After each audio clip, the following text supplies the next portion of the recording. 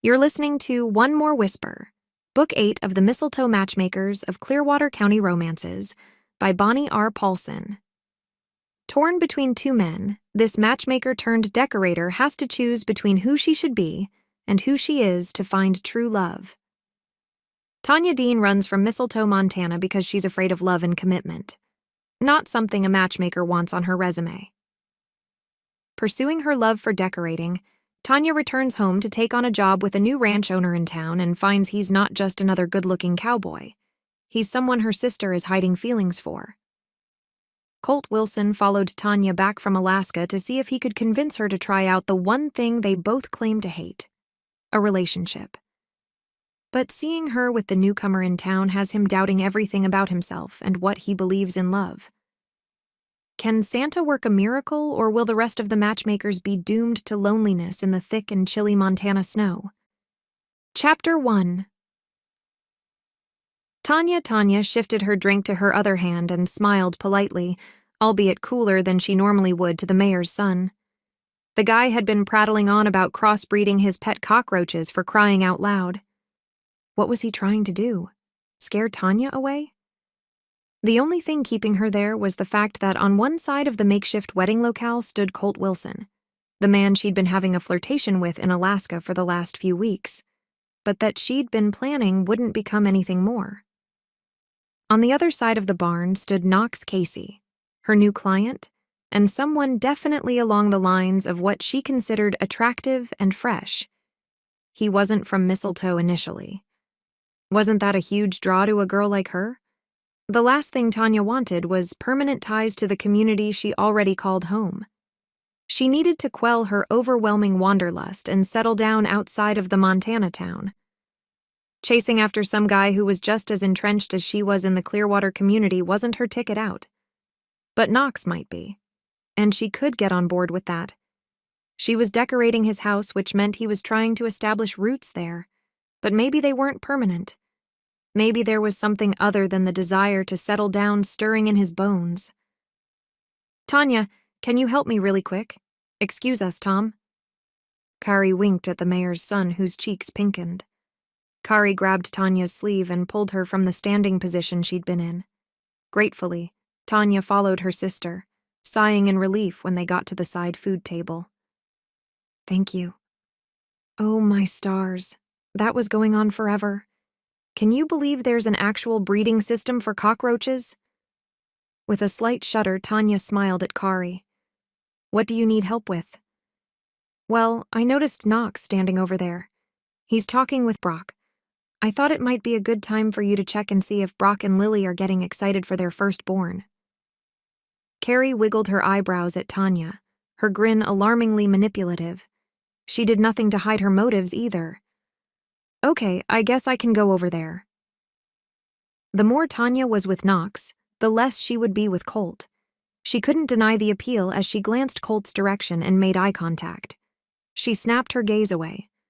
Awareness tingled along her cheek as if he hadn't taken his gaze off her, and there was no shame. He couldn't just stare at her like that. What was wrong with him? Well, get going. I don't want him to be by himself. Kari pushed Tanya in Knox's direction. Nothing subtle about that. Tanya approached the man who was definitely not alone, and she cleared her throat as she got closer. Hey guys, sorry for interrupting. Kari just told me you guys are getting close to due date, Brock. I had to come over and find out how you're doing. Brock smiled at Tanya and then motioned toward Knox standing beside him. Tanya, have you met one of Mistletoe's newest residents? This is Knox Casey. Knox, this is Tanya Dean. Brock reached out and squeezed Tanya in a sibling-in-law greeting. Lily is doing good.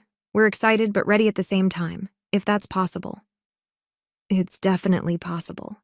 Knox and I met over the food table, isn't that right, Knox? Tanya smiled at him, willing him with her eyes to not bring up her initial rudeness. He smiled and tipped his own cup her direction. Yes, that's right. Tanya is going to be my decorator. She comes very highly recommended by Kari, who coincidentally happens to be her sister. I can't help wondering if there's a little bit of bias there. He chuckled and sipped from his cup, his eyes challenging over the rim. Actually, I'm better than my sisters think, so the bias is probably there, but not like you would suppose. Tanya half shrugged. I'm available tomorrow, if you'd like me to come out and do a consultation. That fast? Knox's eyes widened in surprise, and he glanced past Tanya and then back to her. Yes, of course, that works great for me. I want to get it done as soon as possible. Perfect. I'll get your info from Carrie. Tanya reached out and shook his hand, nodding at Brock. Glad to hear everything is going well, Brock. I'll bug Lily for more information. She winked and touched her finger to her forehead in a mock salute as she turned. See you tomorrow, Knox. We need some more time, thanks, Brianna. Roman pulled a menu in front of him, staring at the list of items for sale. He waited until the waitress left before he continued. I'm not hungry, but we might as well get some appetizers or something to pay for our spot. Man, she was into you. Levi nudged Colt with his elbow. You should ask her out or something. Colt laughed. Maybe I should. But would he? He wasn't even sure what he was doing back in Montana. Attending his mother's wedding. Check. Spending time with his brothers. Double check. The real reason he'd come back to Mistletoe had brushed him off, and pretty much declared he'd wasted his time. That stung his pride in ways he didn't want to look at too closely. More people poured in through the doors, the crowd getting thicker and louder. Colt tried losing himself in conversation with Brock, but talking about upcoming babies wasn't his idea of scintillating conversation. He could feel when she walked in the door. The energy in the room seemed to shift. Colt glanced toward the door, his gaze easily finding Tanya amongst her sisters as they walked in, and walked toward the Wilson table. Colt glanced around at the gathered seating. There were more empty chairs than there should have been, if it was just supposed to be the Wilson boys. The Dean women were joining them, and there was nothing Colt could do to stop it. She'd have to go out of her way to make sure that was clear to any man she talked to. At least when she went to work on Knox's place the next morning, she could count on things just being professional. He was good-looking, but she had a strict no romance with clients policy. Why did men have to make such crazy plays? You ready to get out of here? Brooke wiggled her eyebrows at Tanya. Never readier. Tanya grinned. At least Brooke knew how to have a good time. Tanya wouldn't look a gift horse in the mouth. She needed to clear her head and her heart. Chapter 2. Colt. What was wrong with him?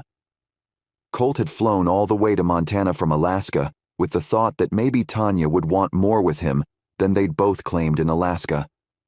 But there he was, walking away with the only thing certain between them. There was nothing between them. But if that was true, then why did he want to turn around and see if kissing her would be as mind-blowing as spending time with her was? Why did all of his thoughts revolve around her? Colt knew better than to get mixed up with a girl from Mistletoe, let alone a Dean. He knew better. Had his overconfidence fooled him into thinking he could just hang out with her? Tanya was gorgeous and funny and smart, and she wasn't interested in commitment of any kind. He had a sneaking suspicion she was exactly what Colt was looking for, a female version of himself. He paused his headlong rush, and his mouth fell open. If he was looking for a female version of himself, he was only looking for heartache. Colt, I was just looking for you. Roman reached out and nudged Colt's shoulder, snapping him out of his thoughts. The older brother motioned behind him. Some of us are getting out of here. You want to join us? There's a bar that does karaoke in Tall Pine. Sounds like it's a good time. Tall Pine. Something besides sitting around Mistletoe, waiting for some kind of attention from a woman who obviously didn't feel the same way he did. Shaking his head, Colt set his glass on the table running along the side of the barn. That actually sounds perfect. Great. We're taking Brock's ride. Lily is heading back and taking my kids with her. Let me check in with Taylor and I'll meet you outside. Roman nodded and disappeared into the crowd. There would be music, of course. Weddings always came with music, but the wedding scene was more for the older couples who had come in to visit and enjoy an easy night with their friends. The scene was definitely not for the younger unmarried crowd looking for a good time. Or, in Roman's case, the young married couple crowd who wanted to feel the weightlessness of a fun night. Colt ducked out, making his way to Brock's truck. Tanya was right. They had said everything was just for fun, nothing serious. He'd been caught up in the sensation of having to actually chase her. He never had to do that. He could just use that evening to clear his head and get Tanya out of his mind. Levi, Brock, Roman, and Colt laughed and talked as they made their way over the snowy highway in the four-wheel drive truck. Pulling into the parking lot of the tavern-style building, Brock pointed at the glowing lights. "Drink 'em up? Where'd you hear about this place?" "A friend of mine was telling me about it. I guess it's growing pretty fast."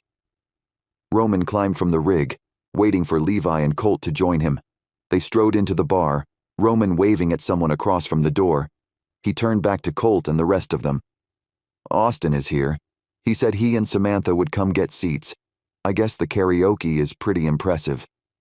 Colt grinned, excited for a chance to spend time with his brothers without the stress of having women to worry about. "Welcome to Drink 'em Up. Hope you brought your singing voices." A man jerked his chin upward at them from his spot behind the bar. "Thanks." Colt grinned and grabbed a seat. He wasn't a drinker, but he knew how to have a good time without alcohol, something he and Tanya had in common. Tanya. Again? Why couldn't he get her out of his head? A strawberry blonde approached in a t-shirt with the bar's logo on it. "What can I get you guys?" Levi grinned and leaned back, resting his arm on Colt's chair. "Well, I'm not sure, miss..." He let the sentence trail off, waiting for her to fill in her name. "Brianna, I'm your server tonight. Do you need a minute to think things through?" Brianna smiled at Levi, but her gaze repeatedly returned to Colt. "We need some more time, thanks, Brianna." Roman pulled a menu in front of him, staring at the list of items for sale. He waited until the waitress left before he continued. "I'm not hungry, but we might as well get some appetizers or something to pay for our spot." "Man, she was into you." Levi nudged Colt with his elbow. "You should ask her out or something." Colt laughed. "Maybe I should." But would he? He wasn't even sure what he was doing back in Montana. Attending his mother's wedding. Check. Spending time with his brothers. Double check. The real reason he'd come back to Mistletoe had brushed him off, and pretty much declared he'd wasted his time. That stung his pride in ways he didn't want to look at too closely. More people poured in through the doors, the crowd getting thicker and louder. Colt tried losing himself in conversation with Brock, but talking about upcoming babies wasn't his idea of scintillating conversation. He could feel when she walked in the door. The energy in the room seemed to shift. Colt glanced toward the door, his gaze easily finding Tanya amongst her sisters as they walked in, and walked toward the Wilson table. Colt glanced around at the gathered seating.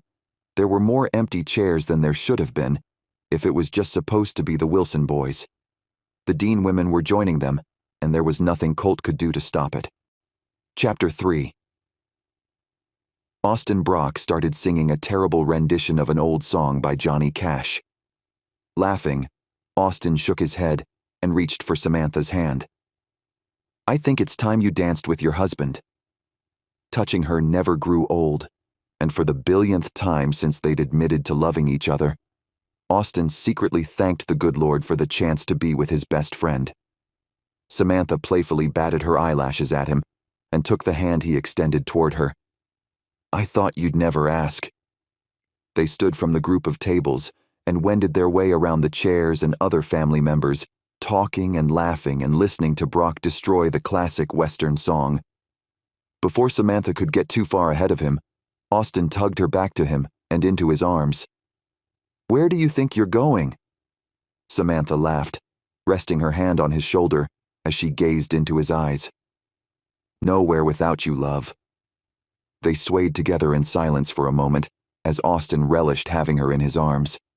After a moment, he spoke softly with her ear, just inches from his lips. "It's been a long time since we've been dancing. I don't think we've ever been as a couple, have we?" Samantha pulled back a bit to search Austin's face, then she went back against his chest. "Well, it's probably for the best. You never really picked it up." Austin's mouth fell open, and he dropped his arms from around her. You and I both know you've missed my moves. He moved his arms in a jerky motion out by his sides and wiggled his knees with his tongue poking out. Samantha covered her mouth with her hand and shook her head, pulling him back into her arms. Stop! You look like you're having a seizure. Okay, fair enough. Austin spun her around, gazing over her head and taking in the odd collection of both the Wilson and Dean family members who had made it to the bar. What did you think of the wedding? Does it seem weird that the two rivals of Mistletoe got hitched? Number. What's weird is that it hasn't happened before now. Your dad and Mrs. Dean really messed things up for everyone. Samantha kept her voice down, obviously trying to keep her comments from potentially hurting anyone's feelings. Yeah, I know. I couldn't believe Jennifer came back again. That was weird. All of it was weird. But maybe this time she would stay away.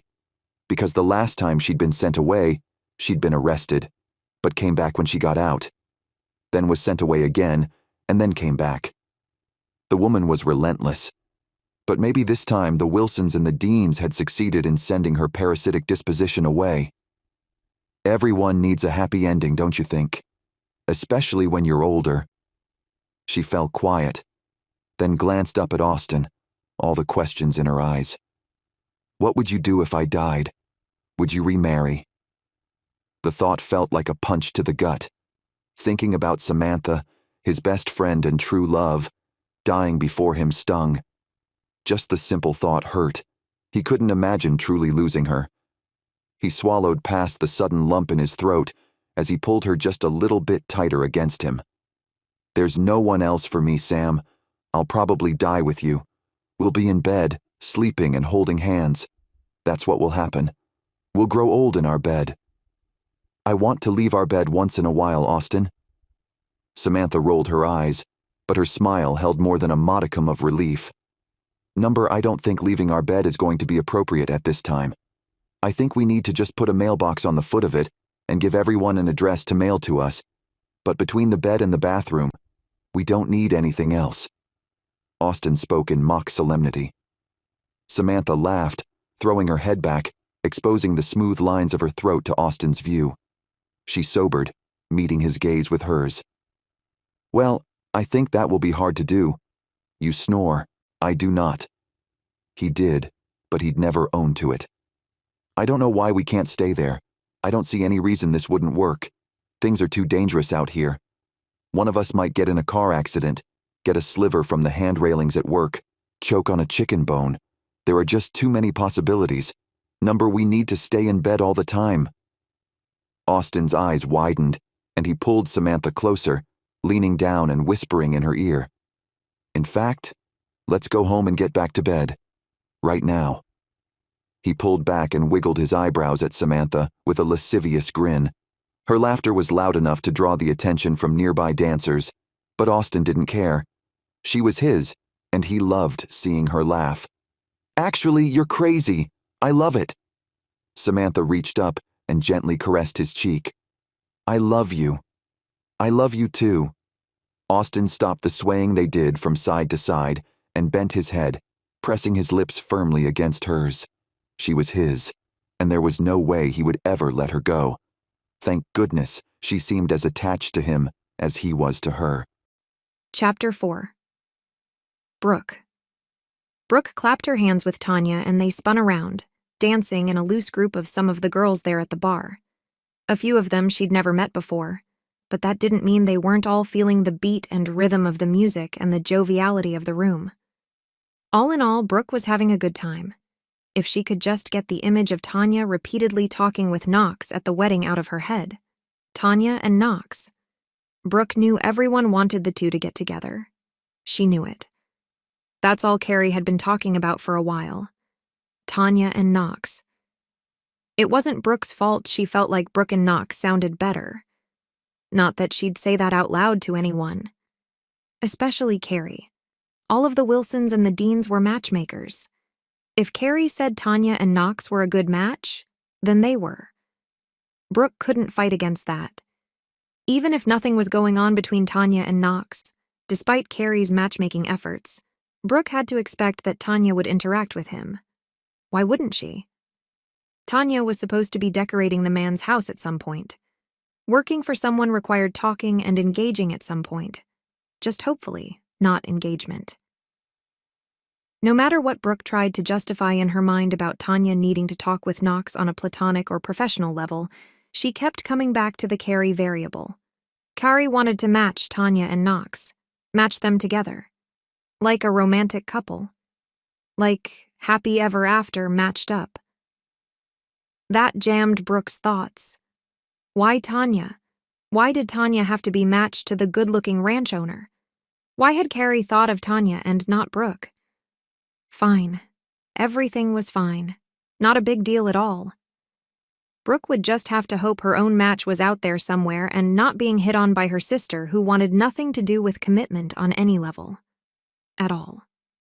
With Brooke's luck, Tanya would change her mind now, after all of the adamantly against marriage monologues Tanya had spouted over the years. To be fair, Brooke hadn't approached Knox at the wedding either. Why get involved? As long as she stayed away from Knox, it wouldn't be that hard to accept or celebrate when Tanya announced they were together. Because why wouldn't Tanya want to be with him? And why wouldn't he want to be with her? Brooke wouldn't deny her sisters all of them were extremely good-looking. At least they'd gotten that from their mother. She wouldn't deny they all had amazing things about them that would make them all great catches, or had already made them terrific matches. The song ended and Brooke fanned her face. She leaned forward so Tanya and Amanda could hear her. "I'm going to step outside. I'm so warm. I'll be back." She waved at them when Tanya asked if she needed company. Brooke ducked toward the front door of the bar, grateful when the blast of cool air hit her face. She sighed, stepping out of the building and letting the door close behind her. Shutting her eyes for a brief moment, Brooke inhaled the cool evening air and then looked around, spying a bench on the sidewalk of the main street. Taking a seat, Brooke leaned back, relaxing for a moment without anyone watching her. She just needed to be able to take a break from so much going on. Everyone else loved busy, busy, busy, and Brooke was okay with it for a bit, but then she needed to get away to recharge. The small-town feel of tall pine provided few lights on the street that late at night, leaving the stars in the sky easily visible from the bench where Brooke sat. She stared upward, marveling at all the different-sized stars and arrangements. Families were like the sky. Different people, different sizes and brightness. Sometimes you couldn't see the stars because of the clouds, or because something brighter blocked out the light of that nearby star. Maybe that's what was happening with Brooke. Maybe no one thought about matching her up because Tanya demanded more attention. It was hard not to focus on Tanya when she was in the room or anywhere. She had something about her, and Brooke didn't begrudge her that. But sometimes Brooke couldn't tamp the jealousy down fast enough and she could taste the bitter edges of envy. And she hated it. Why did Tanya have to have Knox? She could have anyone. She would eat him up and spit him out and move on to the next man. That's just how Tanya was. But once Tanya got Knox to fall for her, he wouldn't be able to see past his love for Tanya and see Brooke. As long as Tanya wanted him, he wouldn't see Brooke. Essentially, Knox wouldn't see Brooke as long as Tanya was in the picture. The scrape of a boot on gravel pulled Brooke from her thoughts. She dropped her gaze and froze at the sight of Knox walking toward her. Pulled low, his cowboy hat enhanced the lines of his jaw and neck. A button-up white shirt showcased the broad width of his shoulders, tucked in at his trim waist. He had no idea what a striking figure he made in his well-stacked jeans and shiny black cowboy boots. His boots had probably never seen a mud puddle. "Knox, Brooke swallowed, folding her hands and placing them benignly in her lap. What was he doing there? Had she said something? Did she have a guardian angel watching out for her? A fairy godmother who delivered good-looking, charismatic men when she thought about them hard enough? If so, Brooke needed to give the fairy godmother a raise. At the same time, she needed to keep her distance from anything that might cause problems with family. Fighting over a guy wasn't an option. "Brooke, what are you doing out here all alone?"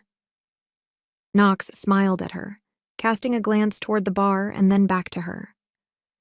"Oh, we were dancing. It was getting pretty warm. Did you come here with the guys?" Brooke folded her arms across her chest and studied him, grateful for the chance to look at him without having to be accused of staring. It was polite to look at someone when you spoke to them, especially someone who looked like Knox. "Kari told me y'all were coming this way and that I should join you guys. I'm glad to see I'm not the only who likes the outdoors more than the indoors." Knox sank to the other end of the bench and looked at Brooke, his eyes guarded by the shadow from his hat. "Yeah, I love the outdoors. Do you like to dance?"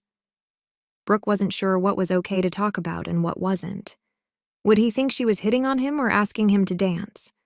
That wasn't the case, but her nerves wouldn't let her relax. What if he picked up on her interest? What if he mentioned it to Tanya? "I like dancing just fine. It's the large groups of people I usually need to recover from." He laughed and shook his head. "You probably think that's weird."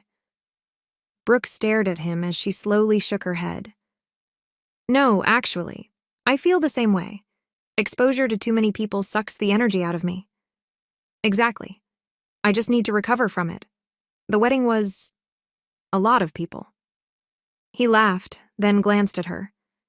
"Am I ruining your recharge time?" "No, not at all."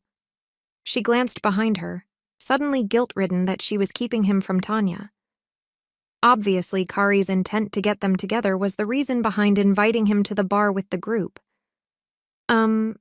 I probably shouldn't keep you. I know everyone is inside. Tanya's inside." She smiled as fake a smile as she could muster. "She's a pretty great dancer. Do you like to dance?" Knox ignored the comment about Tanya, keeping his eyes trained on Brooke. He was probably just being polite. He didn't have to be. Brooke knew what the score was. She wasn't going to try to force him to do anything he didn't want to do, like sit there and talk to her when he was there to see Tanya. "Is Tanya going to be able to do some decorating at your place?" Brooke licked her lower lip.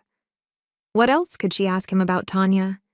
Did she start regaling him with stories about Tanya as a little girl? What was she supposed to do? "Yeah, I guess." "Will you be coming with her at all? Do you work with her by chance, like you sometimes go in with Carrie?"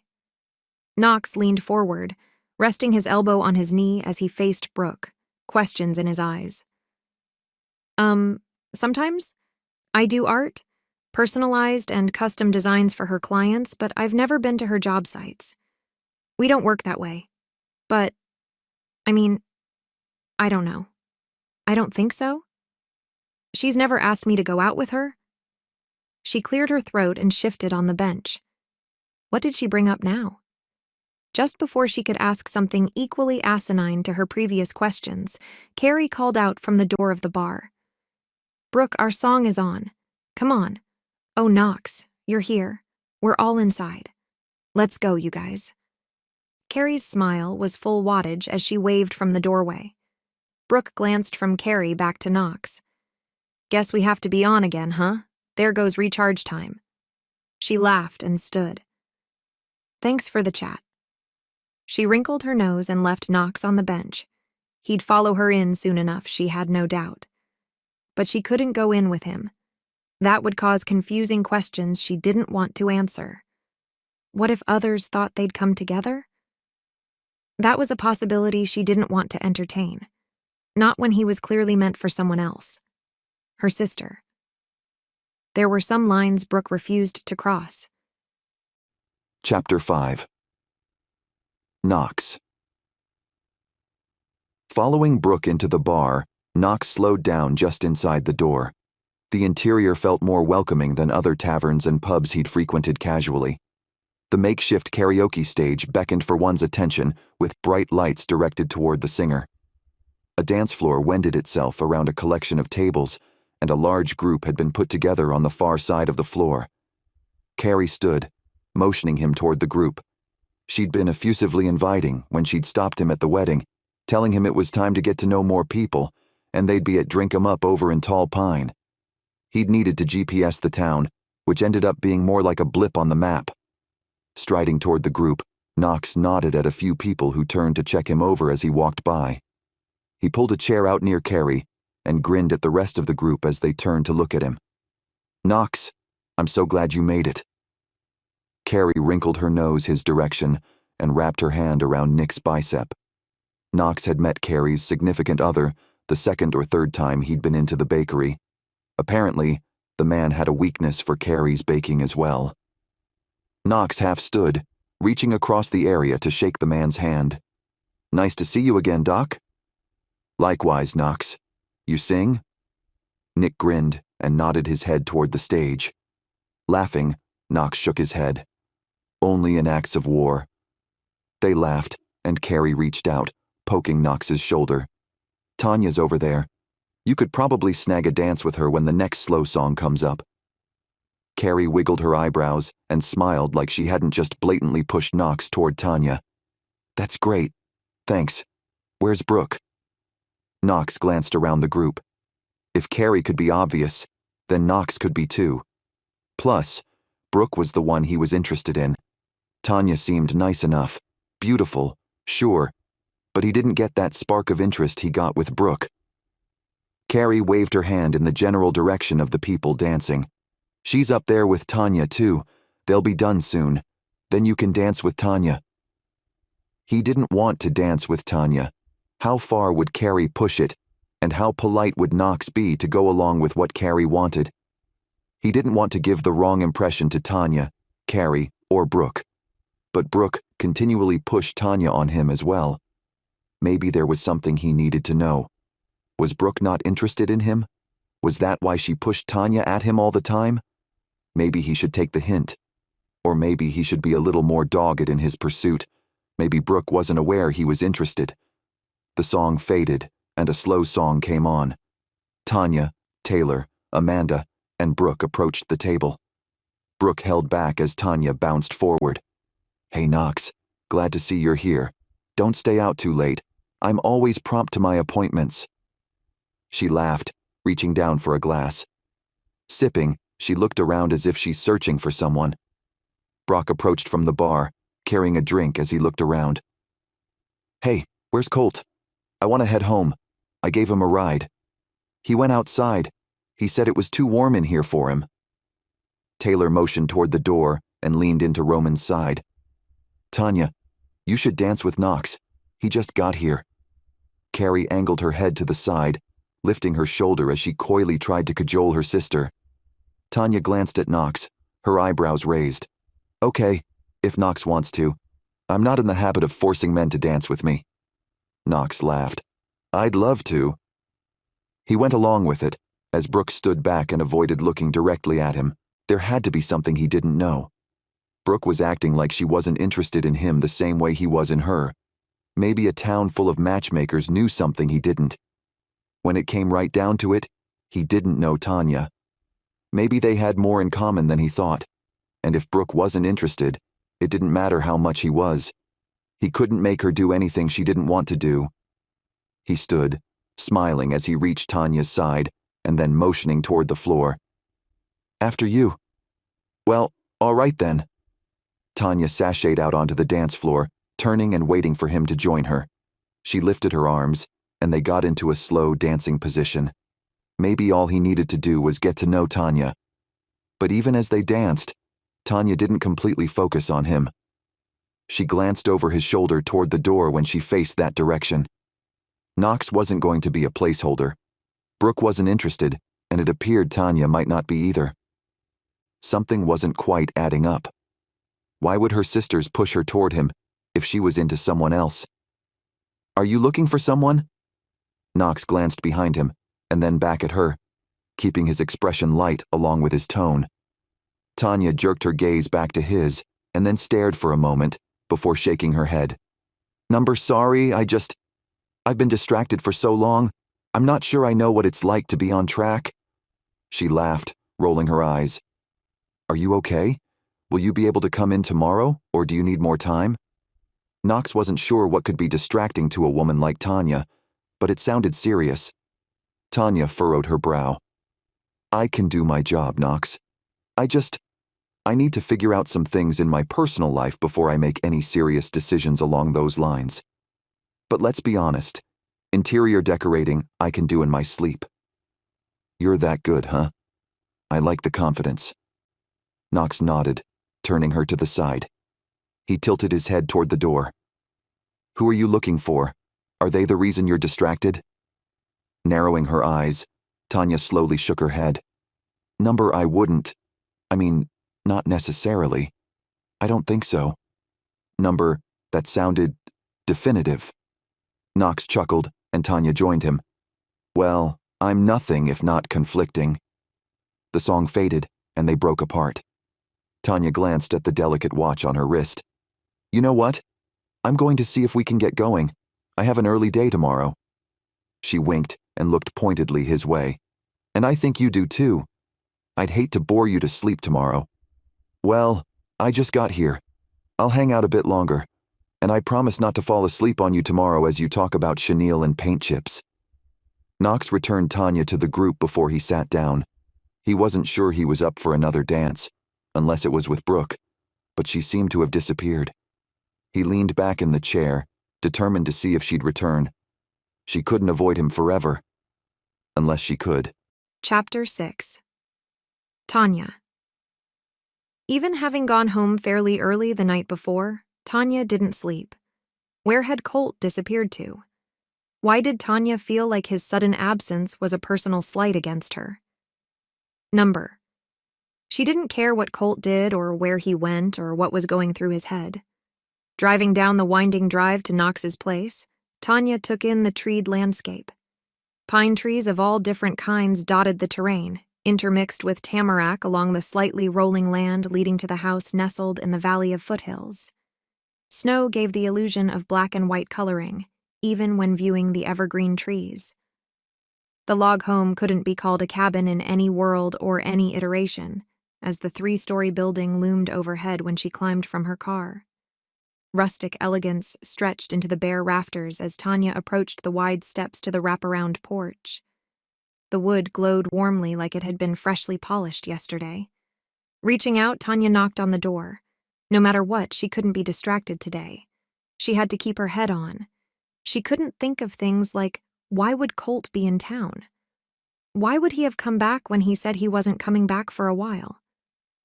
Sure, his mom was getting married. That made sense. But it felt more like he'd followed Tanya from the wilds of Alaska, which didn't make sense either. They'd agreed they weren't even friends. But since they'd been together up north, she couldn't help thinking about him, and that definitely was enough to drive her nuts. The door opened in the middle of her thoughts on Colt, and Tanya snapped back into the present. Knox, you're alive. Knox shook his head, a small smile around his lips. Why wouldn't I be?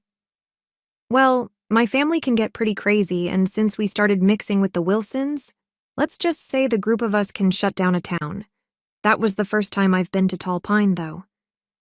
She looked around and then motioned toward the interior. Is it okay if I come in? I do interior decorating, not exterior. Although, I can if you want. Oh, of course, sorry. Come on in. Knox shook his head and stepped out of the doorway, waiting for her to join him inside. She stepped inside and stopped, her jaw falling slightly slack. What in the world is going on in here?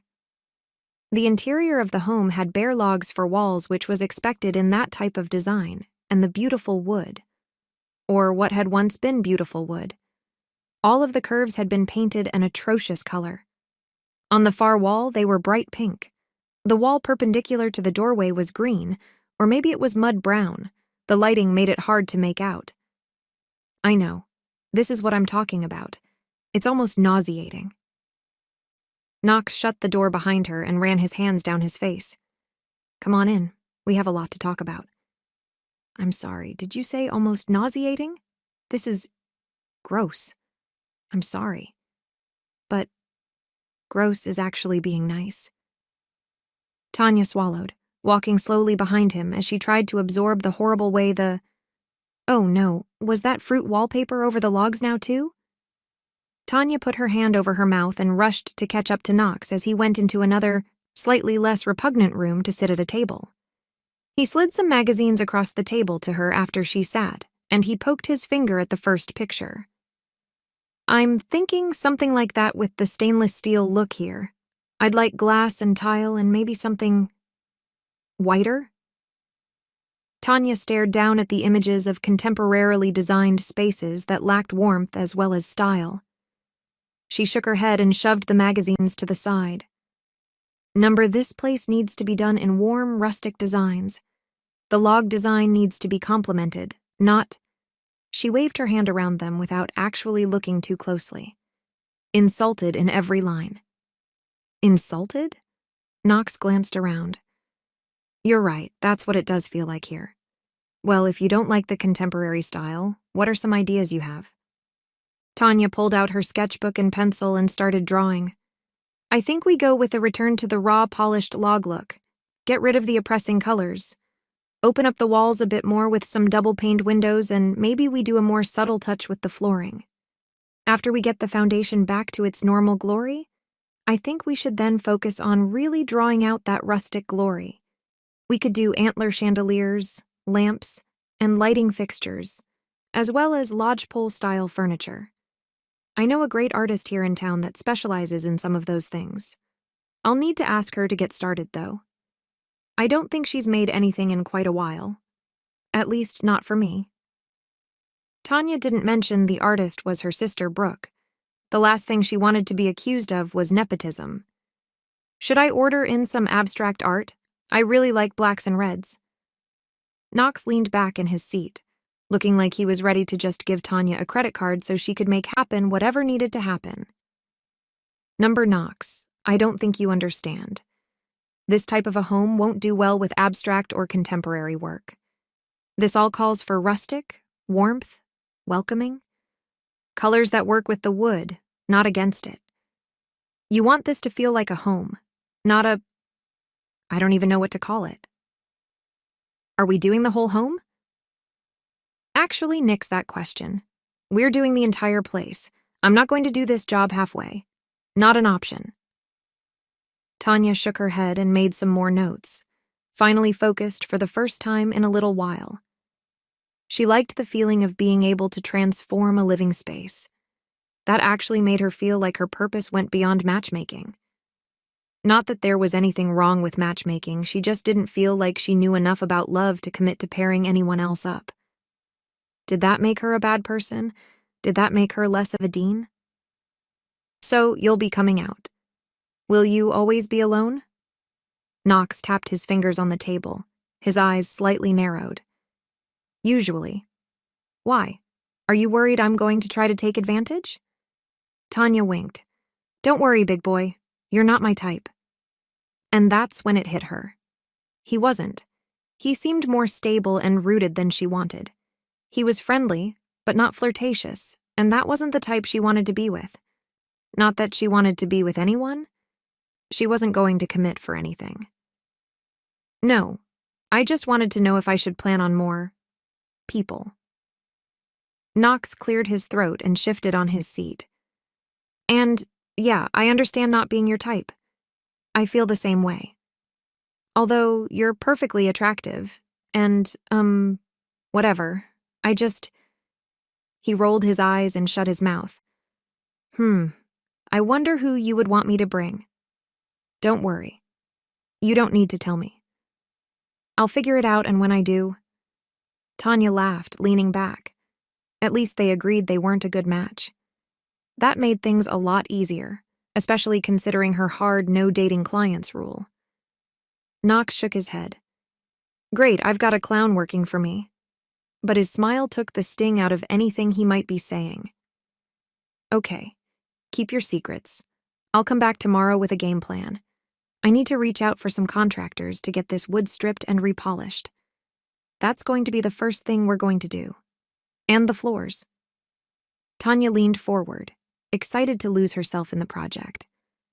And your artist will need to reach out to you. I'll pass along your contact information. Can you give me your email? Knox reached out and wrote his email address on the pad of paper in front of Tanya. She glanced at the strong handwriting. Oh, What does the MT stand for? Montana? Because he didn't have an M or a T in his name. It's the oddest thing, but when I was growing up, my friends and family always called me MT. My mom once said there was something about me that screamed Montana. I never could figure out if that was a compliment or not. He shrugged. Either way, it's always been my dream to get out here. Every called me MT or Knox, but MT just kind of stuck. Now no one calls me it.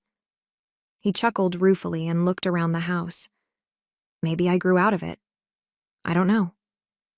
Nah, you're just trying to figure out how you fit in here.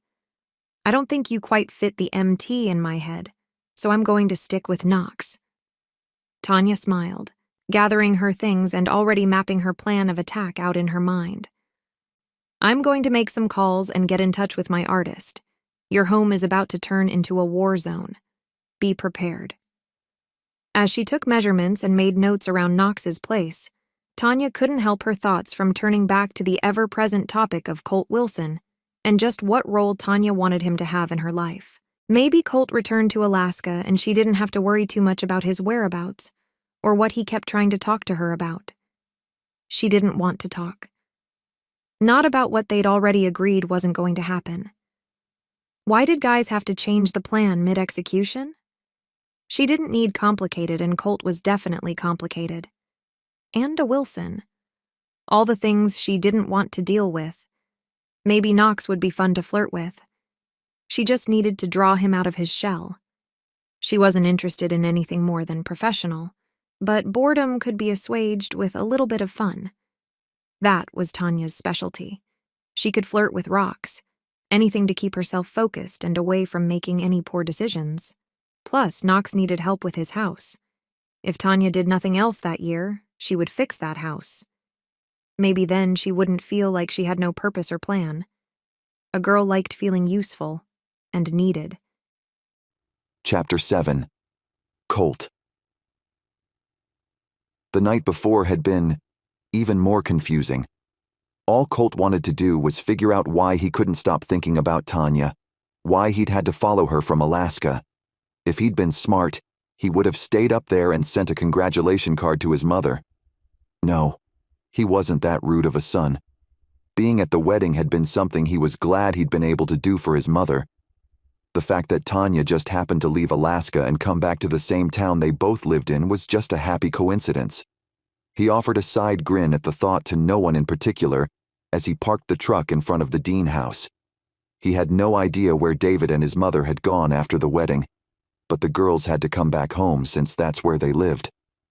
Maybe Tanya would speak with him after the shock of seeing him at the wedding had worn off, or seeing him at the bar. Who was Colt kidding? He had no idea why Tanya acted like she had. Maybe she really didn't want to see him. What was he doing at her house? Before he could change his mind and leave, Colt climbed the steps to the front door and knocked, waiting with his hat in his hands. But his worry was for nothing. No one answered, even after he knocked 2 more times. Where would everyone be? It wasn't yet noon. After their late night, shouldn't they still be at the house? Noises from the barn pulled him from the porch. He strode to the large barn door and pushed his way inside, coming to a stop at the sight of David on his hands and knees, calling softly into a dark corner of the barn. The tables from the reception had already been packed up and moved out along with the chairs from the night before. David, you okay? Colt approached slowly, unsure what his new, still not sure what to call him stepdad was doing. David pulled back, turning to look over his shoulder. Oh, Colt, it's you. Yeah, I'm fine, but I can't find the wedding present I got your mother. She's around here somewhere. I've been looking since early this morning. He leaned back to rest on his haunches as he studied Colt. You wouldn't be willing to help a man out, would you? Depends. You didn't get my mother a snake, did you? One thing Colt had preferred about Alaska was the definite lack of snakes, or even danger of snakes. Dad, I think she's up here, but I'm not sure. There's a little meowing going on. Oh, hi, Colt. Brooke poked her head over the railing from the loft. She waved at Colt, but looked at her dad. Really? David stood, motioning for Colt to follow. Colt, stay at the top of the stairs in case she tries to escape. We need to get her gathered. Your mom has been talking about getting a cat for a while, and I found one that is perfect. She has almost as much attitude as Elizabeth. David laughed and climbed the steps to the loft. What are you doing here, Colt? Lose something? Brooke grinned at him and motioned to David. I think she's behind the boxes. Actually, I came to see if I could speak with Tanya. She's not here, though. Do you know where I could find her? Colt stood at the top of the steps, watching for any sign that there wasn't a mythical kitten trying to leave the loft. Oh, Tanya's at Knox's house.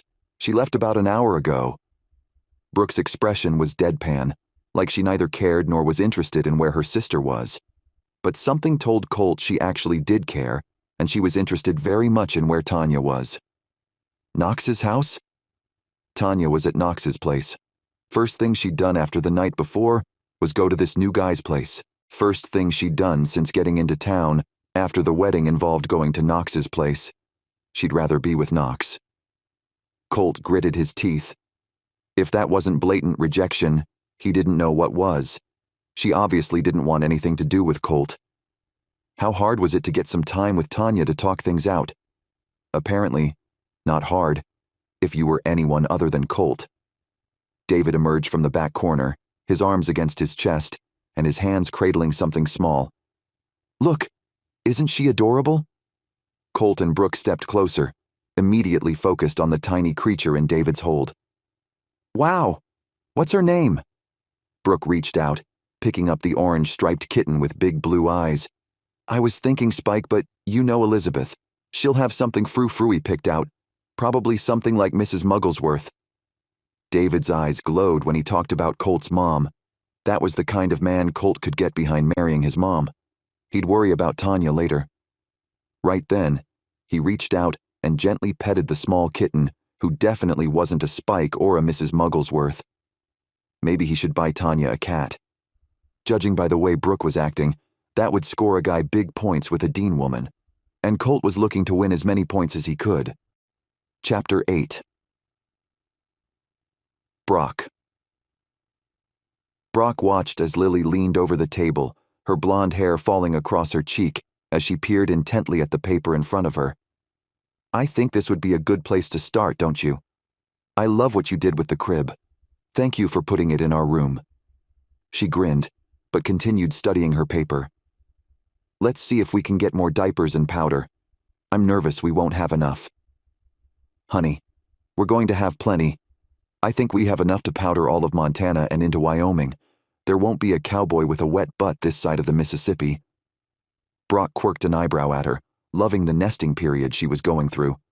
Everything needed to be just so, but when it was the way she wanted, it suddenly wasn't the way she wanted. He loved the flipping back and forth, and honestly chuckled about the inconsistency when he was by himself or late at night while his wife slept. She had no idea her appeal as she absently reached up and tucked hair behind her ear. You know, I'll do whatever you want. Just put it on the list. I'll go put the car seat base in the truck right now. He moved to stand, but stopped when Lily put her hand on his lower arm. You think I'm dumb, don't you? She lifted an eyebrow as she turned her head to study him. You're not going to put the car seat in your truck. We're putting the base in my car. They'd been teasingly arguing about where to put the car seat base for the last few months, and neither of them had agreed on either vehicle. Well, maybe I should buy another car. That way we have the car for the baby and one for each of us. Do you think the baby will like driving a minivan? Brock sat back down, unable to stop the half-grin curving his lips. You're silly. We don't need a minivan yet. Plus, I'm going to get my way. Lily shrugged. Oh, you figure, huh? You shouldn't always get your way, Lily. Why do you think you will this time? Brock narrowed his eyes at his wife. She was adorable and usually did get her way, but not without him trying to fight a little bit longer. Lily took a deep breath and leaned back, her hand braced on the upper curve of her large stomach. Because I'm about to give birth to this little one, I get whatever I want. Brock blinked at her, his eyebrows knit together in confusion. You mean, you're pregnant? I think my water just broke. I've been having contractions for a little while and… they're getting stronger. Lily smiled at Brock, and he finally saw the tightness to her expression as well as the pinching in the lines around her eyes. Okay. Wait, is this you just saying you're going into labor so you'll get your way, or… I mean, that's not fair. Brock's palms broke out in a sweat. Was Lily in labor? I can't say anything like that to get my way. This is extortion. She laughed and shook her head, pushing herself up from the chair. No, I'm serious. Let's go. I'll get my way a different time. I need to go, Brock. It's getting to be too close. I think I waited too long. What if we don't make it to the hospital? A fissure of fear and worry darkened her eyes. Brock's mind went blank for a moment. He had a whole plan for what to do, but at that moment, nothing was coming to mind. Everything he'd planned just disappeared. Brock? Lily stood close to him, reaching out and taking his hand in hers. Please? Right, sorry. Everything flooded back and Brock moved into motion. Things just got real, and he didn't want to accidentally have a baby on the road to the hospital. Let's go, Lily. We've got a baby coming. He bent and swooped her into his arms, leaning down by the door so she could grab the overnight pre-packed bag. She giggled, but then groaned. No matter what it took, Brock was going to get Lily to the hospital. Now.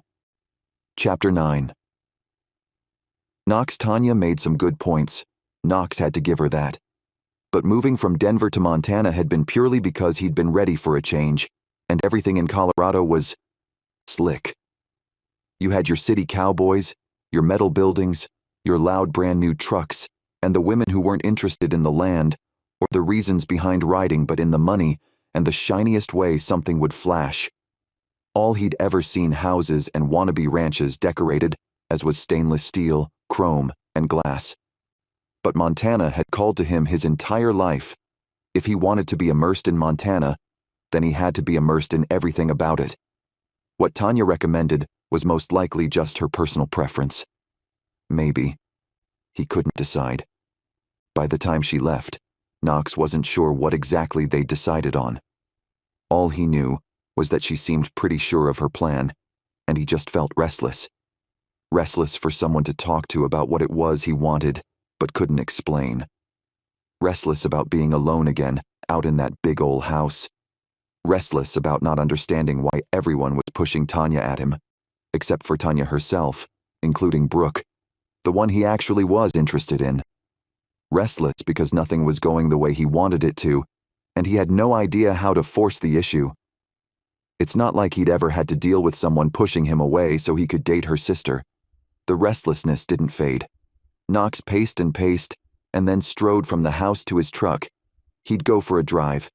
In town, he stopped outside the bakery, shaking his head at himself as he climbed from the cab. Donuts? Again? But even as he found himself inside the bakery, he couldn't stop. Not only was there something about the donuts he kept ordering, which were only going to make it difficult to get on top of a horse soon, but there was always the off chance he'd see Brooke. This was the only place he knew of where he could accidentally run into her. He'd had no luck in trying to get Tanya to get help bringing support staff, namely, Brooke. For the first time since Knox had wandered into town, the donut shop he seemed to be experiencing a lull in customers. He glanced around, grateful for the quiet and lack of an audience should Brooke be there. He moved toward the glass case, studying the full stock of varieties set up on the trays under bright lights, reflecting off the chocolate-glazed donuts and the fritters with their sugary coating. As Knox stood there, his arms folded, he mentally berated himself for coming in to get sugary comfort when there had to be another option. Just when he was about to turn around and leave, Carrie pushed from the back of the bakery with her arms full of white and pink boxes. She glanced up, her eyes widening at the sight of him. "Oh, Knox, I'm sorry. I didn't hear the bell above the door. Let me put these down. I'll be right with you." He had to have an order, some reason to be there. She'd never understand if he told her he was looking for Brooke, not when she expected him to be interested in Tanya. She tucked the collection of boxes under the counter and then washed her hands in the small stainless steel sink set up along the back wall. She wiped her hands on the bright pink and white towel hanging from a towel rod beside the sink, and then turned toward Knox, her hands on her hips, and a wide, bright smile. "Okay, Knox. Tell me which of my captivating pastries brought you in here." She winked. "Unless, of course, you're here to ask me questions about my sister." His boots scraped softly on the tiled floor as he moved closer to the case. Knox wanted to ask her all kinds of questions, but not about the sister she wanted him to. He wanted to know so much about Brooke, it was enough to drive him insane. How did she take her steak? Was she a Ford, Dodge, or Chevy fan? You could tell a lot about a person by the type of automobile they preferred. Did she like flowers and chocolates and expensive restaurants, or was she more interested in picnics in the woods and horseback riding at night? Did she think about him the way he thought about her? "I have questions, but I want to get the answers myself from her." Knox grinned, careful to take the sting out of his rejection, as well as the name of the one he wanted. "Well, I think that's the best way to discover anything about another person. On your own." Carrie cocked her head to the side, studying him from the corner of her eye. "Okay, so be frank with me, Knox. Are you interested in Tanya?" How did he come out and tell Carrie what he thought about Tanya? He took a deep breath. "I'll be working with Tanya for a while because of my house. I think it's better to keep things professional, at least until the job is complete. I'd hate for things to get complicated when I'm still trying to get my place finished." Was that diplomatic enough of an answer?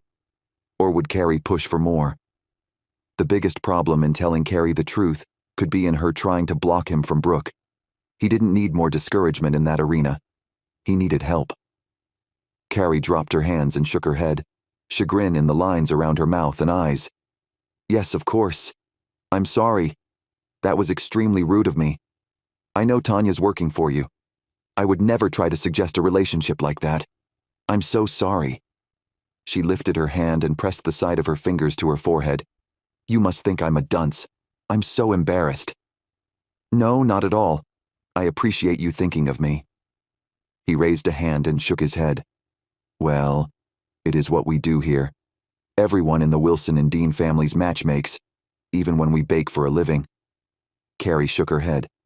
"So, when you're ready to find love or just a great dinner partner, you know where to find me. I'm just the cost of a great batch of donuts." She winked and motioned toward the case. "Speaking of donuts, I have a huckleberry mousse lemon glaze that I just came up with. Would you like to be one of the first?" That would be great. Maybe being straight with Carrie would give him some more time where he wouldn't be pushed on Tanya. Maybe Brooke would see that and give him the time of day. As Carrie loaded up the box with donuts, Knox knew he didn't need to eat, but he wanted to. Knox made a deal with himself. If he couldn't get Brooke to go out with him by the time the decorating job with Tanya was over, he'd actively pursue something with Tanya. But in the off chance he could get Brooke to even kind of be interested in him, all bets were off with Tanya, and he was going to go after Brooke like a coonhound after his prey. Not that Knox would tree anyone. That was just weird. Chapter 10, Brooke. "I just need to commission some pieces, Brooke." "Please? It's not like I ask you all the time. Plus, you and I both know you're not as busy as you'd like to be. He'll pay, and you'll have something to direct your art passion toward." Tanya's tone had taken on a pleading at the end. Brooke rolled her eyes. "I told you I don't want to charge for my work. I feel like a fraud." She leaned back in the cushions of the couch at her father's home, staring up at the ceiling as she held the cell phone to her ear. More than once she'd done work for Tanya, but each time afterward she'd regretted it. Her art was hers, and selling it didn't feel like she was keeping herself true to the work. Okay, that was a load of horse dung. She never got feedback from the buyer if they liked it or not, and that played into her insecurities about her work. Tanya had called out of the blue, begging for Brooke's help on a project she was working on, and Brooke wasn't sure she wanted to even entertain it this time. But she owed Tanya. Her sister always thought of Brooke, and she obviously liked Brooke's work enough to recommend it. Taking a deep breath, Brooke pinched the bridge of her nose and rolled her eyes. "I'll think about it, okay? And stop with the fraud stuff. Your depiction of those horses running in the snow is still the best piece of realism art I've ever seen." Sincerity laced Tanya's tone, confirming that she at least wasn't lying about Brooke's talent. Who knew what she was lying about? "Well, thanks for saying that." The piece Tanya referenced had been something Brooke had done on a dare. Once she'd completed it, she'd stuffed it behind the couch at her dad's and never looked at it again. She'd seen too many flaws and hadn't wanted anyone to know what she'd done. Tanya had found it, and gushed and gushed. Brooke made Tanya promise not to show anyone. One thing Brooke loved about her sister, she stuck to her word. "Well, think about it. I would need a few pieces, and I'm thinking some furniture selections too." Tanya's tone morphed from cajoling to professional. "Remember that antler lamp you made a few years back? That's the style I'm looking for with this house. Do you think you could come up with a couple examples so I could take it to the client? He's not entirely convinced that rustic elegance is the way to go. He actually wants to do chrome and glass in a log home. Can you imagine?" If Tanya had been sitting beside Brooke, she probably would have visibly shuddered. Brooke laughed, rolling to her side on the couch and resting her head on her hand. "Well, anything has to be better than the garish paint on those logs, right?" Thankfully, Tanya had already described the problems with the house she was working on, so Brooke knew exactly what she was bemoaning. Absent-mindedly, Brooke asked, "Whose house is it?" "Knox's." Tanya delivered the name with complete nonchalance. Brooke sat up from her lounging position like she'd rolled onto a bee and gotten stung. She swallowed, her hair falling across her face. "Whose?" "Knox. You know Knox. You knew he was hiring me, didn't you?" Tanya's confusion snapped Brooke out of hers. "Yes, of course, but I wasn't thinking it would be him. I mean, you just started. Normally, you strip the interior down to the foundation before you start asking for pieces or actually doing any real design work." The timing seemed off, and Brooke felt like an idiot for not putting the pieces together faster. Of course, Tanya would be talking about Knox. She'd just finished a consult with him. She was most likely driving home. "Oh, yeah, sorry. Well, I think I can get this one done fairly quickly. If I have your help, that is." Tanya's plaintive request carried heavily over the phone. Brooke nodded. "Right. Well, of course I'll do it. I'll need to see the space first, but then I'm sure we can come up with some items you'll like. Or that he'd like. Or maybe Brooke was too far off the mark. If she was being honest with herself, she'd acknowledge that he didn't really want Brooke out there for anything other than to help Tanya. Even Tanya wasn't saying anything about him as she asked for the pieces. It wasn't Knox's request Brooke go out there. It was Tanya's. "Perfect. That sounds good. Okay. I've got to get stuff done. I'll talk to you later. Bye." Tanya ended the call on a sing-songy lilt. Brooke blinked. She'd forgotten to tell Tanya that Colt had stopped by looking for her earlier. She'd have to text her in a bit. For now, though, Brooke needed to get out of the house. She had a lot to think about. Nothing Brooke did calmed her down. She felt antsy and anxious, and she wasn't an anxious person. In town, she walked along the main street that ran north and south, reveling in the Christmas atmosphere that just didn't grow old. They'd had a break from the depths of winter snowstorms they usually had. And while the town had a blanket of white over the tops of the buildings and in the yards, the roads and sidewalks were clear. Tucking her hands into the pockets of her jacket, Brooke breathed in as she walked by her sister's bakery. Cinnamon filled the air. "Oh, yum." Carrie was working on a batch of cinnamon rolls. The aroma was almost hypnotic. But Brooke didn't turn inside. If she did, she ran the risk of being roped into working with or for Carrie, or even buying some cinnamon rolls, and she didn't need to eat that much sugar. Not as much as she'd been lately. What did she want to do, though? She needed to think more about what Tanya had proposed with regard to the art pieces. Pausing outside the bakery to relish in the smells, there was nothing against that. Brooke blinked as the focus of her thoughts walked from inside the bakery with a box in his arms. He glanced up, his gaze landing on Brooke, and then his eyes widened. "Brooke, I didn't think I'd see you here. I'm trying not to go inside between you and me. Don't tell Carrie you saw me. She'll try to make me work for her. Brooke laughed and motioned toward the box. I see you smelled the donuts, too. I can't resist. She has a new huckleberry concoction that she made me try. And it was awful. He laughed but shook his head. No, honestly. Is it bad that I wanted to eat the entire tray in front of her? I have no shame, obviously. Brooke laughed with him, then leaned forward, resting her hand on his forearm. If it makes you feel any better, it wasn't easy growing up with her. Everything she touches tastes like heaven. She glanced down, actually realizing she was touching him, and she dropped her hand from his jacket sleeve immediately. Sorry about that. No apology necessary. He cleared his throat. Where are you off to now? I was thinking about heading to the cafe for an early dinner, but I'd really rather not eat alone. Would you want to join me? He must have seen the hesitancy in her eyes because he pushed on. Purely as friends, of course. Oh, yes, of course. She swallowed, suddenly uncomfortable. She felt bad for wanting it to be more than just friends, and she felt even worse that he had to define it so clearly. She nodded. Sure, I'd like that. She smiled as they both turned to cross the street to the cafe. Brooke glanced at him and smiled softly. She didn't want to think there would be anything wrong with wishing for more with him, but when it came down to messing with a possible match for her own sister, that was just taking things to a whole new level. And that was something Brooke wasn't interested in doing. Chapter 11. Knox Brooke said yes, which meant Knox had to sit through a meal with her and act like they were just friends. Or like that's all he was interested in.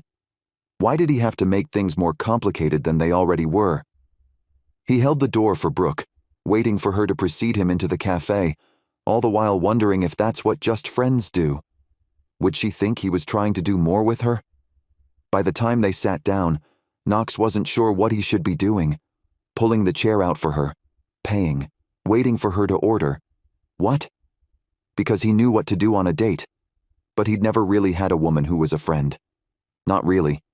To make matters worse, he didn't want to just be friends with Brooke. Somehow, he was being shunted to the friend zone, and he had no idea how he'd lost the option for a relationship in the first place. Have you had their meatloaf here? Brooke quirked an eyebrow at Knox, holding the menu at an angle and pointing at the page. Unable to look away from her arresting dark eyes, Knox could only shake his head. She had no idea how beautiful she was. It's my favorite. They do a garlic mashed potato with a rich beef gravy that will knock your socks off. She set the menu down and folded her hands in her lap. Okay, let's take two. Knox waited for the server to come to their table with waters before ordering for them both. You didn't have to get the same thing as me. Pink colored the high points of Brooke's cheeks as she shook her head. Well, if you're having garlic, I better have the same thing, don't you think? Knox teased. He liked the easy way she spoke, like he could be anyone, or just one special someone. A man could get used to thinking he was her special someone. Well, why? It's not like we're going to be kiss. Brooke's sentence cut off, and she picked up her water, drinking it as she looked everywhere but at him. Maybe she thought about kissing him as much as he thought about kissing her. But no. She continually tried to talk about Tanya with Knox, like the rest of her family. Maybe they all wanted Knox with Tanya because of some weird reason that he couldn't figure out. Maybe he just needed to ask. I would never push for a kiss on the first date. Knox leaned back, resting his wrist on the edge of the table while he held his gaze steadily on Brooke's flushing face. Her gaze jerked to his, and her eyes widened. Wait, you said we were just friends, though. I mean, on this... here, eating dinner. Just friends. That's what the deal was, right? She picked at the corner of the napkin sitting in front of her and flicked her gaze around the inside of the restaurant. Knox knit his eyebrows together and leaned forward, both arms folded across the table. Would that be so terrible? Being on a date with me? He didn't want her to see the stark sting her words brought forward. He didn't want to be that vulnerable with a woman he barely knew. Nothing is wrong with dating you. It's just, I think my sister has her matchmaking eye on you for Tanya and... Brooke bit her lower lip, casting her eyes down, avoiding his gaze. She took a deep breath before looking him in the eye. I don't want to cause problems. My family is very good at what they do. Very good. If they think you and Tanya would make a good match, then I don't want to get in the way of you being happy. Or her. I understand what you're saying, but can I interject here? Knox waited for the small nod from Brooke before continuing. The thing is, they don't know me. Carrie doesn't know me. She doesn't know who I would make a match with. How could she? She knows my name, where I live, and that I like donuts. And I like donuts because I try to go in and see you there, if I'm being honest. He tapped his finger on the table and continued. The only thing tying Tanya and me together is the job she's doing for me. That's it. And that's all there would be. Knox wasn't interested in more with Tanya. But, Brooke's one word trailed off as she studied him. But nothing. I'm out with you, not Tanya. That's going to have to be okay with everyone here in town and all over Clearwater. I don't do things to make other people happy. And the thought of being with one person simply because someone told him he should be was so opposite who he was. His hackles raised just thinking about it. Brooke nodded and leaned back as the waitress set their salad plates in front of them. So, maybe we agree that we enjoy tonight without labels. What do you think of that? Knox picked up his fork. If he could get the focus off making the night serious, then maybe he could get more time with her than just dinner. Maybe they would find that they didn't like each other after all. But the more time Knox spent with Brooke, the more he realized he wasn't going to let Carrie tell him he couldn't date this sister. Chapter 12. Tanya. Carrie, I told you I don't want chrome in this house at all. Tanya sighed, pulling the lamp from Carrie's grasp and setting it back on the shelf in the store. I swear you're as bad as Knox. It's kind of annoying. Carrie furrowed her brow. Geesh, you need to be more patient like Brooke. She doesn't get frustrated with me like you do. If you want things to work out with Knox, you're going to have to be a little bit calmer and a whole lot more compromising. Carrie strolled alongside the cart Tanya pushed down the aisle of the home improvement store over in Missoula. They'd made the trip for the day, and Tanya was already wishing she'd asked someone else. Carrie had gotten some employees to cover for her while she was gone, but at the rate things were going, she'd never have to get covered again. At least not for something with Tanya. How are things going with Knox, by the way? You guys hitting it off? Is he fun to work for? Kari tried sounding like she was neutrally interested, but Tanya could hear the curiosity in her tone. We're fine. I just want to get the project done. I don't want to linger over it longer than necessary. He's hard for me to read. I prefer clients who don't butt heads with me and who aren't so tied to a specific idea for their house. Tanya picked up a ceramic deer statue and stared at it, unsure why she couldn't help wondering if Colt had returned to Alaska or not. She should be focusing on the job. But everywhere she looked, Colt came to mind. It was highly annoying. As if reading her thoughts, Carrie asked, "Why were you and Colt Wilson arguing at the wedding? I didn't know you guys even knew each other." Her tone was offhand. Tanya couldn't make anything out of Carrie's question. She couldn't. The last thing she needed Carrie to know was that Tanya and Colt had dated a bit in Alaska, if you could call it that. It had been nothing serious, even if Tanya got a little uncomfortable at the idea of him dating someone else. Nothing. We saw each other a couple times up in Alaska. And how could we not know each other, Kari? We both grew up here. I mean, come on. Tanya set the deer down. She needed to get something to eat. Maybe her focus was hazy because of low blood sugar. Well, it looked like a lover's spat. Kari continued walking with Tanya, looking at the items around them. Number, trust me. Colt Wilson? Gross. He's almost as much of a flirt as I am. We both aren't looking for commitment in any sense of the word. Tanya laughed, but even to her the sound was forced. Colt's recent actions would argue, loudly, with her statement, which was what concerned her. Why was he changing the game now? Well, that sounds serious. I don't know much about the Wilsons, just what we know about our brothers-in-law, but now they're family. I haven't really had a chance to process that. Have you? Kari turned, stopping Tanya without actually reaching out and stopping the cart by hand. Tanya stopped and thought for a minute. It's kind of weird.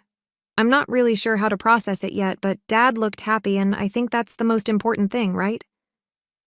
Tanya didn't want to open up that whole can of worms about not being interested in marriage since she knew her own mother wasn't stable or loyal enough. What if Tanya was like her mother? Do you think it'd be weird if we set up Brooke and Colt? I mean, now that we're all step-siblings. That's weird, right? Carrie narrowed her eyes and then wagged her finger in front of her as if lecturing a class. Although it doesn't really count at this age. I would think. I don't know. But we should set them up, don't you think? She turned her attention toward Tanya, who started pushing the cart forward again. Why are we setting Brooke up with anyone? She's a grown woman. Maybe she doesn't want to date anyone. But Tanya knew that wasn't true. Brooke wanted to get married more than any of them. She just wasn't the type to chase down a man. Plus, Tanya would never admit that just the thought of Colt and Brooke dating was enough to set her on edge. She was fine with them being casual, but she'd throw a fit if he went out with her sister. Wasn't there some kind of a rule about keeping your sibling hands off someone else's ex or potential interest? Not that Colt was either. Chapter 12. Tanya. Carrie, I told you I don't want Chrome in this house at all. Tanya sighed, pulling the lamp from Carrie's grasp and setting it back on the shelf in the store. I swear you're as bad as Knox. It's kind of annoying. Carrie furrowed her brow. Geesh, you need to be more patient like Brooke. She doesn't get frustrated with me like you do. If you want things to work out with Knox, you're going to have to be a little bit calmer and a whole lot more compromising. Carrie strolled alongside the cart Tanya pushed down the aisle of the home improvement store over in Missoula. They'd made the trip for the day, and Tanya was already wishing she'd asked someone else. Carrie had gotten some employees to cover for her while she was gone, but at the rate things were going, she'd never have to get covered again. At least not for something with Tanya. How are things going with Knox, by the way? You guys hitting it off? Is he fun to work for? Kari tried sounding like she was neutrally interested, but Tanya could hear the curiosity in her tone. We're fine. I just want to get the project done. I don't want to linger over it longer than necessary. He's hard for me to read. I prefer clients who don't butt heads with me and who aren't so tied to a specific idea for their house. Tanya picked up a ceramic deer statue and stared at it, unsure why she couldn't help wondering if Colt had returned to Alaska or not. She should be focusing on the job. But everywhere she looked, Colt came to mind. It was highly annoying. As if reading her thoughts, Carrie asked, Why were you and Colt Wilson arguing at the wedding? I didn't know you guys even knew each other. Her tone was offhand. Tanya couldn't make anything out of Carrie's question. She couldn't. The last thing she needed Carrie to know was that Tanya and Colt had dated a bit in Alaska, if you could call it that. It had been nothing serious, even if Tanya got a little uncomfortable at the idea of him dating someone else. Nothing. We saw each other a couple times up in Alaska. And how could we not know each other, Kari? We both grew up here. I mean, come on. Tanya set the deer down. She needed to get something to eat.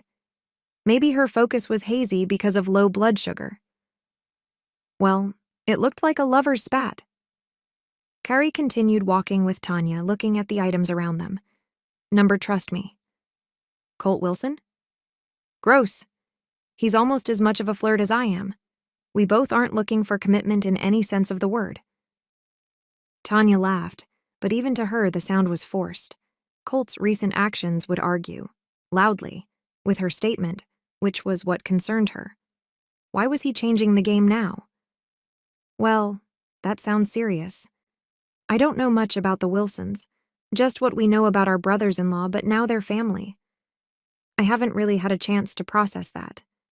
Have you? Kari turned, stopping Tanya without actually reaching out and stopping the cart by hand. Tanya stopped and thought for a minute. It's kind of weird. I'm not really sure how to process it yet, but Dad looked happy and I think that's the most important thing, right? Tanya didn't want to open up that whole can of worms about not being interested in marriage since she knew her own mother wasn't stable or loyal enough. What if Tanya was like her mother? Do you think it'd be weird if we set up Brooke and Colt? I mean, now that we're all step-siblings. That's weird, right? Carrie narrowed her eyes and then wagged her finger in front of her as if lecturing a class. Although it doesn't really count at this age. I would think. I don't know. But we should set them up, don't you think? She turned her attention toward Tanya, who started pushing the cart forward again.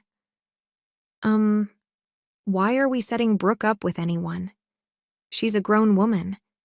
Maybe she doesn't want to date anyone. But Tanya knew that wasn't true. Brooke wanted to get married more than any of them. She just wasn't the type to chase down a man. Plus, Tanya would never admit that just the thought of Colt and Brooke dating was enough to set her on edge. She was fine with them being casual, but she'd throw a fit if he went out with her sister. Wasn't there some kind of a rule about keeping your sibling hands off someone else's ex or potential interest? Not that Colt was either. Tanya couldn't be interested in Colt. Not like that. Not in a committed way. That had to be just her irritation with Carrie. She waved her hand in the general direction of the still empty cart and turned, leaving it in the middle of the aisle. I don't feel like shopping anymore. Let's be done. I'll deal with this later. Okay. Carrie shrugged and followed. What do you think? Should I set them up?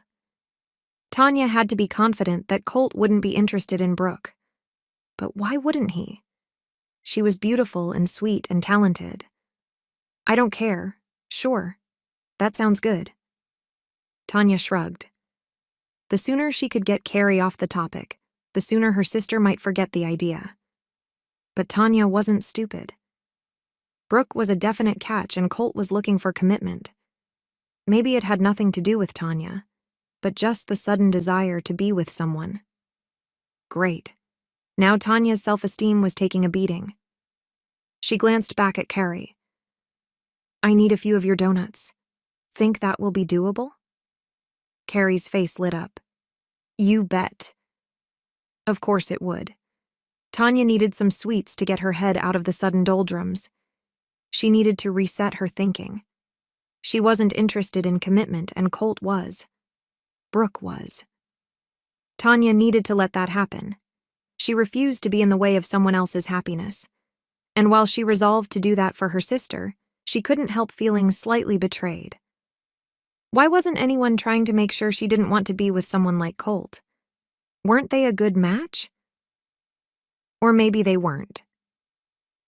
And that made her feel worse than thinking about Brooke dating him. Chapter 13. Colt.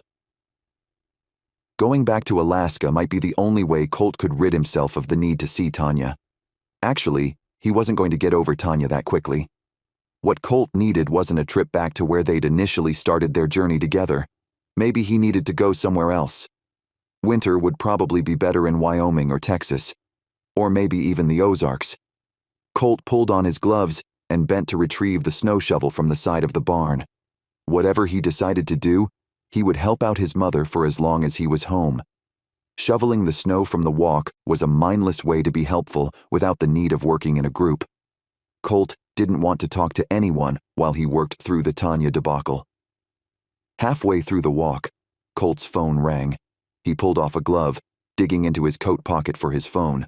Swiping up on the screen, Colt blew out on a whoosh. Shoveling was hard work. He didn't need to sound like he was running a marathon. This is Colt. Colt. Hi, this is Carrie Lanford. Well, Carrie Dean. I hope it's okay that I called. I was wondering if you'd like to go on a double date with my husband and me and my sister. Carrie didn't phrase it like a question. Not that he needed her to. Maybe Tanya had come to her senses. Colt didn't even care that she needed Carrie to set up a date for them. He'd take it. And why were they going out in a group? Tanya and Colt had already been out a few times as just the two of them. Maybe she was feeling things out again down here, where things might be different. Yes, sure, that sounds great. When are you thinking? Colt stared unseeingly at the edge of the sidewalk and the snow's edge he'd created with the shovel. Tomorrow night? I don't want you to feel like you have to stay or change your plans for anything. No one knows how long you'll be in town. The passive-aggressive question was there in her collection of statements. Colt let the question go unanswered. Okay, I can do tomorrow night. Great, see you at the cafe. It's the best place to start out. Then we can figure out something from there. See you there at 5. Carrie hung up, and Colt nodded as he tucked his phone back in his pocket. 5. Maybe he could pull Tanya aside and ask why she's playing hard to get when they had already done the first date thing. Maybe Tanya's ideas around dating him or committing to someone were shifting. Colt knew it could be a hard adjustment to make. He still wasn't sure why he was fine pursuing Tanya, and he hadn't wanted anything serious with anyone in years. What was it about her that made him want to keep coming back for more? Her attitude about commitment mirrored his, and he found that fascinating. Most women chased after marriage, and yet Tanya laughed him off. She'd even danced with other guys while out with Colt. The woman was a puzzle, and Colt wasn't sure why he bothered. He didn't want complicated. He didn't want uncertain. He didn't want to chase down commitment when he'd been running from it for so long. Tanya could have all the buffers she wanted. He'd be fine with 10 other couples going out with them, if that's what it took. All he needed was for Tanya to see how good they were together. She wouldn't do that while she was off running around with other guys like Knox. No, Colt needed her to see him as possible commitment material, and she wasn't going to see that unless she actually saw him. All Colt had to do was convince her. How in the devil's tornado was he going to do that? Chapter 14. Amanda. Gently swinging her hand in Tommy's, Amanda glanced her husband's way and grinned. You know, walking in the snow is the best way to find peace on earth and goodwill toward man.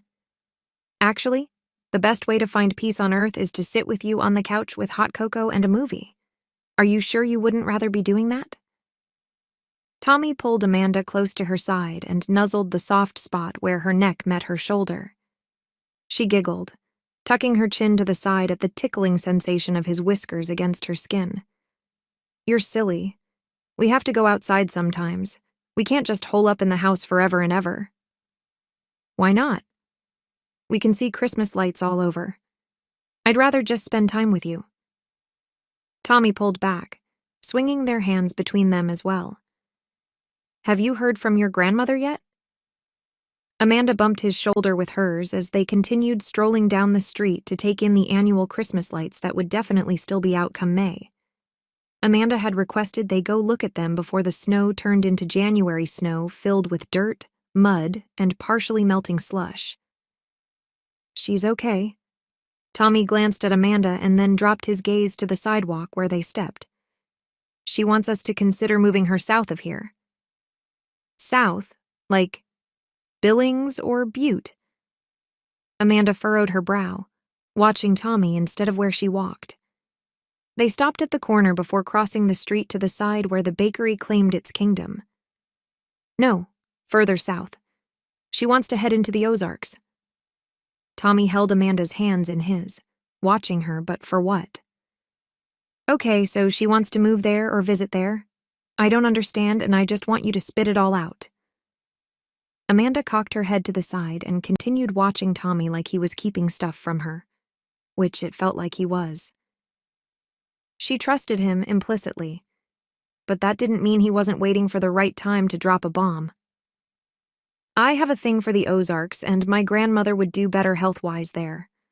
I know I did all this work to keep her place, but if she's not going to make it because of the area, then the land isn't worth keeping, you know? Tommy's brow furrowed and he squeezed Amanda's fingers. You want to go with her? Amanda didn't understand what was happening. Was he breaking things off with her? She didn't want that. She didn't want to lose what they'd worked so hard to build.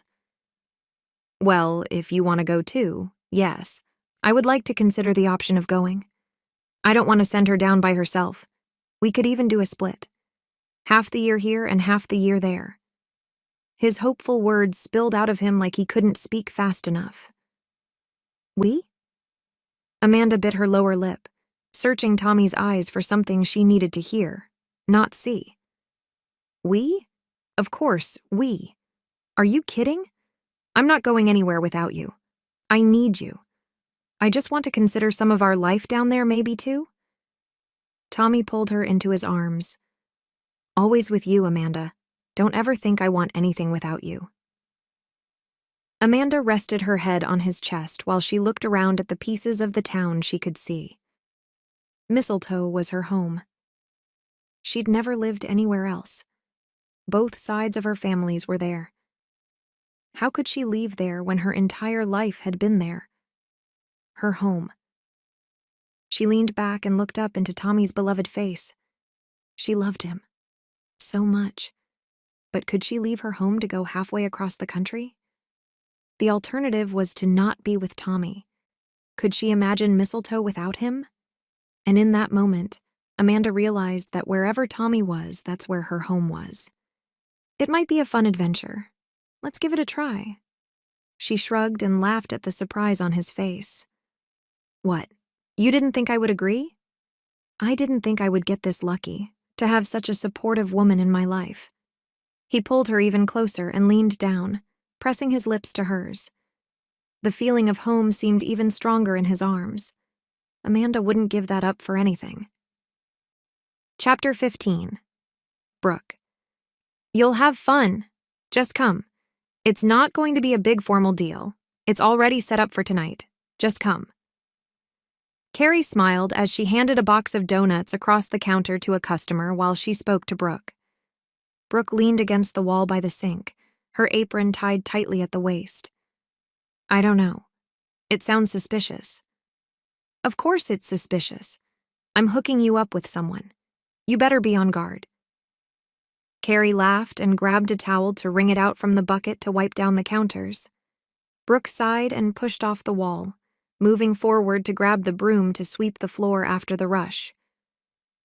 It's not like I need your help to find a date, Carrie. Really? Because if you have a date already, I'll stop trying to match you. Sound good? Carrie arched an eyebrow at Brooke, pausing briefly to give her sister a look. Brooke kept her mouth shut, but Carrie had a point. If Brooke went on a date by herself, then she wouldn't actually be considering going out with some blind hookup her sister had in mind. The bell over the door tinkled, and both women glanced up. Knox strode in, little droplets of water clinging to the edges of his Stetson, sparkling under the warm indoor lighting. Brooke quickly dropped her gaze to the ground. She didn't want to talk to him when he was clearly planned for someone else, and she wasn't going to try to compete with her own sister. Afternoon, ladies. I need to take some of your amazing maple bars, Carrie. Knox smiled at both of them, his gaze lingering just a moment longer on Brooke. Unless she imagined it. Knox, I was just talking to Brooke about this. Would you be interested in joining us tonight for a group date thing? I know it seems like a weird idea for adults to do, but we're doing it anyway. Carrie laughed, pulling out a box and loading it with maple bars. I don't think it's weird at all. I'd love to come. What time? Knox pulled out his wallet and handed cash over to Carrie as she slid the box across to him on the counter. We're planning on 5 at the cafe. Brooke stepped forward. She wasn't going to miss out on the chance to say something to him. He was interested in going out with her? She didn't want to have everything set up by Carrie. She couldn't date Knox through Carrie. She had to step up, have courage, be strong enough to be bold. 5. I'll be there. Thanks, ladies. He winked at Brooke and walked out of the bakery, leaving her staring after him with a goofy smile on her lips. What was that? Carrie's annoyed tone pulled Brooke's attention from the door to her sister. What was what? Brooke tucked her chin. Had she done something she wasn't supposed to? You were flirting with him. Why would you do that? Carrie tilted her head to the side and studied Brooke as if her sister were a mystery she couldn't unravel. Yeah, I was flirting. Why wouldn't I? If I'm going out with him tonight, that'd be weird for me to be rude now. Right? Brooke folded her arms over her chest. Her sister needed to make sense. Carrie shook her head, bracing her arm on the counter as she sighed. No, you're going with Colt. Tanya is going with Knox. Don't muddy things, Brooke. Wait, you're matching me to Colt? Colt Wilson? Number, I'm not interested. Brooke gritted her teeth and turned from the case to her right. She untied the apron and shook her head. Number, I do not want to date or marry a Wilson. I'm not even slightly interested. Why not? Colt is great. He's going tonight. He knows you're going and he's fine with it. Maybe there's something there and you have no idea what it could be. Carrie furrowed her brow as she stared at her sister. Number, there's nothing there. We've talked like twice in my entire life. Number, I need to get out of here. Brooke blinked back frustrated tears. Of course, Tanya would get matched with Knox. Kari was determined to get them all married off to who she wanted, and no other possibility would work. Okay, thanks for coming in. Carrie's tone was confused, but Brooke wasn't going to turn around and explain. She would still go that night. At least it would be another chance to see Knox. Chapter 16. Knox Tanya stepped to the side, motioning toward the 2 handymen she'd hired to strip the paint and return the interior logs to their original luster. I think you should start back in the kitchen. That will give us an idea on the length of the project. Thanks, Jim. Smiling, she turned and arched an eyebrow at Knox. Okay, so I guess there's a group thing tonight. Carrie told me you're going? Knox leaned his head back and blew out on a whoosh before straightening and looking her in the eye. Yeah, I'm going. I thought it was... You know what? Never mind. He reached up, adjusting the hat on his head before letting his frustrations rampage through him. Well, never mind or not, apparently we're supposed to be going together. Tanya rolled her eyes. I feel like that's all they want us to do, date. What is that all about? Why are they putting us together? Knox couldn't figure out the constant push for them to be together. Wouldn't it happen if it was meant to be? Why all this forceful matchmaking? It was starting to feel like that was the only thing he was worth. Tanya folded her arms across her chest. Because they think they know what's best. For everyone. She pursed her lips, angling her head to watch the workers. Knox dropped his gaze to the floor, staring for a moment as he tried to work through the situation. After a minute, he sighed and met her gaze. Look, Tanya, can I be frank? Please. She shifted so she faced him completely, arms still folded and her weight back on her hip. You're beautiful and all that. I think you're professional and friendly, but I'm not interested in anything more with you. I just want a working relationship with you. That's all. I'm not sure what this obsession is with matching us together, but I don't want a part of it. Knox leaned back, resting his shoulders against the wall behind him. As much as Knox worried that Tanya would be offended, he wasn't going to pretend to be something he wasn't. And interested in Tanya was one of those things he wasn't. A slow grin spread across Tanya's lips that were similar to Brooke's. She nodded. I can respect the honesty, thanks. And since we're in this honest bubble, I'm going to be honest back.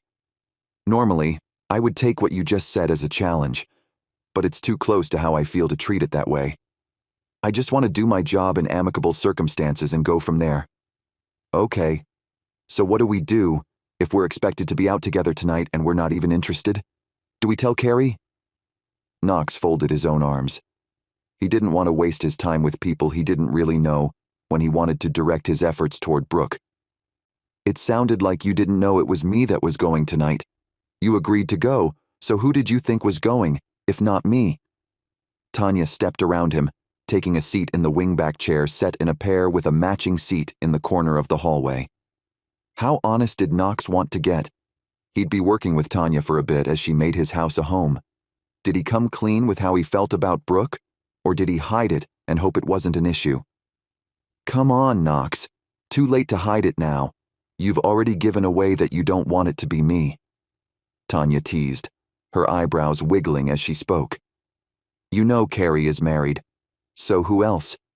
Is it Brooke? Are you interested in Brooke? Tanya's teasing faded as she stared at him. You are, aren't you? The latter wasn't a question, and Knox suddenly felt uncomfortable sitting there beside her. Is it wrong that I care about her? Knox furrowed his brow, shifting his gaze to Tanya's face. Her eyes widened, and she shook her head. No, not at all. I don't know if I'm surprised or excited or what. I just know I'm something that I can't describe. I love Brooke. I think she's amazing. I've wanted her to find someone for a long time. I know she's looking for her own happy ever after, but it's hard in a family of matchmakers. Tanya half shrugged, biting her lower lip before shifting her gaze back toward the kitchen. They fell silent for a space of time, both lost in their own thoughts. After a moment, Tanya wrinkled her nose and turned her attention back to Knox. I know Brooke is going tonight. I don't know who she's being set up with, but I know whoever it is, they aren't right for her. So, I think we need a plan. We do? How had Knox gone from just a business relationship with Tanya to a conspiratorial one with her, and why was he even thinking it was a problem? He'd take all the help he could get to get Brooke's attention and pursue a possibility with her. Who better to help than her own sister? I don't know. I think I was looking for a distraction. Tanya rubbed her hands down her face and sighed. Okay, so tonight. Don't sit by me, no matter what. You can sit across from me, but not by me. I'll come up with something to get myself excused from the date. That way Brooke will still be there, and so will you. Whatever you do, do not volunteer to help me, or go with me, or anything else that is ridiculous like that. The goal is to get us separated. Do you understand? She looked at him, like he might mess things up. He nodded. Yeah, I got it. He could do that. Just don't let Carrie pressure him into doing anything for Tanya. He needed to be there for Brooke. What about the guy that is supposed to be set up with Brooke? I think I know who it is. I'll get rid of him. Don't worry. Tanya narrowed her eyes like she'd been handed the mother of all challenges. What if Brooke doesn't want to go out with me? Knox voiced the question that had been plaguing him since he'd run into Brooke at the bakery, and they'd flirted over one of each donut in the case. He had a healthy dose of confidence, but when it came to Brooke, he couldn't help noticing he had a severe lack of assurance with her. Tanya's slow smile reeked of teasing. Well, then you won't get a second date, will you? Knox chuckled. Yeah, I guess you're right. And he had to admit, he really couldn't wait for a second date, even without knowing how the first would end up. Tanya fell silent, shifting her gaze again to the workmen working in the kitchen. One way or the other, Knox was going to end his day with Brooke. Maybe he'd find out if she was interested or not, but at least he would know, and that would be a large part of the puzzle resolved. If he just had the patience to wait until that night. Chapter 17. Tanya leaving Knox's house, Tanya climbed in her rig, the picture of calm assurance. But once she got a mile down the road, she pulled her car to the side and stared over her white-knuckled grip on the steering wheel out the windshield. She knew about Carrie wanting to match Brooke and Colt. Tanya just hadn't expected it to be that night, at the same time that Tanya was expected to go out and witness it. She didn't care. She couldn't. And yet, she did. She cared. She didn't want Colt going out with anyone else, especially Tanya's sister. But at the same time, Tanya didn't want to commit to him. She couldn't. There was too much in the similarity between herself and Jennifer, her mother. She didn't want to end up like her.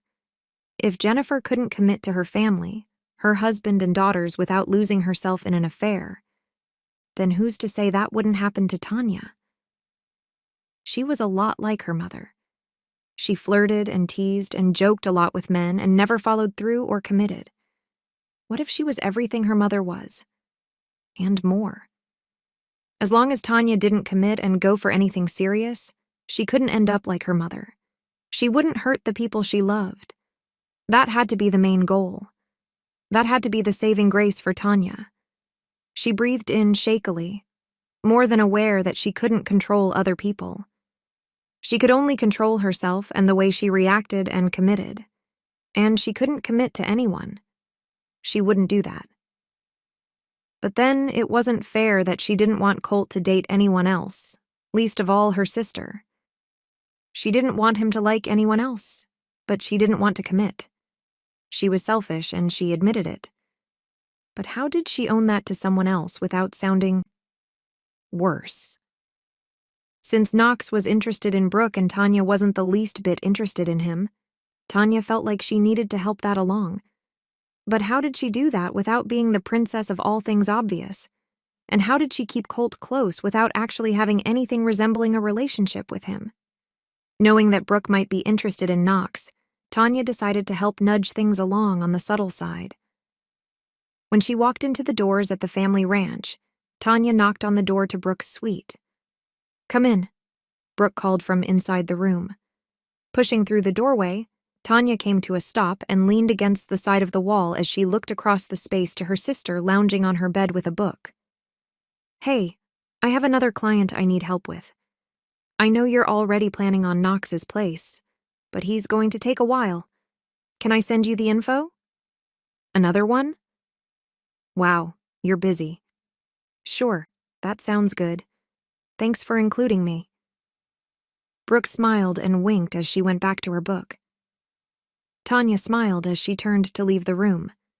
Any other client and Tanya wouldn't make a big deal about it. She couldn't do that with this one, because this one was Knox. She just didn't want Brooke to know yet. Chapter 18. Brooke sat down to her computer and pulled out her phone to get the email address Tanya had passed along. Why wouldn't Tanya tell her who the client was? Normally, email addresses gave some idea to someone's name, but this one was pretty generic with emmettbound@smail.com. Were his initials MT? Was his last name Bound? Maybe she should just keep things generic. Her fingers flew across the keyboard even as she struggled with what exactly to say. It was just business. She could do this. "Hi, I know we haven't met yet. This is Brooke Dean, Tanya's sister. She reached out to me to discuss some art options for your interior decorating. While Tanya told me what she wants, that doesn't mean it's what you want. I'd like to discuss options with you, get to know you better so I can create something that is more for you than for her. Don't tell her I said that. Let me know what your thoughts are and if you'd like to meet or talk on the phone or just continue in the email thread to get through the foundations of this project. Thanks." Brooke hitting send? Brooke leaned back and tapped her fingers on the desk. She had nothing else planned for the day. She really just wanted to figure out the medium the client was looking for. Tanya had no problem pushing the lodgepole design, but if that wasn't exactly what the client wanted, then Brooke didn't want to focus on that medium. She stood to head outside, but her computer dinged. An email already? Brooke sat back down and scooted the chair closer to the desk and clicked on the reply to her email. "Hi, Brooke. Nice to meet you. I do have to say that I was surprised at how adamant your sister was against anything shiny, chrome, or glass in my design requests. I want to do a big chrome truck in the center of the living room just to irritate her. Think you could manage that? On a serious note, I'm not sure what I want in the house. Tanya has been talking about clearing the foundation to get a better idea. I just know that I want the house to be warm, inviting, and with great pieces to draw the eye and welcome conversation. I was drawn to Montana, and I want my home to reflect the Montana culture, not where I come from. What is your specialty? Painting? Sculpture? Thanks." MT Brooke pursed her lips. Okay, his name was MT. Initials were fine. She could handle that. MT, not knowing what you want is a better place to start than demanding we go with something that won't fit in your home. What is your favorite thing about your home? Brooke. The reply took moments to receive. The reason I bought this place was because the sun sets just over the ridge and the whole sky lights up with oranges, blues, pinks, and purples. I've never seen anything so pretty. The grasses outside are green and they don't fight with weeds, and there are even some wildflowers that sway with them in the breeze. The house is a log cabin on the outside and an absolute mess on the inside. I'm looking to get that rustic, down-home feel on the interior as well. I want to feel like I'm home, comfortable, warm. I want people who come to my place to feel the same way. Before you ask, I adore horse riding, but I prefer not to rope. I don't like cattle for all the obvious reasons. I don't know if any of that helps. Here's some more random information. I love dog swimming, camping, eating family dinners, staying in. Thanks for your help. MT. Brooke smiled as she replied back. Great answers and responses. I'll keep that in mind and I'll discuss your preferences with Tanya to make sure your design is done correctly. I'll reach out to you soon with some samples and ideas. Thanks. Brooke pushed away again. She would have to talk to Tanya about the concerns MT had brought up. She wouldn't mention the fact that MT had a teasing, easygoing way about him that drew Brooke in. She wouldn't tell Tanya that Brooke understood where MT was coming from in that he didn't know what he wanted but knew what he liked. He liked the same things Brooke did. Plus, that's how Brooke felt about finding someone. She knew what she liked to do, the ideas about marriage and love that meant the most to her. And she knew what she wanted around commitment, loyalty, and trust. But other than that, she couldn't tell you how tall the guy should be, what color his eyes were, or even how he spoke other than that he was kind. Unless, of course, he looked like or sounded like Knox Casey. All bets were off when a man like Knox came into the room. Then, Brooke had no questions about what color his eyes should be, or how a side smile should make her knees weak, or the fact that he smelled like slightly faded cologne. No, she couldn't tell Tanya all that. She'd have to keep everything to herself except the fact that the client definitely wanted a warm, comfortable home that probably needed better window access outside. And if he liked glass, then maybe Brooke should come up with epoxy resin suggestions for MT. That would irritate Tanya, but also satisfy her need for rustic art and keep things shiny for the client. Now, instead of being excited to just see Knox, Brooke couldn't deny she was looking forward to the opportunity to email MT again. The guy was fun to talk with, and Brooke needed a distraction. Bad. Chapter 19. Knox MT. Knox had let himself revert back to his nickname. She hadn't addressed it to him, so maybe Tanya didn't describe him as Knox, which was fine, but would make things complicated later on. Unless he didn't meet Brooke as a client of Tanya's. He hated that he was hiding who he was from Brooke, but if there was a chance to get to know her better, he'd take it. Getting her email was surprising. Choosing to keep it a secret that it was him had been spur of the moment. After he'd sent the email, he regretted hiding who he was immediately, but he couldn't take it back now. Where in the center of a tornado had Brooke gotten the idea that he wasn't the client? Why hadn't Tanya told her it was him? More importantly, what would Brooke say when she found out it was him? Too late at this point. He had a chance to get to know her better without the idiotic matchmaking Carrie was putting between them. For some reason, everyone and their horse wanted him paired with Tanya, except him and Tanya. Would Brooke reach out to him again? She said she'd talk to Tanya, but what if he could get her to talk to him without the push of Tanya in the background? He replied to her email, "Brooke, what if we talked more about this? I've seen some things that might be good ideas. What do you think? Thanks." Maybe Knox needed to stop pushing so hard. He'd play along. He could definitely play along. Brooke, when was the last time you had a really good sushi dinner around here? I can't seem to find any restaurants that even attempt raw fish. I also think steak is pretty fantastic. Enough about me. Do you know the difference between mahogany and walnut? I'm actually asking. I have no idea. But I can tell you the difference between a fuel injection and a carburetor. That should definitely prove I'm a man's man, right? What did you do today? I'm bored. Forgive my prying email. MT, nothing to forgive. I'm bored a lot of the time, too. There was this one time I told my dad I was bored, and the next 2 days were filled with chores that I'll never want to do again. I learned my lesson on using the B word. I do know the difference between mahogany and walnut. I actually enjoy working with both.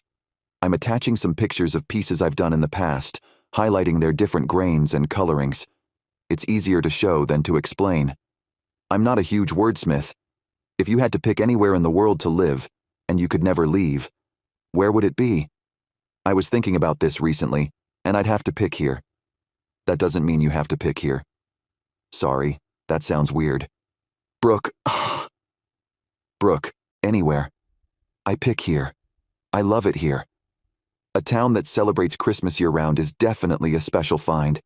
I'm looking forward to the biannual matchmaking events as well, so long as I'm not the one being matched. Have you ever been matched? MT? Oh, ugh, on the matching. The matchmaking families are actually the Deans and the Wilsons. I'm a Dean. Most of my family is one of the two families, and some of my immediate family members are married to the Wilsons. It's a mess. One I don't want to get into. I've never been matched myself, no. Not for lack of trying, if we're being honest. I do feel like I can be honest with you here too. Is that weird? I know I should keep things strictly professional, but it's a little easier to talk frankly when the other person can't see my face. A lot of the times I wish someone would match me. Everyone else in my family is happily married or sure to be married, and I'm over here wondering which frozen dinner I should eat. I think that's why I keep ending up in the cafe diner eating with people who'd rather be somewhere else. Brooke. MT, sorry, that last email sounded morose. That wasn't my intention. Brooke. Brooke. Morose is sometimes necessary. I completely understand the loneliness factor. I eat at the diner cafe by myself a lot. I'm surprised we haven't run into each other. Or maybe we have and we just didn't know it. You sound amazing. I'm sure you haven't been matched because your family thinks you'll be able to make a match on your own. Have you had any luck in that department? Go ahead and ignore me if that was too personal a question. I completely understand. To share a little before you think I'm just some nosy mountain man, I'll go first. I've never been married, but I've also never really looked. Everything in me wanted to move to Montana before I started thinking about a family or anything else. Now that I'm here, I want all of that. I want the settled feeling of finding a woman I can sit by the fire and read with, someone I can turn to in happiness and sadness, and share the day-to-day struggles with. I'm actively looking for a match. Maybe I need to hire your family. MT till Brooke. That last email might have felt prying. I wasn't trying to push you in giving me information you're not comfortable sharing. MT. I'm giggling over here that we've both sent the same kind of emails apologizing for things we said in other emails. Nothing you said felt prying. I appreciate what you shared with me. If I wasn't against dating clients, I'd ask you out. A man ready for marriage is like gold in this area. Women pay to be matched with men just like you. I'm honestly surprised Tanya hasn't roped you into a matching session. Thank you so much for making me laugh. I needed that. Talk more soon, I hope. Brooke. Chapter 20. Colt. Readjusting the cuffs on his sleeves, Colt glanced up and down the street, grateful for the streetlights lightening the night sky, illuminating the falling snowflakes as they gently floated to the ground. Colt was nervous, just plain nervous, and he didn't like the sensation. He'd been trying for a while to get Tanya's attention, get her to talk to him about what happened between them in Alaska, get her to say, yes, she was interested in more, or no, she wasn't.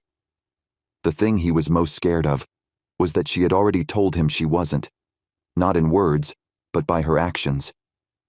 Worse, he wasn't accepting it. That worried him. When had he become the type of man that chased and chased even when there was no hope? Maybe tonight would be the chance to cement things one way or the other. He pulled open the door to the cafe, offhandedly noting the difference between the chilly winter night outside and the warm, bright cafe experience inside. The comfortably sized crowd filled half the tables with the promise of more to come. Colt never remembered a time the cafe wasn't busy, or on its way to being busy. One of those small-town things you just never really wanted to change. Colt, over here. Carrie lifted her hand as she sat beside her husband at a table for 6 on the far side of the restaurant. Nodding her direction, Colt wended his way through the few people standing and the server. He approached the table, noting 5 seats had been taken. Kari and Nick sat by each other on the far side of the table, leaving Brooke sitting beside Carrie, and then the seat across from her empty, as Tanya sat across from Nick, with Knox between the empty seat and herself. Tanya glanced around the table and shook her head. "Oh, this won't do. Carrie, we need to fix this table. I feel like I'm eating with Nick." "What's wrong with Nick? He's adorable." Carrie leaned over, rubbing the back of Nick's neck, as she playfully glared at her sister. She sighed. "You're right. Okay, let's rearrange." Everyone already seated stood, and they all shuffled around. Tanya seeming to maneuver everyone but Carrie and her husband. They all sat amid comments and laughter, and then Carrie blinked as she looked at the configuration. "Wait, we need to fix this." Colt sat across from Tanya and Knox across from Brooke. Tanya shook her head, motioning toward the approaching waitress. "Number, we need to get ready to order. Does everyone know what they want?" She opened her menu and studiously bent over the folder. "I think I'm going for the special. I love steak." "I'll get the same." Colt spoke up, trying to catch Tanya's eye. They'd shared steak up in Alaska, one of the fun things they'd done together. Did she remember? Was she reminding him? She'd also sat him across from her at the table. If she was interested in Knox, would she have done that? All of the signs and signals she was giving off were getting confusing. Did he take hope in what she was doing? They ordered, and then sat in awkward silence. The pairing was off, and obviously not what Carrie wanted, but Tanya ignored her sister's glaring.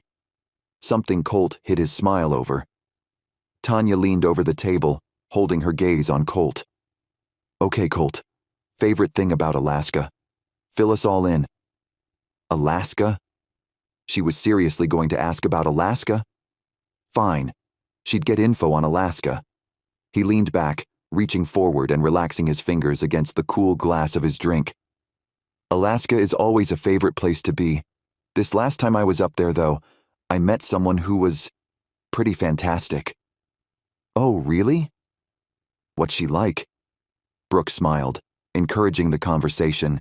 "No, we don't need to hear all the gory details, I'm sure." Tanya laughed, rolling her eyes, but obviously regretting the line her question had taken. "It's fine, actually. She's gorgeous, fun, easy to be with. Believe it or not, she reminds me of me." He grinned, not taking his eyes off Tanya. "Well, she sounds delightful. Why aren't you up there with her?"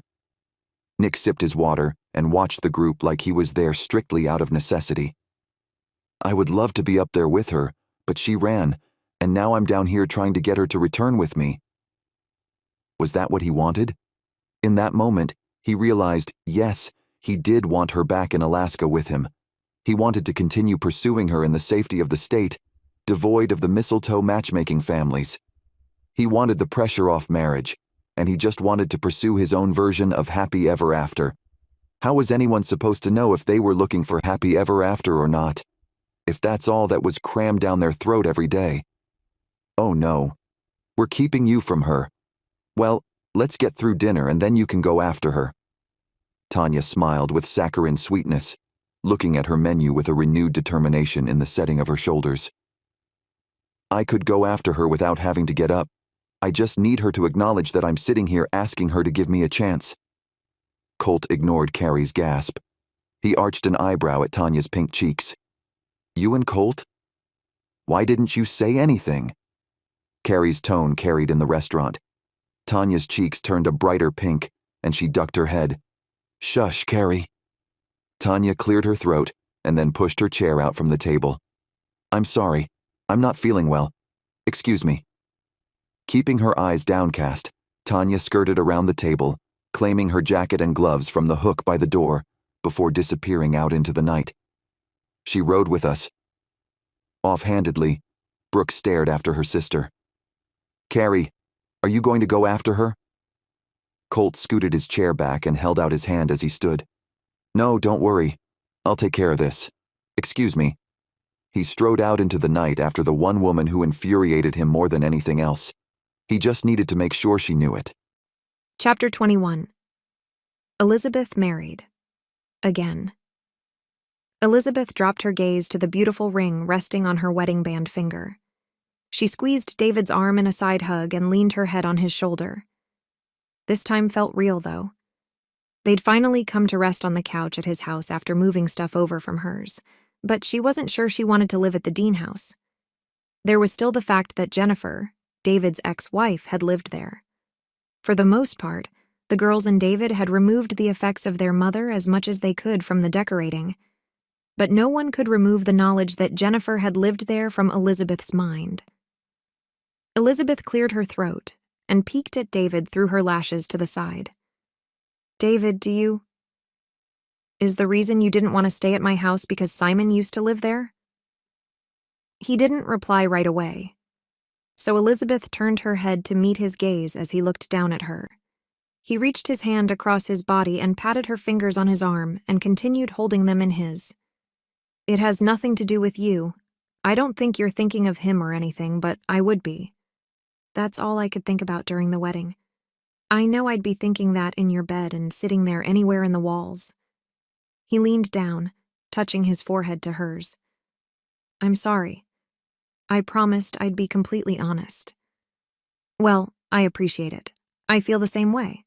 And my ex is dead. Your ex won't stay away. I think we need a change in scenery.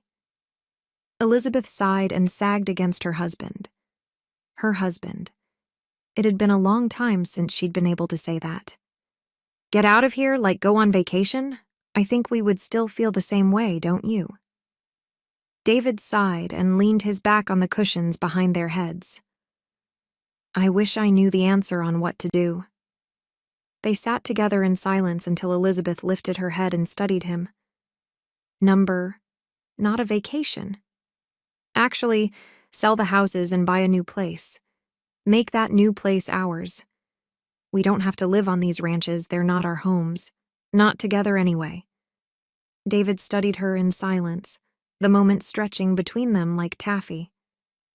Move out of our homes? David turned his face away from her, taking in the library where they sat. I never considered that a possibility. Would he be for it or against it? What was he thinking? Elizabeth bit her bottom lip, careful not to push him. She didn't want to go back to her place. That's not what she was saying. But she didn't know why they would split their time between his and hers when they could have theirs. He nodded once, then twice, then 3 times, slowly, more and more.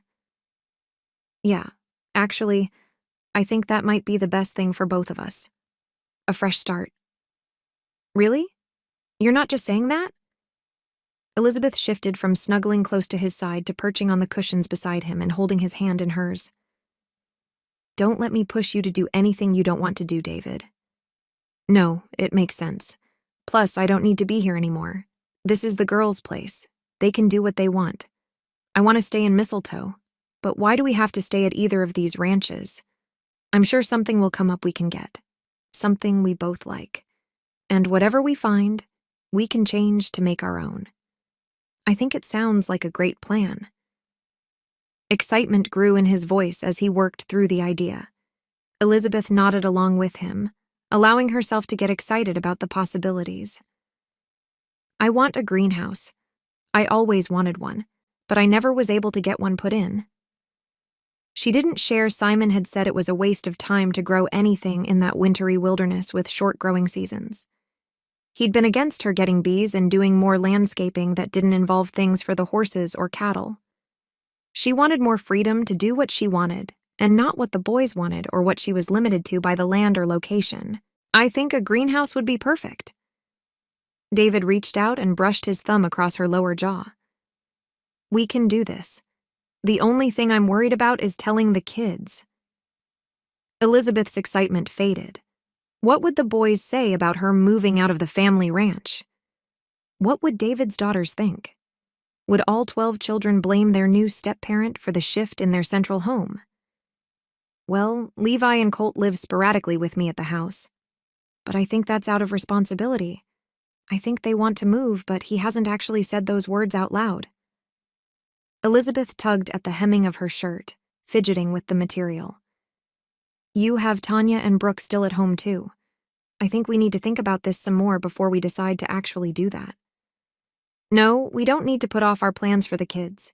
We don't have to kick them out. We just need to let them know we have something else in mind on what we want to do. David pushed himself from the couch, holding his hand back to help Elizabeth up. Come on. Let's start planning what we want to do. We can call Samantha and have her make a list of places available for us to look at. Elizabeth's daughter-in-law was a realtor and she loved her job and Elizabeth's son, which was the perfect combination. Elizabeth reached out and tugged David back before he got too far ahead of her. David, are we really going to do this? We are. But I think before we make any calls or any major decisions, we need to have another family meeting. I don't want to put a for sale sign up and have the kids find out that way. This is a decision that affects everyone. He winked at her as he leaned down and brushed his lips gently across hers. Together, okay? Yes, I agree. Let's tackle that in the morning. Elizabeth nodded slowly. They were in the tenable position of making decisions that affected everyone. All they had to do was explain what they wanted to do. Maybe the kids would understand? Maybe they'd be upset. Elizabeth and David would cross that bridge together. Chapter 22. Knox watching Tanya run from the restaurant followed by Colt. Knox wasn't sure what to do. When Tanya said she had a plan to get Knox to have a chance with Brooke, he'd thought it would be something more subtle. Was Colt a part of it? Had Tanya convinced him to play a role? Knox wouldn't put it past her abilities. She's easy to talk to, and had an easy way of convincing a person that her idea was actually theirs. But would she get Colt to act so realistically that he was there because of her? Knox wasn't sure. He'd have to thank her for whatever her role was. She'd pulled through, and Knox owed her. Brooke wrinkled her nose as she glanced down the table toward Carrie, who hadn't blinked or closed her partially open mouth as she stared after Tanya. What just happened? I don't understand. Carrie shifted her startled gaze from the empty doorway to Nick, then to Brooke, and then to Knox. Carrie's eyes widened further and she held up a hand. I'm so sorry, Knox. I know I wanted you to get to know Tanya better tonight. I'm not sure. Carrie half stood until Nick put his hand on her arm. Let's just enjoy our dinner. We can get hers to go and drop it by later when we drop off Brooke. Carrie's husband spoke calmly. Plus, I don't want to miss what I just ordered. It sounds delicious. Knox chuckled and looked across the table to Brooke. From their email discussions that she had no idea was with him, Knox knew Brooke loved dinner. It was her favorite meal of the day. Let's stay and eat. I'm good with that. Knox motioned toward their plates as they arrived, smiling across to Brooke as the dishes were set before them. Uncertainty on her face, Brooke glanced toward Carrie and then back at Knox. She picked up her fork and shrugged. No point in wasting a dinner. Exactly. Knox picked up his own utensils and began eating. If they could continue having a good evening, then maybe Brooke would look past the Tanya distraction and see Knox as more than just her sister's match. Not much was said as they ate, as if expectations were altered and everyone had to readjust their interpretations of reality. Tanya wasn't there with Colt. Whether it was faked or not, she had left, and Colt followed. Knox and Brooke sat together at the table with Carrie and her husband. Things had shifted, whether Carrie was ready or not. As dinner came to an end and they pulled their jackets on, Carrie sighed. Thanks, you guys. We'll try again later. Maybe next week? Carrie's crestfallen expression looked like she wasn't excited for the way things had turned out that evening. Knox couldn't have been more pleased. Can I walk you to your car? Knox ducked his head to catch Brooke's gaze. She glanced at Carrie and Nick and then back at him, motioning toward her sister. Actually, I rode with them. Perfect. I'll give you a ride home then. He didn't pose it as a question. He knew Brooke was a funny, strong, and smart woman. For some reason, she hid her true self around a lot of people, even family. But he'd engaged with her through email, and he knew she wasn't exactly like she portrayed herself in real life. You don't have to do that, Knox. It's okay. Brooke zipped up her jacket, keeping her eyes downcast as the group funneled toward the door. I'd love to. Thanks, Carrie.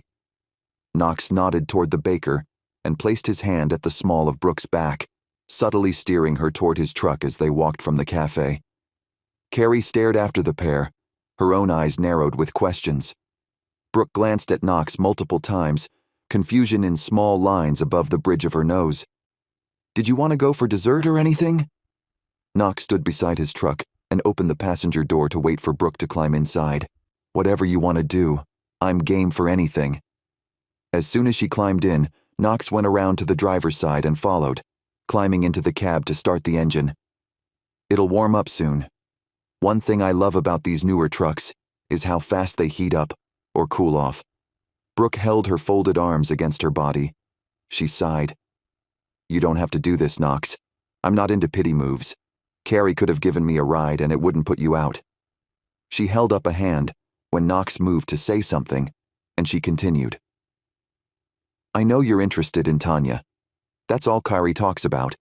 You and Tanya. How great you and Tanya will be together. I'd rather you didn't pay attention to me just because you think it will get you points with either of my sisters. Knox grinned. He couldn't help it. There she was. There was the woman's strong sense of right and wrong and definitive answers. She made decisions easily, and Knox liked that about her. The fact that she'd already decided Knox wasn't for her because of Tanya wasn't encouraging, but at least it was because of some strange sister loyalty, and not because she didn't like him. You're smiling? You think this is funny? Brooke rolled her eyes and looked out the window. Of course you think this is funny. Actually, what I think is funny is that Carrie is so determined to be right. You think she's right. But no one asked me. If you ask me, you'll find out just how wrong Carrie is. Knox kept his hands on the steering wheel, but glanced at Brooke. Would she hear the sincerity in his voice? He didn't want to be with Tanya. He wanted to get to know Brooke better. That's what he wanted, not Tanya. Would Brooke believe him? Chapter 23. Brooke. Wait, Carrie's wrong? There's something you don't hear every day. Brooke let her hands unfold until her hands rested in her lap. Okay, but if you're not interested in Tanya, then why go out with her? Knox's profile did funny things to Brooke's insides, and when he glanced her direction, she wanted him to never look away, except for the fact he was driving. Actually, I thought I was going out with you. As far as I'm concerned, you and I were out on a date. The rest of them were just tag-alongs. Knox grinned and glanced back at the roadway. Tag-alongs? I like that. Brooke softly smiled at Knox. They fell into a comfortable and hopeful silence as they drove through the snowy night. The subtle scent of his cologne wrapped around Brooke, soothing her that even if all of it was wrong, at least it was hers for that night. All too soon, Knox parked the truck in front of the Dean home. He turned toward Brooke, studying her before he finally spoke. You know, I've been trying to come up with a way to get you to spend some time with me for a while now. I'm not sure my waistline can handle any more donuts. A gentle smile softened the lines of his mouth. Brooke laughed. Really? You got all of those to see me? She sobered as he leaned across the short space between them and lifted his hand. Softly grazing his knuckles up and down her cheek, Knox stared into her eyes. I would eat 5 days' worth of donuts for a chance to see you. Something softened inside Brooke, and she bit the inner skin of her cheek. I'm not sure how to take that. It's not like it's a real sacrifice. Yeah, it sounded a lot better in my head. Knox chuckled, and he leaned closer, his lips only a couple inches from hers. Did she lean forward and close the distance? Did she wait for him to come closer? Before she could decide, he did it for her, and their lips meshed together. The suddenness took Brooke by surprise, and she held her breath as she welcomed the onslaught of his lips on hers. Brooke blinked as Knox slowly pulled back, the slight space between them filling her with doubt. Is Tanya interested in you, though? Am I getting in the way there? Knox's exasperated chuckle soothed some of Brooke's anxiety. Listen, Tanya doesn't like me. We've already had this discussion. We're only interested in a work relationship. Brooke bit her bottom lip, and Knox reached up and rubbed his thumb across the soft spot she'd released. His hooded eyes were half closed. That's intoxicating when you do that. Brooke wrinkled her nose at herself. She wasn't sure what to do with the way Knox made the tingles in her stomach and chest move faster. Would you want to try this again? Maybe a real date? Just us? Knox dropped his hand to brace him up beside her on the cushioned seat. He searched her eyes as if all of her secrets would be revealed in moments. Yeah, that sounds good. Brooke opened the door, her lips feeling slightly swollen from the kiss. She wanted to run into her bed like a teenager and sit there and stare up at the ceiling as she replayed the night with Knox. She slid from the truck and glanced back at him with his slow smile and the strong angle of his jaw as he watched her. Thanks for the ride, Knox. She couldn't help being shy. There was something about him that left her breathless. I'll see you soon, Brooke. Have a great night. Knox arched an eyebrow at her and waited as she climbed the stairs to the front door. She turned, waving at him before she ducked inside. He drove off, and Brooke wasn't sure if she should shriek in excitement or cry because of the sudden onslaught of thoughts and doubts. She wanted to talk to MT. Maybe he'd have an idea of what to make of her thoughts. In her room, she pulled up her email and opened a new one. I know it's not when I normally email you, sorry. I just got back from that date fiasco I was telling you about.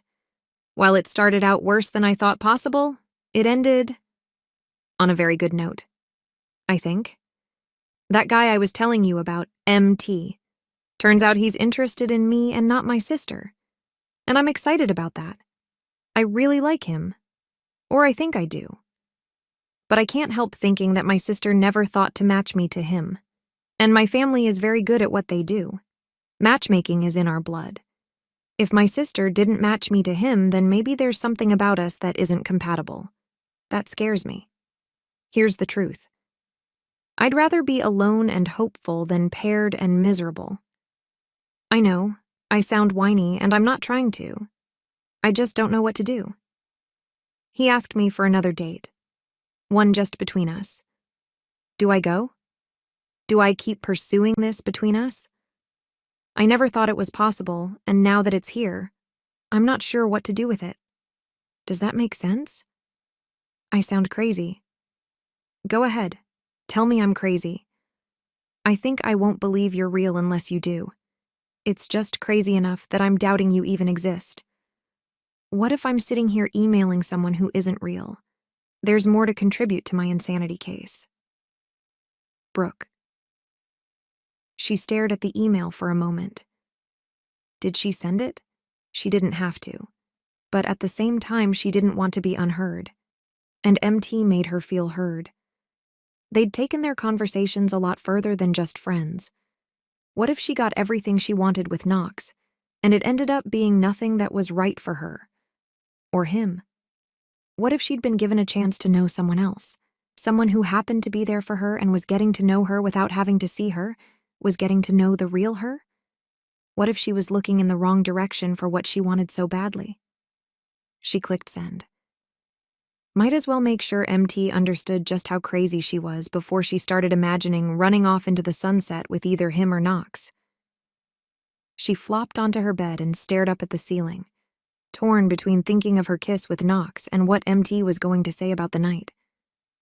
How crazy that she wanted to kiss Knox again, but couldn't wait to hear from MT. Did that make her a bad person? Chapter 24. Tanya stormed from the cafe, her hair whipping in the wind behind her. How dare that Wilson man? Why would he embarrass her like that in front of everyone? He didn't come all the way from Alaska to find her and convince her to go back. He'd come home to Mistletoe for his mother's wedding. Wasn't that why Tanya had returned? Snowflakes flipped here and there, catching on an eyelash and caressing her skin. She took a deep breath as she stopped outside the South Street florist. With 4 florists in town, the business owners were running out of creative Christmas-themed names. South Street was as un-Christmas as a person could get. A glance inside at the definitely Christmas-themed decorations and South Street florists was exactly where they needed to be. Tanya folded her arms and looked around. She'd ridden into town with Carrie and Nick. Her plan to leave Brooke and Knox there had only gone as far as planning on saying she was sick to get out of there early. She'd had it all figured out. She was going to pretend to be sick, have Colt take her home, and then Brooke and Knox would be able to spend some time together. Carrie would see the error of her ways and all would be great in Mistletoe. Tanya had even planned on talking things out with Colt. Clear the air and get him to stop harassing her about whatever it was he thought he was doing. But then, he'd gone and embarrassed her like that in the middle of the Mistletoe Cafe. Who did that? Why would he do that? What was his goal? What exactly did he think he was going to accomplish with a stunt like that? She rocked forward on her toes and then back, settling onto her heels. Okay, she needed to figure out what she was going to do. First, she needed to get home and out of the cold. She rubbed her hands up and down her upper arms. Her breath puffed before her in small white bursts of fog. Did she wait for Carrie to leave? That might be a long time. Did she go back inside? Not after how she'd left. She was horribly embarrassed, but not because she ran out. No, because Colt had to declare something that just couldn't be true. Wasn't true. He had to know he was horribly wrong. Anything else was just too out of control to be a possibility. Why then would he do what he'd done? Embarrassed her like that in the center of town?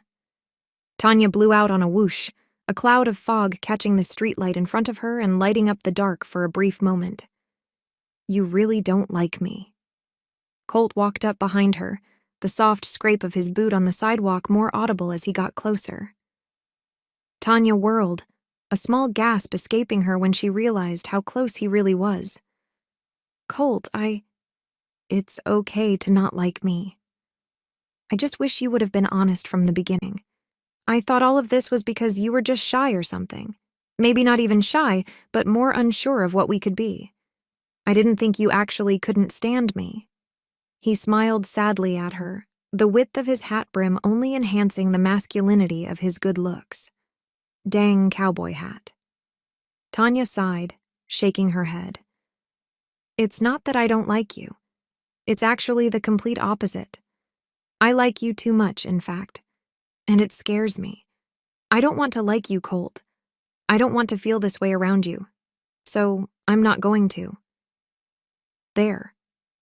That would be enough to keep him at bay, and she wouldn't have to tell him she couldn't stop thinking about him. Or the fact that she was jealous at just the idea of him going out with Brooke or anyone else. Why did she have to own up to something she didn't want to happen? Why was it even something to talk about? That didn't make sense. Why run it into the ground? He was attractive. Okay, he was cowboy deliciousness wrapped up in a rodeo taco shell. They didn't make men any handsomer. And Tanya hated it. But she wouldn't tell him that. Not when her pride was on the line. Colt's disappointment softened to confusion. But you've done nothing but run from me. I know. Which doesn't make sense, except it does. Tanya hated seeing that she'd hurt him. Look, Colt, we agreed what we were doing in Alaska wasn't serious. We agreed there was nothing there but fun. And then you claimed tonight at dinner that you followed me here. That's not true and you know it. You came back for the wedding. I just happened to be here too. Why not just own that? Again, it's more convenience for this, whatever this is. Tanya waved her hand between them, rolling her eyes as if she wasn't sure what she was talking about, but she knew something was off about it. I get it. Colt studied her for a minute, leaning against the outer wall of the building behind him. Fortunately, the wind was almost non-existent in the protection of the building, which helped with the unbearable cold of the Montana winter night. So you were willing to be Knox's date tonight? Not mine, but his. Colt's accusation wasn't without its lining of sadness. No, actually. I wasn't going to go with Knox. He and I had this plan that I would get sick and I'd have you take me home and he'd get to spend the evening with Brooke. We had everything planned out, and then you started in on your little scene. Tanya turned from him, frustrated that he had to push and push. Colt turned her back around with a gentle but firm hand on her bicep. He searched her eyes. You planned on leaving with me? How did you know I'd go? What if I was here for Brooke? Tanya shrugged. What if? Knox wanted to be with Brooke. You aren't a good match for her. She's too sweet. You need someone who won't put up with your antics. You need someone... Why was she going into who he needed versus just answering the question and being quiet? Someone like you? Colt dropped his hand and stared at her. After a moment of stubborn silence where Tanya refused to speak, either to agree or argue with Colt, Colt continued. Come on, I'll give you that ride. I'd hate to ruin all of your plans. Maybe I don't want a ride from you now. Tanya didn't care how petulant she sounded. She was past the game phase with Colt. He'd passed on the fun portion in an attempt to chase after something more. Something Tanya wasn't interested in, even if parts of her might be. You're saying no. No to dating, no to spending time together. No to getting to know each other better. Colt's tone felt accusatory, which set Tanya on edge. No to a ride home out of this weather. No to succeeding at your plan tonight. None of that makes any sense. I'm not, though. I believe dating is supposed to lead to marriage. Dating is for marriage. You and I don't want to get married. She laughed, unable to understand why he wasn't getting the correlation. What was the point in dating when neither person wanted more? Things change. I'm not saying no to marriage. I'm saying I haven't found anyone I want to date seriously. Before. Now, though, I'd like the option. Colt shrugged, splaying his hands palms up. I don't want to talk about this anymore. It's pointless. We don't want marriage. You're just confused because our parents got married. Give it a little bit of time and you'll feel differently. I promise. Tanya shook her head and glanced at the small watch on her wrist. Okay, I'm going to change one of my no's. Is there any way you can give me a ride home? I don't want to talk about this anymore, though. Colt studied her, looking like he wanted to say something. After a moment, he shook his head and then motioned toward the parking lot beside the cafe. Come on, I'm parked over here. Tanya didn't say anything as they made their way to his rig. She'd already said everything she needed said, everything she knew she needed to stick to. But then why did it feel like such a lie? Chapter 25. Kaylee. The sudden quiet of the building seemed disturbed. Kaylee leaned back in her chair, listening intently. Was that the door opening? She cocked her head to the side, furrowing her brow as she called out, Flynn? Is that you? The sun had set a while ago. Kaylee worked in the office of the stables, waiting patiently for Flynn to come get her every night so they could walk back to the house together. That had become their daily ritual, one she looked forward to. The simplicity of their time together was better than any trip or anything else they could do together. Yeah, it's me. You expecting your other boyfriend?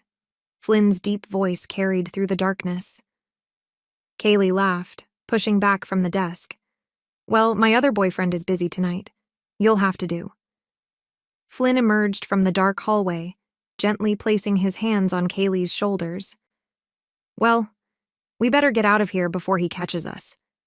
He chuckled, his hands gentle. You ready? Yeah. Kaylee stood, grabbing her coat from the hook by the door. Mom and David want to get the families together.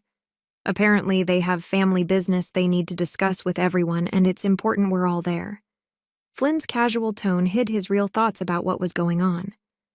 Are you nervous about that or anything? I mean, what if there's more Jennifer drama? Kaylee shook her head and slid her fingers into Flynn's hand. The whole situation with Jennifer, Amanda, and the rest of the drama had been a long drawn-out ordeal that everyone was certain had ended with the fiasco at the recent wedding. Was life really cruel enough to allow Jennifer to return so soon? The families couldn't handle that kind of pressure right then. They all just needed a break.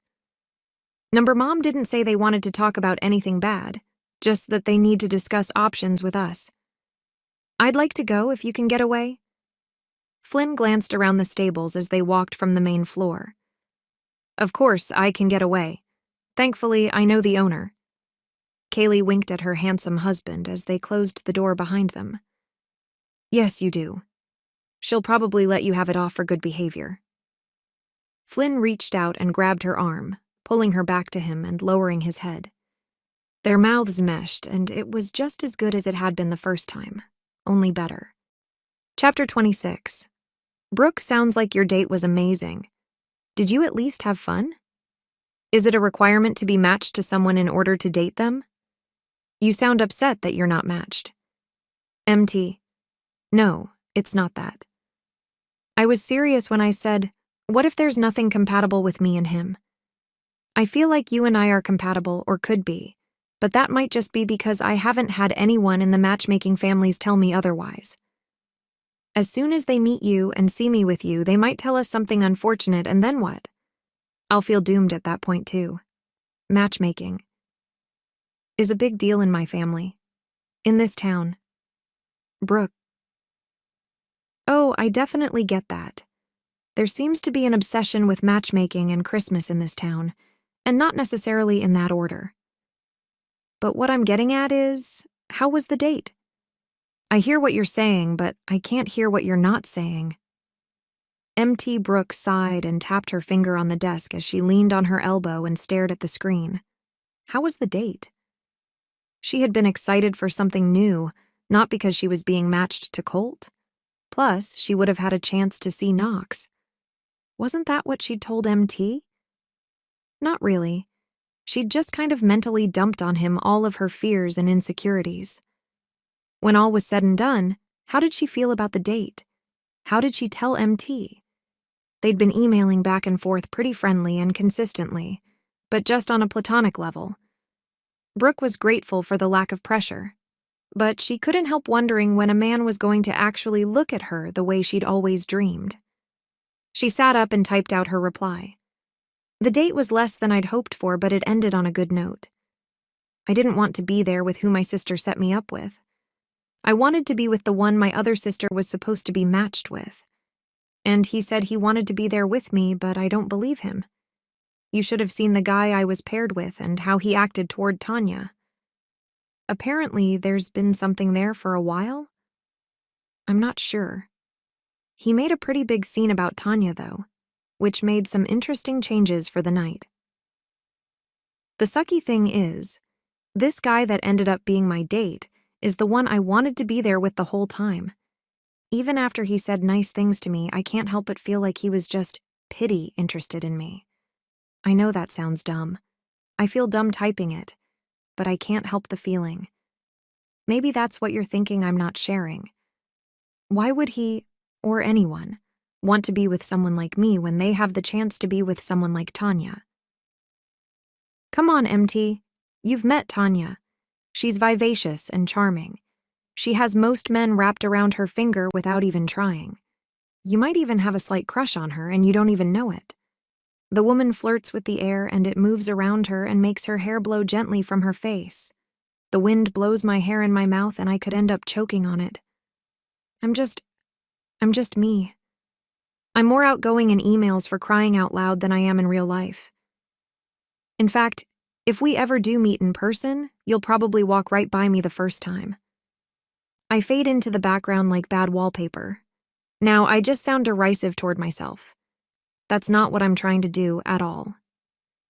You did ask about the date, so I'm going to go with, you asked for this.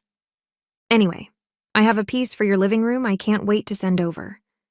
I think you'll like the colors based on our last conversation about the sunrises. Thanks for listening. Oddly enough, you're becoming a fast friend. I'll be sad when the project comes to an end. Brooke. She hit send without reading it over. She was tired and didn't want to overthink anything else. Because of the night before, she didn't sleep much, and in moments, she fell asleep. A knock on the door pulled Brooke awake. She blinked and sat up. Rubbing her eyes, she called out, "Yeah." "Brooke, You have a visitor." Tanya pushed the door open and wiggled her eyebrows at her sister. "You better get up. You're a mess." "Thanks. That means the world to me." Brooke pulled a face and then rolled from bed, pushing her hair back into a ponytail.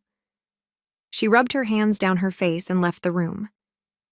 If someone felt comfortable stopping by, then they would have to be comfortable with seeing her like she was.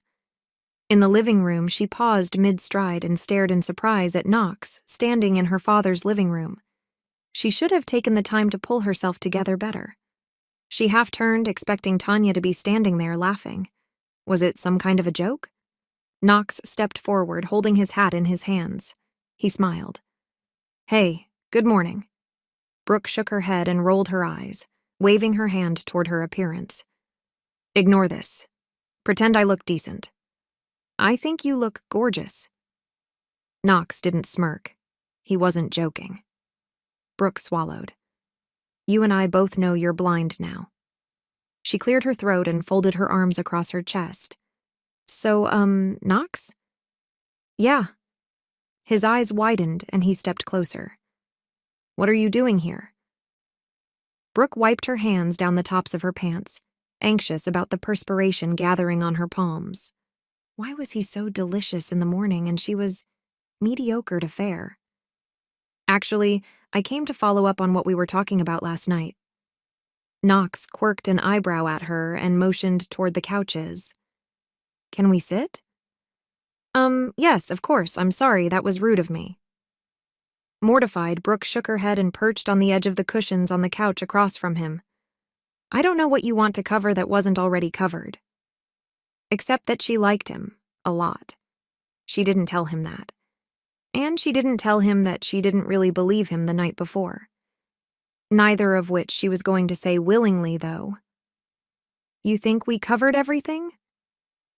Knox's half-smile distracted Brooke, and she blinked at him a moment. "Oh, I think so. Didn't we? What else is there?" Brooke couldn't think. She hated that she got nervous around the man. Why couldn't she talk to him like she talked to MT? And she hadn't even been emailing MT very long as it was. Knox did things to her insides. Being comfortable around him would be so much better. Maybe she needed to get through her head that things would never get to where she wanted them to be with him. That might make her feel better and more comfortable around him. "Well, I guess if you feel like we covered everything, then the only thing we need to do is set up a date that's just us, don't you think?" Knox sent her a knowing grin. Okay." Brooke rolled her eyes and then glanced toward the art room she should have been in rather than napping. "Here, let me get your opinion on something." She avoided talking about the date he kept bringing up. Pity dates, not her thing. "Okay." His eyebrows knit. Knox followed Brooke as she stood and moved across the room. She pushed open the door to the art room and let him in before closing it. In the center of the room, a large table had been covered with plywood and then covered again with a white plastic shower curtain. "Is that a tree trunk?" Knox stepped to the side, studying the shiny pieces of trunk and its cleaned roots. "Why is it so reflective?" Brooke laughed. "It's called epoxy resin. Here, let me lower it so you can see the rocks." She reached up, ratcheting the makeshift table a couple feet lower and glancing at Knox as the full top of the table came into view. He reached out, then glanced at her, his hand suspended in the air as if asking for permission. "Go ahead. It's dry." Brooke pressed her lips together and watched him slide his hands along the slippery surface of the table. What would he think of the art piece? She liked to work on pieces that were practical and beautiful. Nothing like being attractive and functional. "Wow, you made this?" Knox stared at the rocks set deep in the river Brooke had designed for the top of the table. She motioned toward the river rocks and small sticks of wood embedded forever in the resin. "Yeah, I found the rocks in the woods earlier this fall. I thought they were so neat-looking and I'd probably find something to do with them. A little bit of polish and they cleaned up real nice. Do you think it looks good?" For some reason, Knox's opinion mattered. She half held her breath. What if he said it wasn't his type? The piece was exactly something she would like. Having similar tastes to Knox meant something. She just couldn't put her finger on what. It's beautiful. Who are you creating it for? He raised his eyes to encompass Brooke with his gaze. For this client of Tanya's. I think she's working on your house and his. I've been trying to get to know him better, but it's kind of hard. I've never met him in person. Brooke laughed softly at herself. What would Knox think about her working on 2 projects? Did he even know that Tanya usually hired Brooke for specific pieces? Would he care that she was talking with another guy? He probably wouldn't care for a number of reasons, one being that she had just claimed them both as clients. Why would he feel jealous about another client? What she wouldn't give for someone to be jealous of her actions. Chapter 27. Knox had let the entire situation go too far. He couldn't claim Brooke's project as his, or she'd know he'd been lying to her all that time. He couldn't believe the table in front of him. She'd designed a masterpiece and somehow figured out exactly what he wanted. Shiny, classy, elegant. And she'd satisfied the setting that Tanya had described. He couldn't tell her that she'd nailed exactly what he wanted because she had no idea the client was actually him. He avoided her gaze as he studied the beautifully placed rocks down the winding river she'd created out of resin. How did you know what to do? I don't actually. I don't know a lot about him except the things I've gathered so far. I know this piece is rustic while also being contemporary.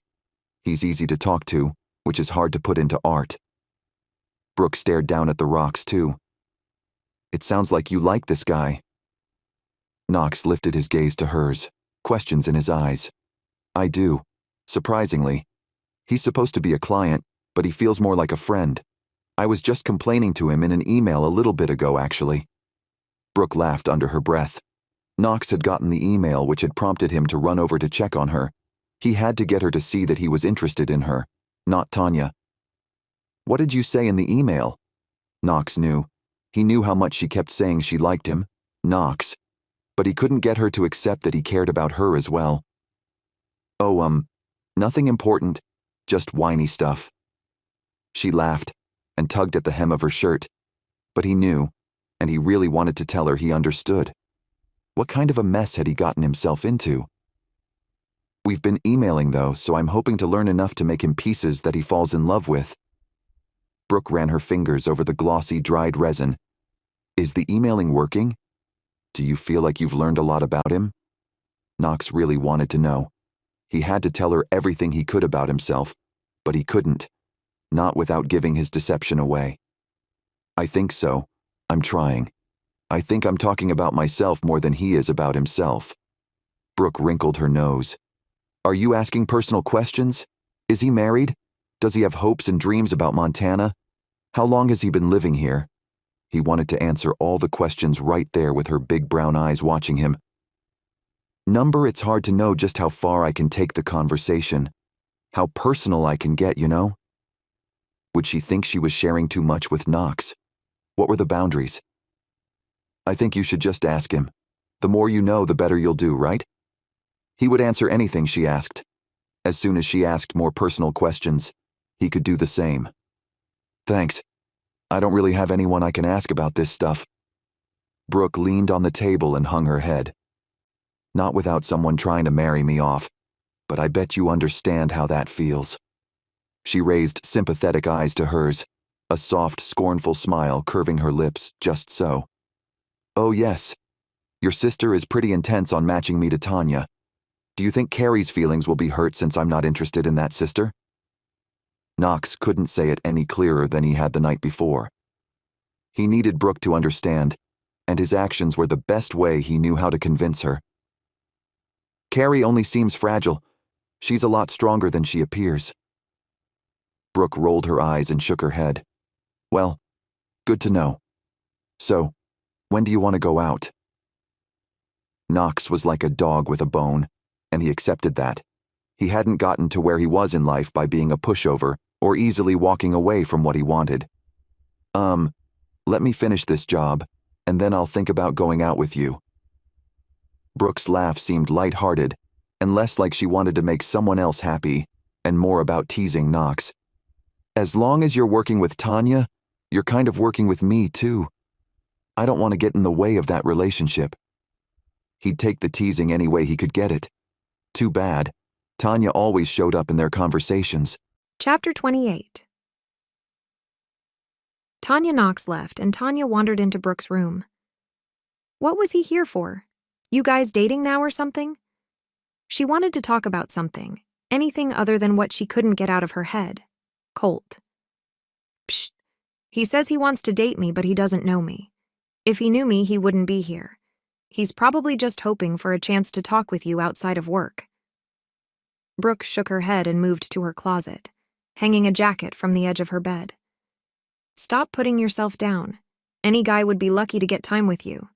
Knox knows enough about you to know he wants to get to know you better. I think that proves he's smart. Tanya moved further into the room and slumped onto the desk chair. How's the art coming? Do you have any samples I can take the client? Yeah, it's fine. I'll have 3 pieces for you in a couple days. Brooke turned and leaned on the bedpost. Let's talk about what happened in the cafe, though. That was pretty intense. Her knowing gaze stretched across the room. Tanya dropped her eyes, unwilling to face exactly what she was thinking. Yeah, it was pretty intense. What's going on there? Did you know he felt that way? Brooke wasn't going to let off, and Tanya was kind of glad, if she was being honest with herself. Number Colt doesn't know what he wants or what he's doing. In Alaska, we agreed it wouldn't be anything serious. Everything was supposed to be fun, that's all. And now, this. Tanya lifted her hands and dropped them to her sides. I'm not sure what to make of him at all. Well, he seemed pretty serious about it. He came all the way back, right? Brooke studied Tanya a moment in silence. Or maybe, Tanya, you're the one who doesn't what she wants. I saw the way he upset you. If you didn't care, you probably wouldn't have run away. You would have laughed the entire thing off. I was trying to give you time with Knox. Tanya licked her lips and raised her gaze in challenge. Brooke moved to sit on the edge of her bed and sliced her hand through the air. Don't give me that. There are other ways, and you know it. I think you don't want to be honest. You want to hide behind whatever facade you've got constructed. Whether you want to believe it or not, Colt came back to see you. No, he didn't. He came back for the wedding. Tanya shook her head. If he just came back for the wedding, he would have left by now. I also happen to know he'd already RSPV'd as not going to the wedding. I helped with the guest list, remember? All of those phone calls? Please. So he wasn't coming for the wedding. He came for you. He's staying for you. That scene last night at the cafe was for you, no matter how much you want to say it was for me. Brooke sighed, shifting on the mattress and tucking her hands under her thighs. Who is this MT guy you've got as a client? MT? Distracted from the Colt line of thought, Tanya blinked at Brooke. What was she talking about? Yeah, MT, the one you gave me the email address for? He and I have been talking back and forth, and I was wondering what you know about him. Brooke shrugged, her cheeks slightly pink. Didn't Brooke understand MT was Knox? Had they been talking and he hadn't told her yet? Tanya took a deep breath. He's a nice guy. I think you'd like him if you gave him a chance. She leaned forward, ready to take one to keep Knox's secret a little while longer. He had to be keeping it from Brooke for a reason. Tanya would have to find out why. What do you think I should do about Colt? Brooke's eyes widened and she nodded slowly. You're asking me. You must be desperate. She chuckled but fell silent while she thought. After a minute, Brooke nodded. Here's what I think. You should give it a try. He wants to be in a committed relationship, which is weird for Colt, let's be honest. Then give it a try. It might scare him off. It might be exactly what you're going all over the continent for. Tanya bit the inside of her cheek, staring at the ground of her sister's room. Was it possible that she needed to face what it was she ran so hard from?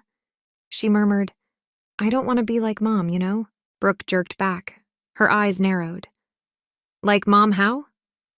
Cheating on your husband? Abandoning your children? Blackmailing your family and hometown? You're afraid you're going to do any or all of that? Brooke laughed and shook her head. Make the decision not to do those things and you won't do them. Mom chose to be that person. She made the continual decision to betray us over and over. All you have to do is choose not to. It's not hard.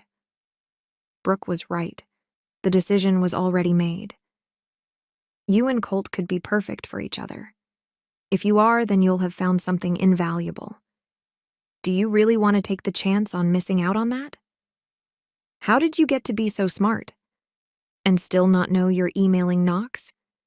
As soon as Tanya had a chance, she was going to confront Knox on his secret. I'm not smart with my own stuff.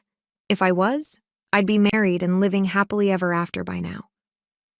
Brooke brushed off the thought, but there was something in her eyes that spoke of sadness and doubt. Tanya couldn't stand it.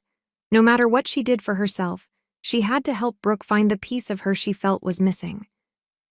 Isn't that what sisters did for each other? Chapter 29. Colt. Tapping his fingers impatiently on the upper curve of the steering wheel of his rig, Colt muttered at the car in front of him. Come on, lady, it's a right turn. Let's go. Normally he wasn't so impatient, but he'd gotten a text from Tanya. She wanted him to meet her in Mistletoe at the plaza, which wasn't as glamorous as it sounded with only 4 stores and a chiropractic office. Colt finally pulled into a parking spot and climbed out of his truck, scanning the lot and connecting streets for Tanya. She caught his eye, waving her hands at the door to the home store. Once she knew she had his attention, she dropped her hands and waited for him to stride up to her. You called. I came. What can I do for you? Colt couldn't help smiling at Tanya. She always looked like she was up to no good, but in a fun way. The woman had definitely edged herself into his heart, and he wasn't sure how to face that. Are you ready for our first date? Tanya tilted her head to the side, folding her arms across her chest, as if she offered him a challenge she expected him to decline. First date? Sure. I wasn't expecting that, though. What are we doing? Colt wouldn't turn it down. He just wanted a chance to prove to her that things could be different. He couldn't guarantee that they would be, just that they could be. We're going to go house shopping. Tanya turned and led the way into the home supply shop. Colt followed, furrowing his brow and glancing around. House shopping? I don't understand. I don't want a house yet. Exactly. Neither do I. Not yet anyway. But we need to see if we're compatible. So we're going to pretend that we have a house together, and then we're going to decorate it. Tanya grabbed a cart and pushed it ahead of her, looking at him expectantly. Did she think he was going to run away because she wanted to shop for some dishes? He could do that. They were just plates. Sure, we can do that. Then I'll take you to dinner. Shopping can make a person hungry. He grinned at her, pulling off his jacket and draping it across the seat part of the cart. He rolled up his sleeves to his elbows and rubbed his hands together. Where do we start? Tanya narrowed her eyes, like he wasn't doing what she'd planned. Okay. Let's start in the kitchen. She pushed the cart toward the kitchen section, her boots clapping on the tile floor of the store. She came to a stop beside a stack of boxes labeled with various pictures of dish collections. Which one do you like? Colt glanced at the boxes and shrugged. They're dishes. I don't care as long as they hold food. Tanya took a deep breath and turned to face him fully. That's a problem. I want you to care. This kind of stuff is important to me. I know it doesn't seem like it, but can you imagine eating off a black plate? Or a brown one? What about a purple plate? Colt pulled a face. Who would eat off a purple plate? That's weird. Tanya pointed to a box full of plum purple dishes and jutted her chin to the side. That is a box of purple dishes, Colt. You said you don't care, but if I got them and we were together, you'd be eating off them. Do you get it now? You say it doesn't matter, but when it comes down to it, it will, and it does. You'd be surprised at how just one thing can ruin an entire home, and when people are married and they live together, a piece of furniture can ruin everything. Trust me. Colt nodded slightly and turned to study the stack of boxes after her impassioned speech. If it was important to her, then it would be important to him. Fully black dishes, pass. Purple, already a pass. Cream with green tree boughs along the edges, not terrible. Plain white, actually kind of classy. Blue with white stripes, pass. He reached out and pointed toward a white style with a soft green feathery fern pattern along one side of the edges. I like this one. What do you think? Exasperated, Tanya glanced at the box, and then away, and then looked back slower. She studied it. Actually, I really like that one. Okay, so let's say we got that one. What else do we get? Well, I would think stainless steel pans to hang from the hooks above the stove next to our double oven. Maybe we have some of these towels. He reached out and rubbed his fingers over a soft linen towel. Fern leaves stretched across the pristine white material. We'll have these hanging off the handles of the dishwasher and the fridge, and maybe even in the bowl we use for the fresh rolls. Fresh rolls? You expect me to cook? Tanya smirked at him. Actually, I love baking. I'll be doing the rolls and probably cooking since I'm pretty picky in what I eat. I know food, and I know you don't, and I'm fine with that. Colt considered her. You're just testing me, though, aren't you? You want to see what I'm going to fail at. Tanya worked her mouth, but no sounds came out. After a minute, her shoulders slumped, and she nodded. You're right. This was all a test. I had no idea you know how to cook. She eyed him with what he couldn't define, but he hoped was slightly more interest. I'd like to volunteer to be a taste tester sometime. Colt laughed. That can be arranged. Okay, you wanted to do this test. Let's keep going. And they moved on, checking out various aspects of the inside of a home. I like the antler look. What do you think? Tanya pointed at an elk antler chandelier hanging a few feet above their heads. No self-respecting man buys antlers for his house. I'll hunt them, and you can do what you want with them. If we find sheds, then you can use those too. Colt huffed. Buying antlers? Who ever heard of such a thing? Tanya's smile spread wide, and she inclined her head. Nicely done, Colt. You passed one of the biggest tests I had. She winked at him and continued walking forward, leaving Colt to watch after her with a slight smile. What if I have a test for you? This can't be one-sided, you know. Colt caught up to Tanya and her as-yet empty cart. I like tests. Go ahead. Give me one. Tanya continued walking at a slow pace as she studied the items around them. Her confidence didn't waver. You don't think I'll have a good enough test, do you? It wasn't a question. Tanya was just cocky enough that she didn't seem worried about any test he might shoot her way. I just think you won't be able to stump me, that's all. Tanya lifted a shoulder and smirked at him. He reached out, laying claim to her elbow and pulling her back. His smile faded from his face, and Tanya looked up into his eyes, her own humor shifting into seriousness. Questions in her gaze prodded Colt further. He lowered his head, pressing his lips to hers in the center of the store. He didn't push for a deep kiss, just a touching of lips on lips, but that was enough for them to become even more aware of each other. Colt lifted his head, gazing down into Tanya's eyes. She blinked rapidly a few times, glancing around the store before returning her gaze to his. Was that my test? Number it was mine. Colt swallowed, still holding on to her elbow. My test is this. Where do you want to eat? Chinese. I want Chinese. Tanya answered without hesitation. She knew what she wanted and she stated it. Most women didn't do that. Chinese it is. Do you think I passed my tests? Colt adjusted the hat on his head as he released Tanya's arm from his grasp. He didn't like that he felt more affected by the kiss than she did. Actually, I'm still deciding, but your last one was very favorable. Tanya giggled. You might need a retest on that. Colt laughed. You're cheeky. I like it. You're bold, and I like that. Tanya reached down and laced her fingers with his and gently swung their hands between them as they walked toward the front of the store. Did I pass my test? Her wide eyes searched him like maybe she hadn't passed but was nervous to ask. Oh yeah, you're decisive. That's one of the best traits to have as a woman." Colt winked, moving alongside her. His entire being was aware of their connection, and he didn't want to scare her off or make her let go. Maybe Colt was convincing Tanya. Maybe she was convincing herself. He didn't care who was doing what.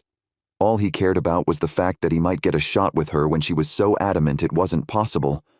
What if his desire to avoid commitment reared its head now that she wasn't pulling away from him? That wouldn't happen. He shoved the idea from his mind.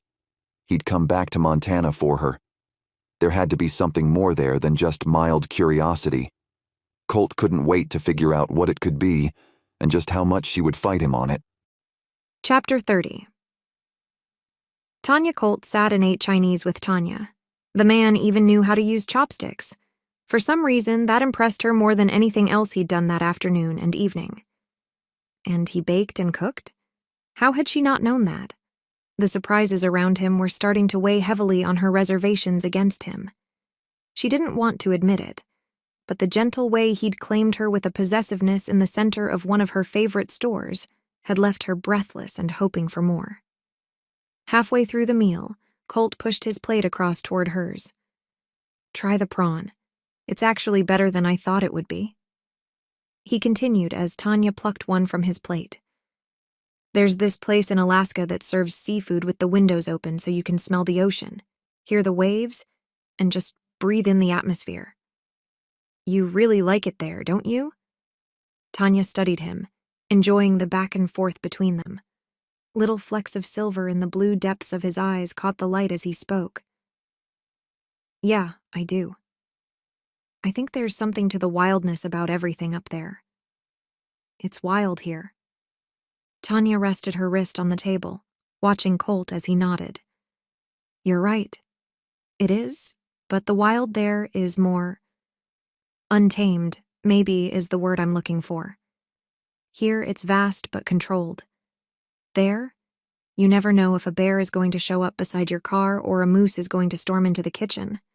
He laughed, sipping his water. "There's something chaotic about it, and it draws me." "Yeah, it draws me too. I don't know if I'd live there, but visiting was eye-opening. I'd love to go in the middle of summer where there's more sunlight." Tanya bent down, taking a bite of her sweet and sour chicken. "You would go back?" Colt's eyes widened, and he leaned forward. "Yeah, I definitely would. And she would definitely like to kiss him again." Would he take that as more than what it was? Because she wasn't ready to declare herself as pro-commitment, but she wasn't ready to say she hadn't changed her mind either. Maybe she could convince him to kiss her again, and that might help her decide. Chapter 31. David. Since marrying Elizabeth, David's world seemed to settle into nothing but understanding. He understood why his life had felt so incomplete. He understood why their matchmaking lifestyle and family careers were so important to other people. He understood why he'd always felt like his marriage to Jennifer had been lacking something: joy and love. Simple words with profound meaning. Standing and waiting for all of the members of both the Dean and Wilson families, his families, to join them in the sitting room at the Wilson home, David reached over and pulled Elizabeth against his side. She didn't resist, but went willingly under his arm and wrapped hers around his waist. Glancing up at David, Elizabeth murmured, "Are you okay?" "I'm better than okay." He bent his head and whispered, "Thank you for making my life whole." He kissed the top of her head and squeezed her shoulders tighter against him. She blinked and smiled as if surprised by his gratitude. Jennifer had always been annoyed with his small comments, but Elizabeth looked overjoyed. He'd willingly take the latter. Their children and their spouses continued filling the seats that had been added to the room, one by one as they filed in. "Is everyone here?" Elizabeth lifted her finger and started listing off the men in her family. "I see Austin and Samantha. Okay. Flynn and Kaylee just walked in. Roman and Taylor. Where's Brock?" "He said he'd be here but couldn't stay.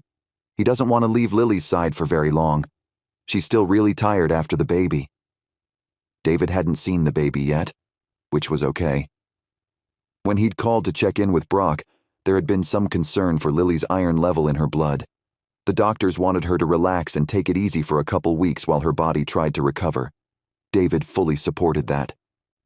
There he is. Okay, and we're looking for Levi and Colt. Elizabeth jabbed her forefinger into the air toward each of her sons when she said their name.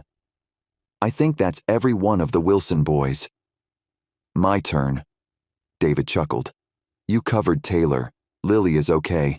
Maybe we should consider calling in with her. Tanya is over there. Kari and Nick, Amanda and Tommy. David was grateful Elizabeth let him count Amanda as one of his. That entire mess had been heartrending for all of them, but maybe especially hard for David. Where is Brooke? In the corner, Brooke folded her arms and leaned back in the high wing-backed chair she'd chosen. Brooke, check. Okay. I think everyone is here. David glanced at Elizabeth before stepping forward. It was amazing how steady she made him. Thank you, everyone, for coming. We know how busy you all are, especially as we're planning out the matchmaking seasons and we're closing out Christmas. Everyone has things going on in their lives, and we know how precious your time is. We love you, and we're grateful for all you do for this family. David smiled at his family in the room. They were all so important to him, and he wasn't sure how to tell them that without crying like a huge sap. Elizabeth stepped up beside him, taking his hand. David glanced at her, his heart swelling. This was necessary. It was important. And not just for David, but for Elizabeth too, and possibly the entire family, no matter how hard it was going to be to tell them. Is everything okay? Taylor spoke up from her spot on the couch beside Roman. You kind of have us worried. She laughed, but there was concern in the soft lilt of her words. Actually, we have an important matter we'd like to share and then discuss with you. David smiled gently at his oldest daughter. She'd been through a lot over the years, and he was so happy to see her in the life she'd finally chosen. I feel I need to tell you how much I love all of you. You complete our lives and are a joy to watch and interact with. There's nothing quite like being proud of your children, and you give us that joy abundantly. Elizabeth's strong voice joined his. We are so proud of each of you. David nodded. Thank you for being at our wedding and taking time out to be a part of that memory and event. As you know, the Deans and Wilsons are a longtime presence in this town, and we don't want that to change. But we do need to make some changes. He paused, looking around. Who would be the most upset? Who would be the least affected?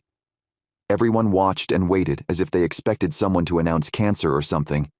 He better dispel any concerns immediately. Okay. Without pushing it off any longer for dramatic effect, we're looking to move out together. David smiled broadly, unsure if that was the best way to phrase something so important. Everyone stared at the older couple for a drawn-out minute, then glanced at each other like they were missing something. Move out together? You're married. Am I the only one who doesn't understand why this warranted a family meeting? Austin furrowed his brow, moving the toe of his boot up and down as it rested on his knee. Well, what I mean to say is, we're moving out of the current ranches we own. We'd like to buy something else somewhere in Mistletoe's vicinity. We don't want to live at his and her houses anymore. David wasn't sure how else to spell it out. What's wrong with the ranches you have? Can you guys just pick one and move into it? Levi folded his arms across his chest. He'd been the most reluctant to their marriage and all the changes taking place over the last year or so. This is important to you, Levi. This is your home base as you go and do the things that you're busy with. But Elizabeth stepped forward, out from beside David. She looked at each person in turn, the silence as she did so gentle as they waited. We need you to look at it from our perspective. If I live in the Dean Ranch as my home, Jennifer will always be there.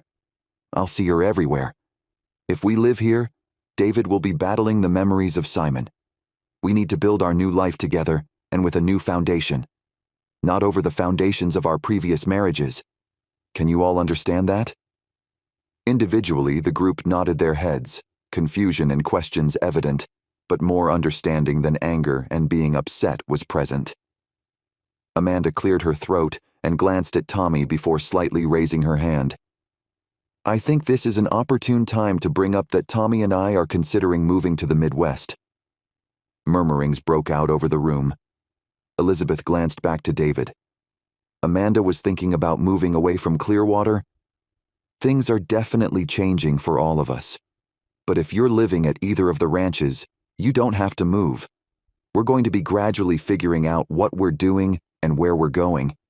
If any of you want to consider taking on the ranches as your own homes, we would be happy to talk about that possibility.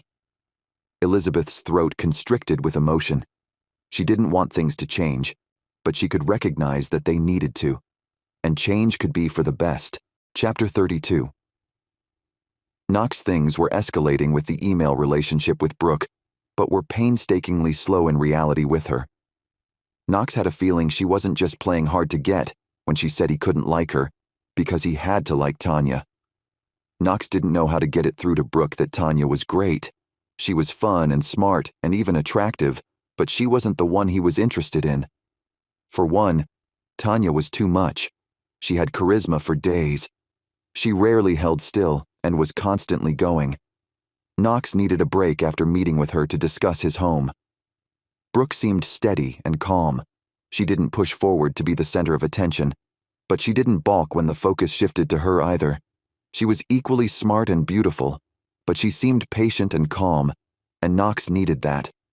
He rested his head against the cushion of the couches, trying to focus on the movie he'd put in while waiting for the snow to lessen. Since Tanya pointed out so many things in his home, he couldn't look around him without being slightly irritated at the painted logs. She'd been aghast, and the more he looked at them, the more upset he became. His computer sat open on the table a few feet from him. He'd completed work about an hour before, and he just wanted to ignore anything and everything, except Brooke. He would love a chance to see her again, even if she didn't know which guy she was seeing, MT or Knox. As if his thoughts of her had conjured an email, his inbox dinged. It could just as easily be related to work, but Knox hoped not. He opened his inbox and grinned at the email header before he clicked on it. Subject: Family can be high maintenance. Hi MT, I'm venting. Get ready for this. My family is making a big deal about my newly married dad and his wife wanting to move into a new place. I get why they don't want to live in the homes they previously shared with their spouses, which were not good people, if I'm being honest. I'll tell you about those debacles another day. Essentially, no one is sure what to think or what to do, and I'm surprised. I live at one of the homes and I'm not upset. But some of the kids are, and they have homes of their own. I'll lose my home at some point because of this decision, but they won't. Why do people worry about things that shouldn't matter to them, do you think? Everything just seems so unsettled, and it's hard to understand. Anyway, thanks for listening. Brooke. I'm sorry that's happening. I never understood the need for people to be in others' business. It seems like a lot of stress to worry about what others are doing instead of just focusing on oneself. Hang in there. Everything will work out. MT. Yeah, I know you're right, and I'm so sorry. Please forgive me for being so unprofessional. You're entirely too easy to talk with or email, and that has gotten you my confessions late at night instead of what we're supposed to be sticking to. Brooke. Brooke, I think it's safe to say we're past the professional point of this relationship. I'm glad to be able to be here for you when you need me. Don't apologize. I like emailing with you too. MTHQ. Okay, if that's true, and I'm not above calling you out on lying, lol, then tell me something personal about yourself. Are you married? Do you have kids? What do you do for a living? Tell me something personal so it's not just me crossing the line of impropriety. B. No, I'm not married. No kids. I want to be married and have kids, but far too few women actually want that these days, it seems. Okay. You want something personal. Here's a little thing I'm dealing with right now. Give me your take on it and tell me what to do. I like this woman. A lot. I like her so much, in fact, I feel like I'm stalking her, which is quite a blow to my self-esteem. Even for all my attempts to get her attention, she doesn't even know I'm alive. What do I do? MT. If I didn't know you actually have a house separate from the ranches, I'd say you sound like one of the Wilson men after my sister, which I hope you're not interested in any of my sisters, married or not. But back to this woman. Have you told her you're interested? B. Definitely. I've told her, and she doesn't get it. She argues with me, which is infuriating. She pushes me away when I think I'm making headway. Do you think I should just give up? Number, I don't think you should give up, but at the same time, I wouldn't leave anything to question the next time you see her. Make it very obvious that you care and that you're trying to get her attention. Women aren't as all-knowing as rumor would have it. Sometimes we're just straight-up obtuse. I'm going to take your word for it and give it another shot. I'll keep you updated. Thanks. I'd like that. I'm not going to lie, and it might be the late-night talking, but I'm mad at this woman for not being receptive to you. You seem like such a great guy. If it was me, I hope I'd recognize you for who you are and snatch up the chance to be with you. Sending this before I chicken out and don't. Knox laughed at her last night. Brooke. If she only knew she was the woman he was talking about. Odd how she had no problem being open and hopeful with him on email, but in person, she pulled back like it wasn't a possibility. Well, he'd take her advice, and he'd pin her down and tell her all about how he felt. Because the more he got to know her in email and in person, the more he was starting to realize just how empty his life really was. Brooke might be exactly what he needed, and if he didn't make it clear, she might push him away for good. Chapter 33. Brooke. The first few pieces for MT's house were done. Brooke studied the antler shed lamp with its angled bone and the light drilled into the base, like the light was part of the horn. The table with the rocks was her favorite, though. Knox had seemed to really appreciate that piece. Knox. What was Brooke supposed to do about him? She was immensely attracted to the man. He was everything she pictured when she thought of Montana and home. Knox embodied all of the cliches of the quintessential cowboy, and he defined some of his own factors. Plus, he looked at her like he didn't want to look away, which made her insides fluttery. And kissing him. Yikes. She didn't want him to stop. But she couldn't get the idea that Carrie had matched him to Tanya out of her head. That meant a lot in a family full of matchmakers. What they did was a gift. They all knew the importance of being matched to the right partner. What if Brooke messed that up? What if Carrie had matched Tanya and Knox because that's who they would be happiest with? What if Colt and Brooke were just getting in the way of their perfect future lives? And MT.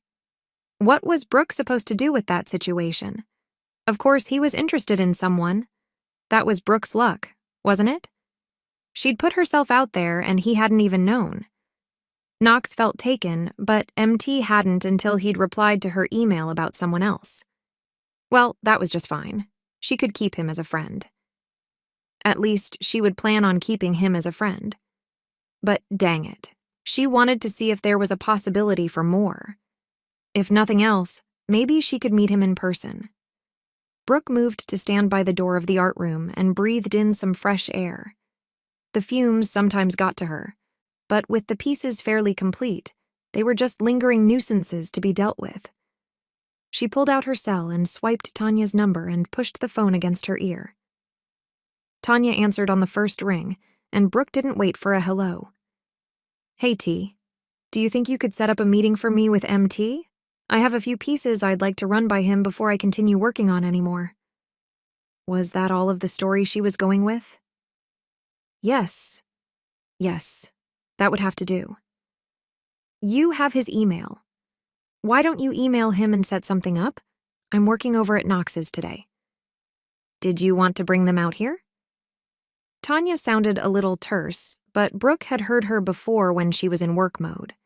The tone didn't bother Brooke. No, that's okay. I want to get these approved before I start working on Knox's stuff. When you get a chance, I'll need to go over with you what he's looking for his place.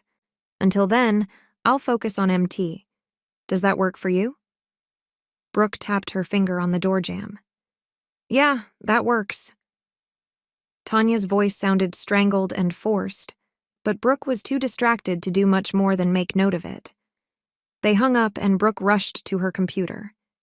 "MT, I have some pieces finished for you. I'd like to get your approval before I move on to the other pieces on Tanya's list for your place. Do you have a time we could get together? It would be at the cafe in town. They have a great conference room in the back. I can wheel these pieces inside. It's better to see the pieces outside of their intended setting so you can focus on the items. Let me know. Thanks." Brooke. Would he be available? Maybe he'd had a chance to talk to that woman. Part of Brooke wanted the other woman to tell him definitively that she wasn't interested. Maybe MT would consider Brooke, but at the same time, she didn't want to have to choose between MT and Knox. Even though she didn't feel like she had a certain chance with Knox, at least this way, MT was making the choice for her. Wow, she sounded selfish. Brooke, that sounds perfect. Does tomorrow afternoon work for you? MT. Brooke's eyes widened and she jumped up and down. She was going to meet him, in person. Would they have a connection like they did in email? She didn't want to think that was the only way for her to have a connection with a man. In fact, if she thought too hard about that possibility, she got really down. She didn't want to only have a connection with a computer. The next day? She could do that, but she couldn't help the nerves fluttering in her stomach. Tanya jutting her jaw to the side, Tanya hung up the phone with Brooke and turned toward Knox, folding her arms across her chest. He glanced at her, his eyebrows knit together. What's that look for? I was keeping my mouth shut because I thought maybe you were just biding your time telling Brooke who you really are. But she's invested in you as this other guy, MT. Want to tell me why I shouldn't expose you to her? Because I don't want my sister hurt. That doesn't help anyone. Tanya wasn't in the mood. There was too much uncertainty in her life as it was. Why would Knox lie to Brooke? None of it made sense. His eyes widened and he put the trim sample down he'd been inspecting. Look, Tanya, I'm not trying to hurt Brooke. She won't listen to me as Knox. She thinks you and I are supposed to be together because Carrie said so. We even kissed and she hasn't been entirely open-minded about us going out again. She's comparing herself to you, even in the emails she writes to MT. He reached up and rubbed his hand down his face, suddenly looking very tired. It's not that I want to hurt her. I'm falling for her, but she won't let me in as Knox. As MT, sure, but she also thinks I'm interested in another woman. Hold on. Knox held up a hand as his phone dinged. He pulled it out and swiped the screen. She just sent me an email asking me to meet her. Accept and tell her the truth when you see her. Tanya shook her head, watching as Knox replied and then put his phone away. You can't mess with my sister's heart. I'm not going to stand by while that happens. I understand. I know I've let this go on long enough. I'll take care of it. He nodded, his shoulders back. Good. I don't want to have to tell Brooke for you. That wouldn't look good. For Tanya either, since she'd let the lie continue as long as it had. Studying his forlorn expression, Tanya cocked her head to the side. You really like her, don't you? Yeah. More than she'll let me, unfortunately. Knox offered a sad smile, sitting in the chair nearest him at the table. He leaned forward, resting his chin on the hand braced by his elbow. Don't give up. Brooke is one of my favorite sisters. She wants love more than any of us, and I know she likes you. She only makes the same eyes she makes at you at a good plate of mashed potatoes and gravy with chicken. Tanya chuckled. Tell her the truth and I'll make sure and talk with Kari. This can't continue. And talking with Kari would have to take place immediately. The last thing Tanya needed was Kari getting in her head about Colt needing to be with Brooke. Later that afternoon, Tanya found herself in the bakery, leaning against the counter while talking with Carrie following a mini-rush. Carrie, why do you think Knox and I are a match? Tanya dispensed with the small talk and cut right to the chase. She didn't have time to beat around the bush. She just wanted to know how to solve it. Carrie turned from the sink, wiping her hands in the cloth at her waist. I don't know. He needed an interior designer. It seemed pretty convenient. You know? Tanya blinked at Carrie. That's it? Well, he's really handsome too, and charming. Is there something else you need? Carrie wrinkled her nose. I'm sure has money. He can afford you, so I thought that would be enough to start. Honestly, I thought maybe there was more to it than just that. I don't like knocks like that. Brooke does, and I need you to fix what you've got her convinced of. And Brooke and Colt aren't a match. Tanya didn't want to get mad, but that last fact was the most important one, at least to Tanya. I just thought since Colt and Brooke were both single, they'd match well. Carrie offered a grimace and then sighed as her shoulders slumped forward. I'm not good at the matchmaking thing. Since I found my happy ever after, I'm not really in tune with all of this. Plus, I've been so busy with the bakery, I feel like I've lost my touch. Not that my touch was ever as good as Lily's or Taylor's. Oh, for the love of mistletoe, Carrie. Tell Brooke you don't know what you're doing. She's about to lose out on a great guy because she thinks he's supposed to be matched to me, which is ridiculous. Tanya slapped her hand against her thigh and narrowed her eyes at her sister. Some people's kids. Okay, I'll fix it with Brooke. And if you really like Colt, Tanya, then you need to go for it. Stop letting your fear get in the way. Carrie shook her head. Wait, I didn't say I like Colt. Tanya swallowed. She didn't need everyone poking their noses into her business. It would just make things harder when it came time to really decide what she was doing. Please, anyone can see the way you look at each other. Plus, I know you. You're not the type to stick around when things look hard. Kari shrugged. Sorry. When Tanya should have been offended, she wasn't. Why get upset at the truth? She just wanted to know if she stood a chance at changing the traits about herself she hated the most. Chapter 34. Lily's eyes snapped open and she inhaled like coming out of water. Why was it so quiet? She'd been deep asleep and suddenly realized it was quiet. There was no one else in the room breathing. Was Cullen still breathing? SIDS flashed through her mind. What if he choked on Spit Up? He was just brand new, too little to save himself. Lily sat upright, checking the attachable bassinet within arm's reach from where she slept. But he wasn't there. To her left, Brock wasn't there either.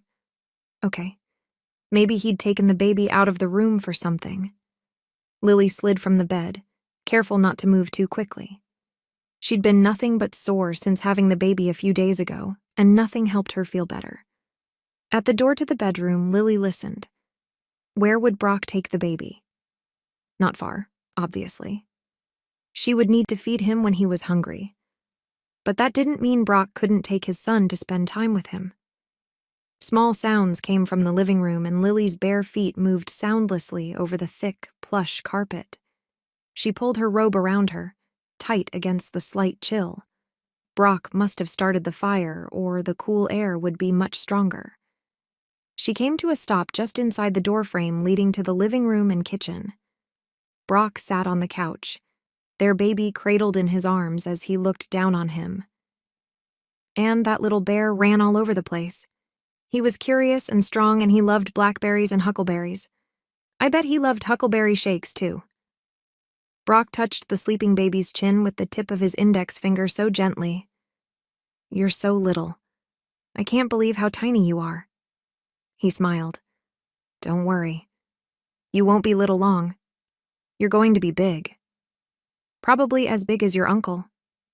Maybe even bigger than me. He chuckled, his broad chest shaking with the movement but not waking the baby. Lily's heart warmed. If something happened to her, Colin would be in great hands. She moved quietly to Brock's side and sat beside him, resting her hand on his arm. He smiled and offered the baby to her. Did you need him? No, his dad has him. She smiled softly at the two most important guys in her life. She took a deep breath and exhaled with a smile. You know, you're a great dad already and you haven't even had a chance to change a diaper yet. Brock raised an eyebrow. What makes you think that isn't the first thing we did this morning? You were out cold and he started fussing. I changed him and he went right back to sleep. Lily's mouth parted in surprise and she lightly tapped his shoulder, following his example of keeping her voice low. Good for you. Now, I know you can do it. You're hired. Lily grinned when Brock glanced over his shoulder at her in alarm. Pulling Colin closer to his chest, Brock leaned back, his arm against Lily's. They both looked down on the baby. You did good, honey. He's beautiful. Brock raised his gaze to hers. How are you feeling? Still sore. Do you think this is normal? Lily's worry wouldn't stop. Things had been too hard for her to get pregnant. Something had to be wrong on this end. It didn't make sense that it wouldn't be hard. The iron deficiency met her expectations. Something else needed to go wrong. That's just how things went for her. She was looking for the next thing to go wrong, and she didn't want Brock to know that. Well, you can ask Taylor. She's been through it a time or two, but think about what you did. You created a baby and pushed him from your body. That's not going to be easy, and I'm sure recovery isn't expected to be back to normal in a couple hours. Give yourself a break. If you're worried, we can check with the doctor. I'll call her right now if you want. Brock studied Lily's face, earnest with wanting to take care of her and make her feel better. She shook her head and cuddled closer against his side. No, that's okay. I think I'm just worrying right now. I'll wait and see what happens. But she couldn't shake the feeling that something was wrong. Something felt off, and she didn't know what it was. How did she explain that to her husband who wanted to fix things? He would want to fix whatever it was, and he'd get frustrated when he couldn't fix it for her. How could he fix what even she wasn't sure was broken? She smiled at him and leaned her cheek against his arm. He turned his attention back to the baby and gently brushed his fingers over Colin's head. I can't believe how soft he is. How little. Colin looked even smaller in Brock's arms. It was hard to imagine that one day Colin would be as big as his father. Lily hoped that day didn't come for a long time. She might only be able to have the one baby, and she wanted to enjoy him as much as possible. She wished she could have a girl too, but she didn't want to be greedy when her blessings were already more than she deserved. Chapter 35. Tanya Knox had better straighten up. That's all Tanya could think about. If she thought about the Colt situation, she might go a little insane. But even the mere mention of Colt's name brought up all the confusion and uncertainty, but at the same time the hope and excitement. Why did she have to be so torn up about Colt? Why couldn't it just be an easy decision? Yes, she would love to go out with him. She'd love to get to know him better. But she didn't want to start down a road she wasn't willing to finish the journey. What if she got attached to him and actually wanted to commit, and he didn't? That was probably the biggest fear for her. He wouldn't want to commit to her after she opened up and she would be hurting. The pain. That's what she needed to avoid. The possible pain of being abandoned. Again. Like her mother had left all of them. Could she survive another incident like that? She wasn't sure. But with the way Colt affected her, she might open up more to him than anyone else in her past, and she didn't want to do that. Vulnerability wasn't her thing. Her phone rang as she finished doing a load of dishes at her father's house. Or, whose house was it at that point if Dad didn't want it? Tanya swiped her phone screen. Hey, Tay. Hey, I was wondering if you'd be willing to watch the kids tonight. It won't be long. I need to run out to the B&B while Lily is down with the new baby. Sure. I was just sitting here whining about the boring life of being single. Tanya laughed, wiping down the counter with her free hand. Just you wait. You'll be married off in no time. Carrie told me what happened at the cafe. Those Wilson men and their blue eyes will rope you in so fast. Go ahead and ask me how I know. Taylor's tone was clearly teasing, but Tanya couldn't help feeling like a band had tightened around her chest. What if he wanted commitment like the other guys had and she didn't? Worse than her ending up hurt would be him turning up hurt because of her. She didn't want to hurt him. That scared her worst of all. And if she worried about hurting him, then that meant she already cared more than she should. Chapter 36. Colt pulled some soda from the fridge and carried the bottles to the front living room. He offered one to Levi sitting on the couch and then sat in the chair opposite his brother. "Why aren't you out chasing the fillies?" Levi crossed his ankle over his knee and eyed his older brother with something similar to suspicion in his eyes. Colt sipped his pop and then half shrugged. "I think I'm over the chasing." Levi's grin grew slow but steady before he laughed out loud. "That's funny. We're Wilsons. We're never done with the chase." "Yeah, actually quite a few of us are done with the chase." Colt shook his head, turning his gaze to stare into the wood fire burning on the far side of the room. "Please. You and I both know Austin, Brock, Roman, and Flynn are the exception. We're the last two, Colt. Odds aren't in our favor that we're going to be anything less than what Dad was." Bitterness dripped from Levi's words. Glancing at Levi sharply, Colt narrowed his eyes. "I'm nothing like that, man. I'm not saying you are. I'm saying it's likely that you are. That's two different things." Levi drank some of his pop, then continued. "Look, I'm just saying, what are the odds? What is the likelihood that you and Tanya aren't going to end up like our parents? And yeah, I'm including her in this. Her mother isn't any better than our esteemed father. She was part of the equation. What makes you think Tanya, who has never been interested in commitment before, is suddenly going to change her nature and be less like Jennifer?" Levi's tone wasn't offensive. He sounded matter-of-fact more than anything. "I don't think that's fair. Simon was nothing like us. He wasn't faithful. Don't you think he made a choice? I don't think decisions are genetic." Colt gritted his teeth, oddly angry at what Levi was saying. "They're not. But the proclivity to be similar to your parents is high. Why would you think all of his sons would be the marrying type?" Levi leaned forward, setting his drink on the coffee table and bracing his elbows on his knees. "I don't think we are the type to get married, but I know I want the freedom to consider myself that way. If you don't, that's you. And who said commitment needs to be marriage?" Colt leaned back, tension tight in the back of his neck. He didn't want to be there arguing and defending his interest in Tanya. "Did you ask Roman these things when he and Taylor got married? Or Brock? Or Flynn? Or Austin? Why are you doing this to me?" "Because you and I are the most alike. We're similar, Colt. I just don't want you getting your hopes up only to realize it's not us." Was Levi being magnanimous, or was he trying to instill in Colt the same feelings in him so Levi wouldn't be alone? Or wrong?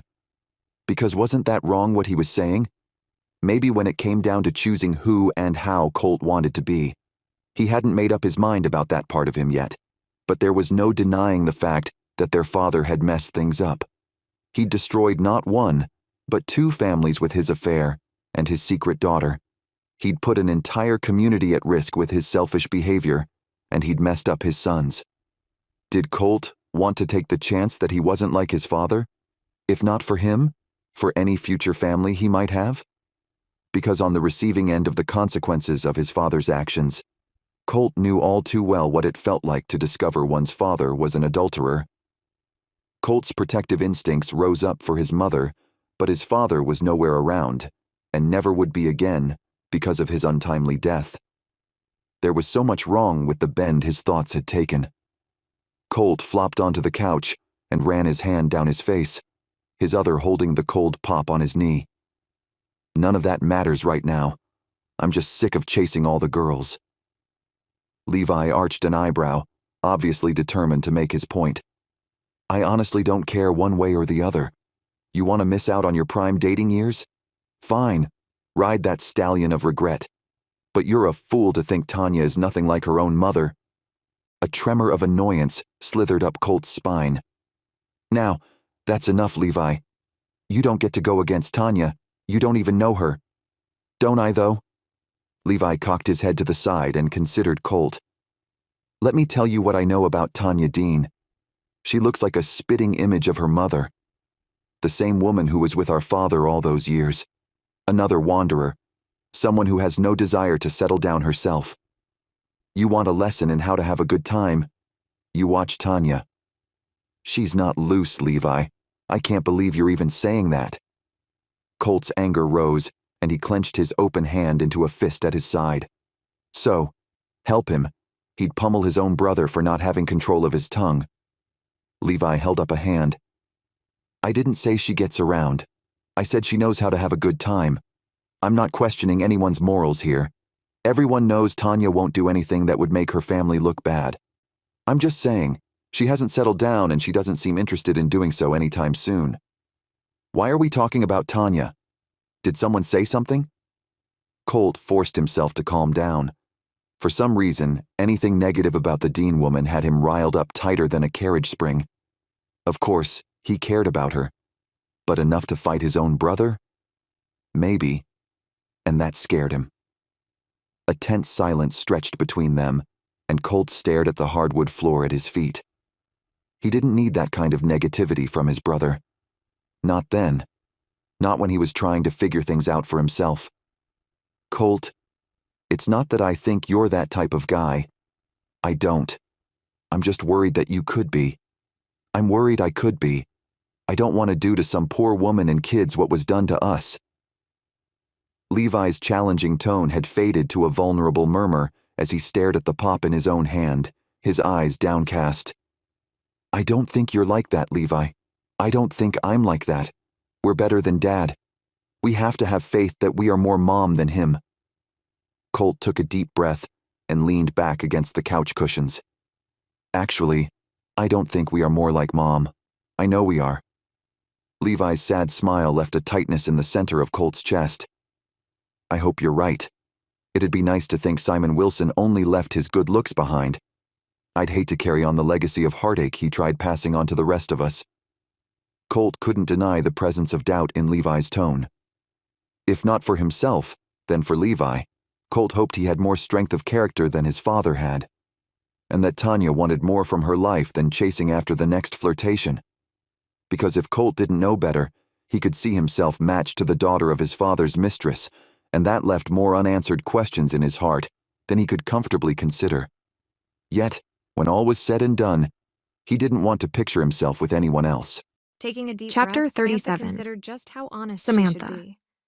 After a As if second, she overnight, realized there Samantha's should only be realtor honesty business had between taken them. off and she wasn't sure Not that was a she good didn't thing. know that already. Starting to grow a family But with she had to Austin was remember taking it more and time keep and things energy as than straight she'd thought between she'd them as need. possible. Add to that the pregnancy care. of her female I best honestly friend, want to and be Samantha wherever was you busier are. than she I normally don't need liked to be anything during the special. winter months. Not yet, anyway. She stretched forward, She grinned leaning and across the winked as desk she in her added, office as she tried to "But find I a would never momentary turn down relief a for her hot tight tub or a muscles. walk-in closet." The phone rang and she picked it up without too much Austin's thought. chuckle warmed her. Samantha. I'll make Hey, sure to always supply I'm one or outside. the other, if You want to not let me both. in? But I feel the same Austin's way. teasing tone never Which failed to actually leave her brings me to my slightly next breathless with question. anticipation. What do you think about Amanda Of course, and I'll be Tommy's right there. announcement? Have they She had asked you already to list crossed the halfway property? across the office building. Samantha shook her head. She jumped from her seat so fast. They're not selling In the family seconds, land. she stood at the front door, Amanda was telling unlocking me the that since twist she bolt paid it and letting off Austin and it was a inside. great anchor place for them. They hung up their Even if they phones do and decide Austin to wrapped move, his arms they around can her. keep it available up here After for a when they minute, he return. released her from his hold They and might pulled do back. half years in both places, but You okay? essentially this is home. Long day? And they're not leaving it permanently. Samantha nodded and sighed, turning I so her see. arm was in They're his just as they supporting made his their way grandmother? back to her office. I understand that. Yeah, I definitely Family feel the pressure loyalty from is your parents' important. recent announcement. Austin nodded in Austin agreement. set the paper back Cutting on the more desk meat as from he the two nodded slices and on his watched her plate. take her seat opposite Do him. you think you'd want He to motioned move out toward of the the bag area? and grinned. Was that worry I in had his to get eyes? some meatloaf from the cafe. Samantha shook her head. Danica is cooking again, and I know you love her I'm serious potatoes. when I say home is wherever you are. Ooh. I don't need Samantha's to move. eyes widened We as she can, watched if you Austin want pull the to, food from the bag. But I'm happy here. Thank you. Mistletoe is I'm home so and all of hungry. the people here are our family. As if to testify to the truthfulness of her statement, Samantha's belly grumbled. She rolled her eyes and laughed.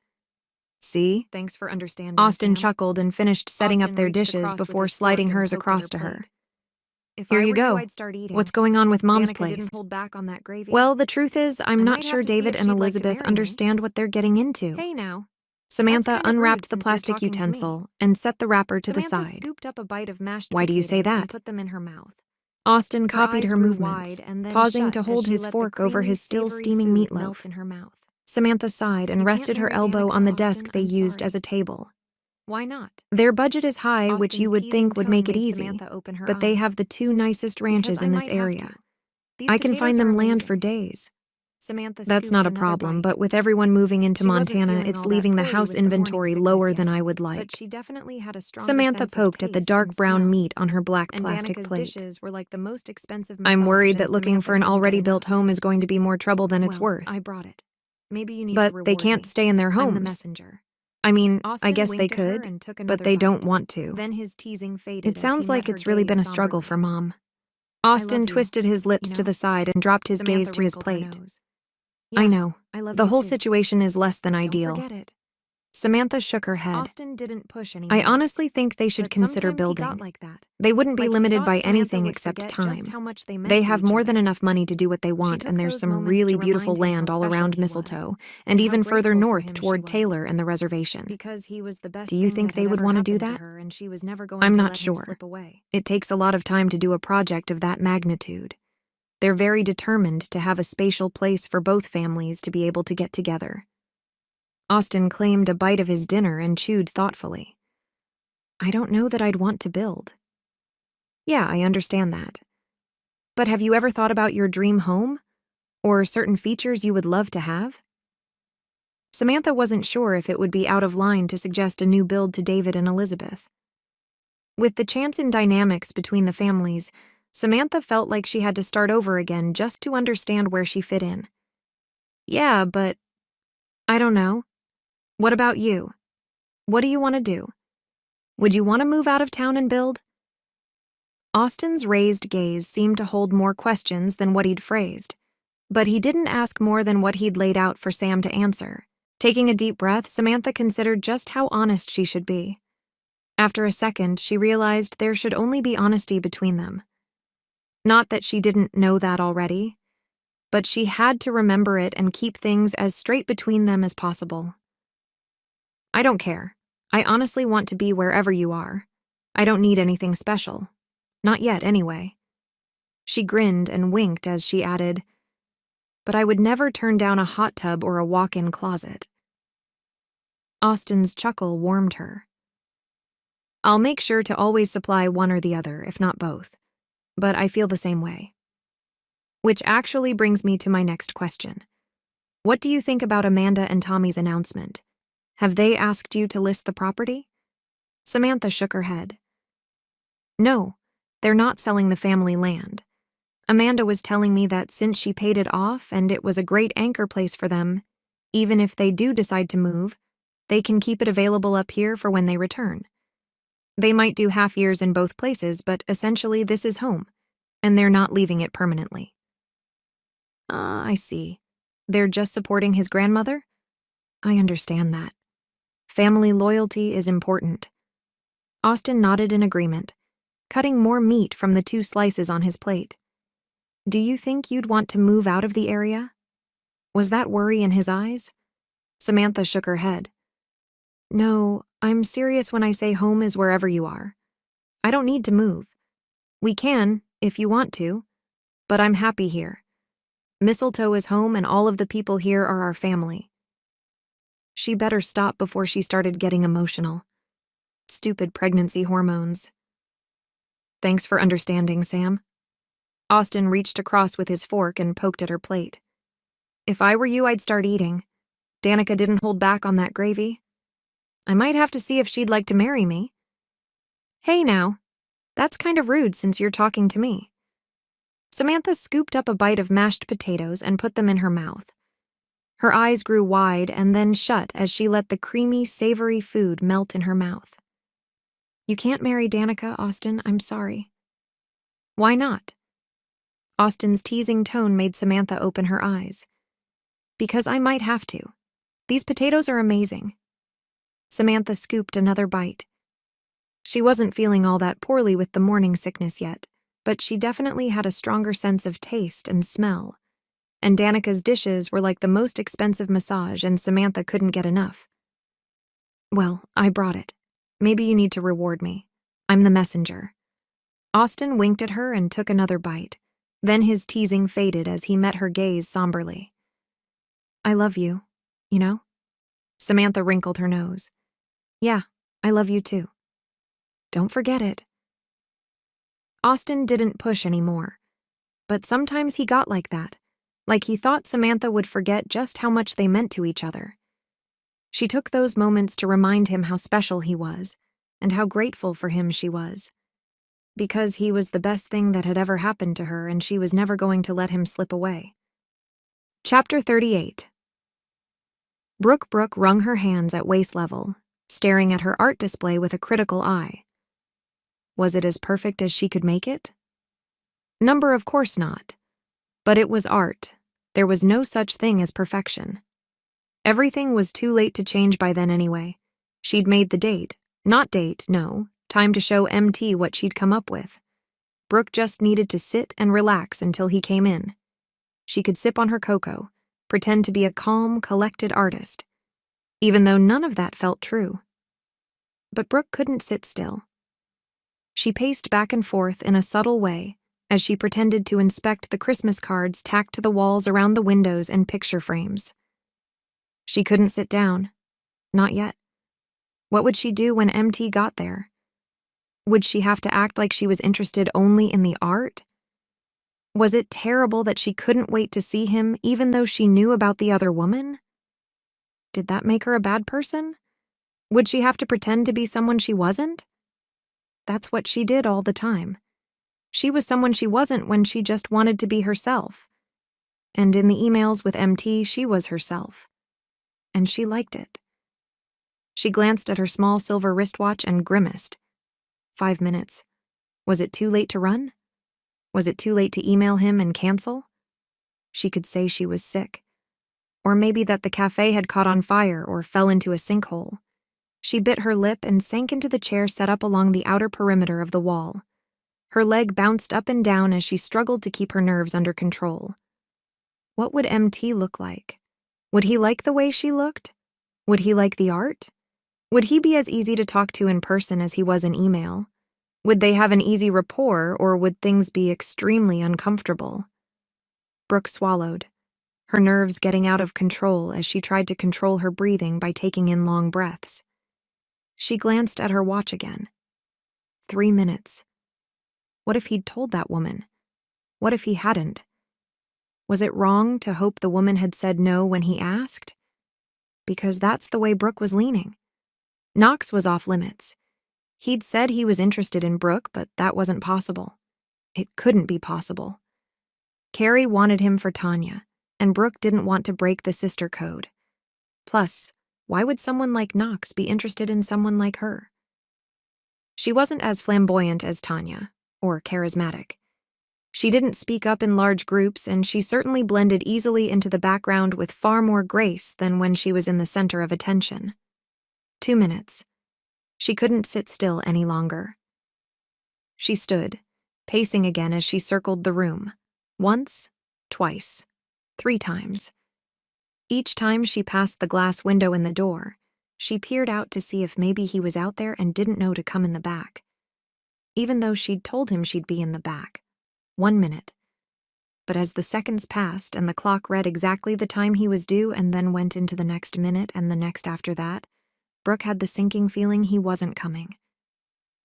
She pulled out her phone and checked her emails. Nothing. He hadn't texted her or emailed her to cancel. There was no communication from him. Nothing. Maybe he was just late. That was a very real possibility.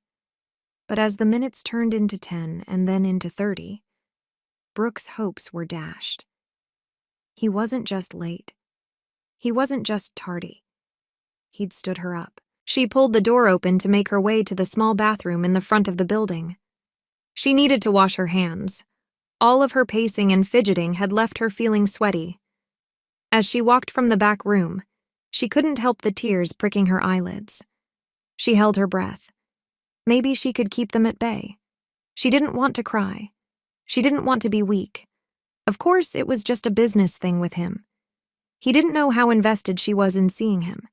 He had no idea that she'd put on her best shirt and skirt or that she'd curled her hair just so. How could he? He'd told her he was interested in someone else, and she'd read more into their art showing than was actually there. This was on her, and she knew it. In the bathroom, she washed her hands and then used cool water to dab at the warm skin under her eyes with hot tear tracks nudging her makeup down her cheeks. She grabbed some paper towels and wiped her face, unable to do anything about the reddened skin around her eyes and the red rims making her eyes look bigger and glossier than normal. One of the best things about this? No. There was nothing good about what had just happened.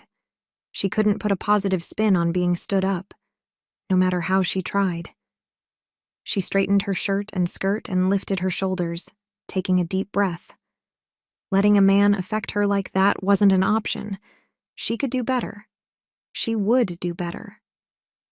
Raising her chin, Brooke met her own gaze in the mirror, grateful when her eyes narrowed just a bit with renewed strength. She could do whatever she needed to. MT hadn't made her any promises. She needed to keep that in mind. She nodded with a tight jerk at herself as if the pep talk were given by someone else. She swung the door open, striding out into the foyer of the cafe, and smack into Knox's broad chest. Brooke pressed her hands into the front of his shirt as she steadied herself to prevent her from falling. Ducking his head to see her better, he grabbed her wrists, keeping her in place. "Whoa, you okay?" Brooke lifted her gaze from where her hands clutched at him to find his own eyes peering intently down at her. She swallowed and nodded slowly. "Yes, thanks." But there was something in his eyes that made her shake her head and the tears come fresh to her eyes. "Number, I'm not. Why do you have to see me like this? You?" She jerked back from him and dashed her fingers under eyes. Those infernal tears. She wasn't going to cry, but she was. She turned and fled back to the conference room, the only private space in the cafe. Away from Knox, from the missing MT, and away from the embarrassing tears she'd shed at Knox's feet. Maybe she needed to move away to escape the humiliation. Chapter 39. Knox Brooks' touch branded him through his shirt, even as she ran from Knox like she had demons on her heels. Tears. He stared after her, wondering at her tears. She'd been upset. Was it possible he'd hurt her by not showing up as MT? He wanted to matter to her, but not as someone other than himself. And MT wasn't him. Well, it was him, but it wasn't. She flirted with MT, but with Knox, she tried to steer clear because of some ridiculous matchmaking superstition holding her back. Knox swallowed, glancing around to see who had witnessed what had just happened. No one cared. He adjusted his hat and followed Brooke back to the conference center. He couldn't tell her he'd been sitting there in the front of the cafe since 10 minutes before their meeting. He couldn't tell her it took everything in him not to walk back there, because she'd know it was him. And for some reason, he didn't want her to know.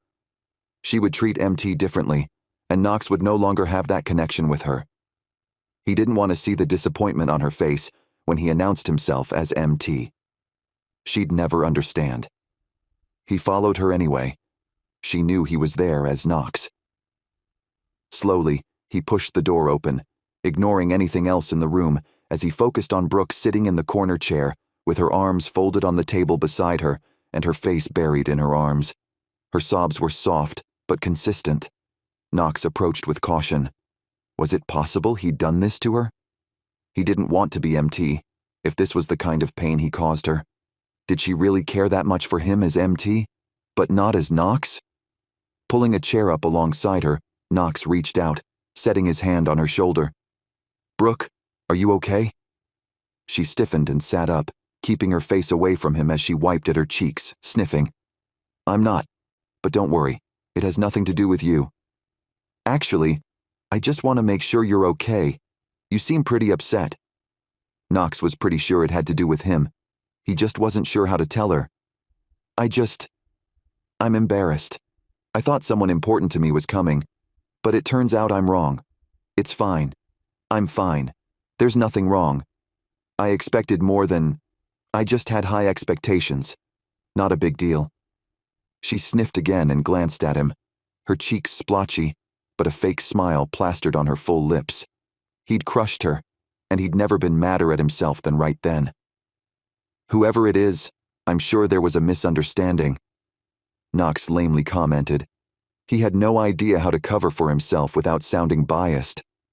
Plus, he didn't have a reason, not an acceptable one besides nerves and a desire to keep the two parts of himself separate in her eyes. She huffed.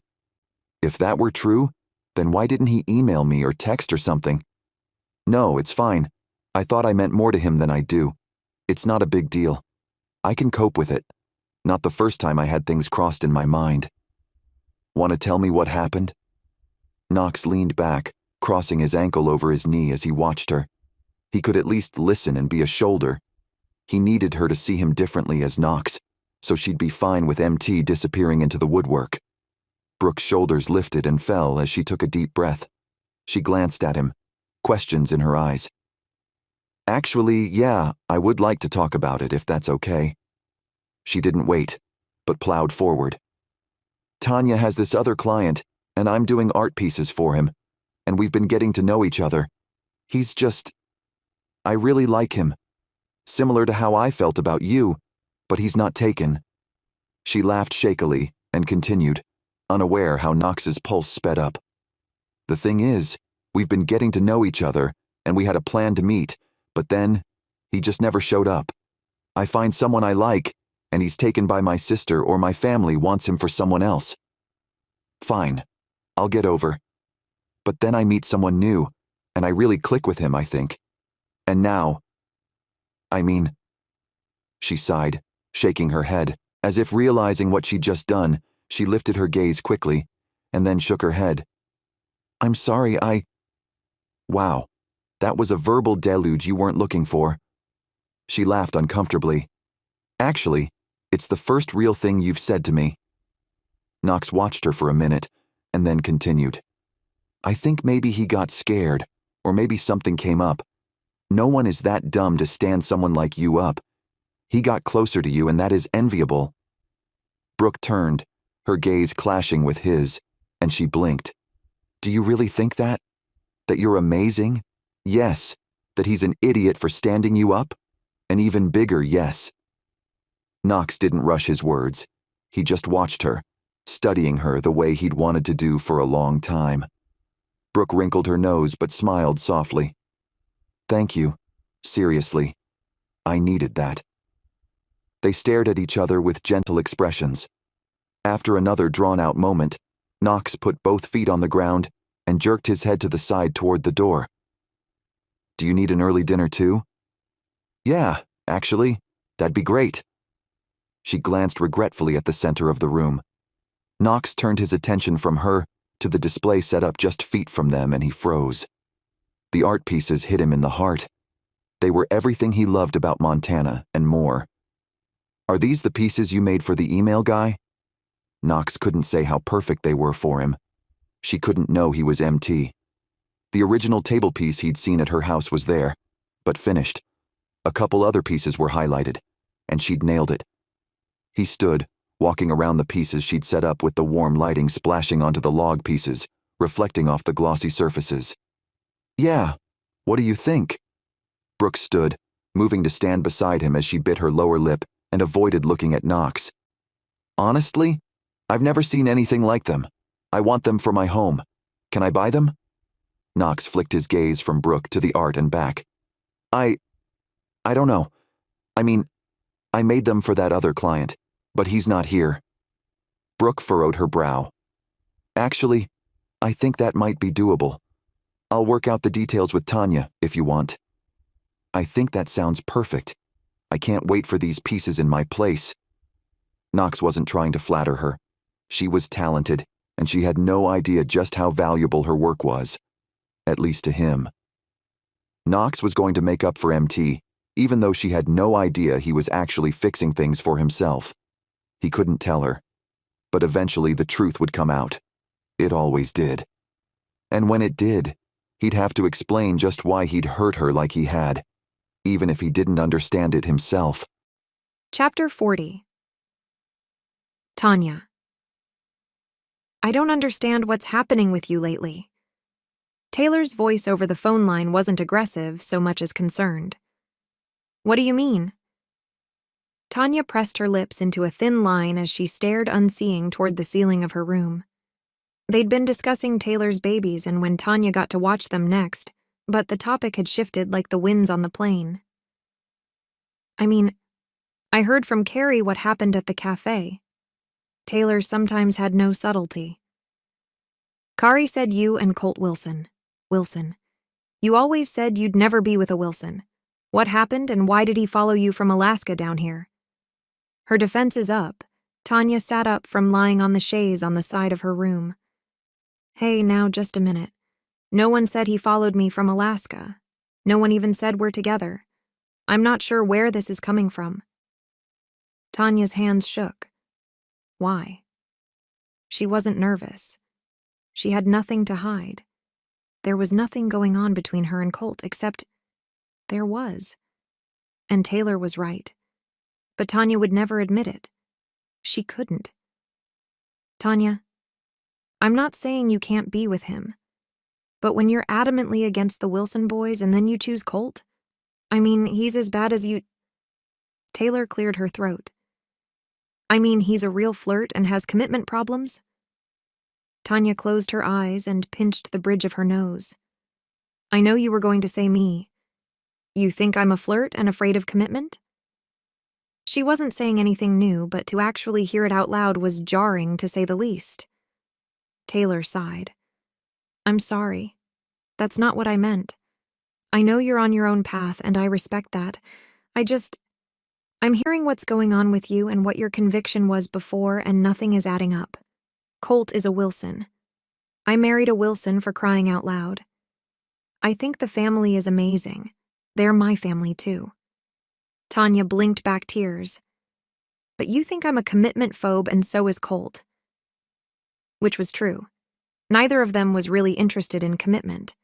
Why did Colt think he would suddenly change his stripes? What happened if Tanya actually agreed to commit to him and the chase was over? What then? Would he get bored, and things would go from fairy tale to nightmare overnight? I hear what you're saying. I get it. Tanya swallowed. I better get going. I have some work to do on Knox's place. She rushed through the pleasantries and ended the call as quickly as she could. Dropping the phone to the small table, Tanya leaned to the side and rested her head on the wingback of the chair. Even though she knew Colt was a Wilson, she seemed to be having a problem seeing it. He was a Wilson. She was a Dean. They were trouble waiting to happen. And as if her thoughts had conjured him, her phone vibrated on the stand beside her. His name flashed on the screen. Even with their acknowledged problems with commitment, Tanya had to give it to Colt. His dogged persistence deserved respect. He didn't know when to stop. Tanya shifted her gaze from the phone to the window. She couldn't answer. She wouldn't answer. She owed it to herself to leave the commitment option out of the equation. No matter what, she had to protect herself. And commitment to Colt Wilson wasn't going to save her heart any pain. But even knowing that, what kind of a person was she for ignoring his advances when she knew deep down that she cared? The worst kind, obviously. Chapter 41. Colt. Colt stared at the phone face as he lowered it from his ear. Tanya hadn't answered. He wanted to give the situation the benefit of the doubt and consider she might be busy. She might not have heard the phone ring, or maybe she wasn't even around her phone. He could even go with that. He could text her a message, call her back, or check in on her later. But that didn't feel realistic. After the conversation he'd had with Levi and the way Tanya had been acting lately, Colt wasn't sure that was the logical way to be acting. Because when it came right down to it, he had the sinking suspicion Tanya had told him no more than once, and he wasn't listening. He was choosing to be unsure and uncertain, and that just didn't fit with who he was. Because of his stubbornness, he might be chasing the uncatchable prey. Did he think that was possible? Did he think he was some kind of Casanova who could change anyone who didn't want the same things as him? Wandering out of the room he used when he was in town at his mother's, Colt jerked his chin up as he passed by Levi standing by the sliding back doors. I'm probably going to head back to Alaska in the next day or two. Did you want to go this time? Levi glanced over his shoulder, his arms folded, his brow furrowed, but he seemed to force a smile. Good for you. I'm not looking toward Alaska. There's a place in Wyoming I wanted to check out. If you want to join me that direction, you know you're welcome. Colt took a deep breath and leaned his hip against the edge of the kitchen counter. Thanks. I think you're right about everything. I need to keep things in perspective. Perspective. How is it fair to go from being happily single and working the plethora of single women to wanting commitment with the one woman who wanted a relationship even less than he did? How was that fair? He could guarantee one thing had happened from the entire situation. He wasn't going to treat women so cavalierly any longer.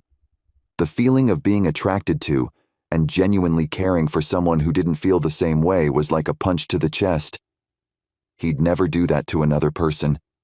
Either he was genuinely interested in more, or he wouldn't string them along. I think there's a lot to be saved by getting out of here. Not that you asked me.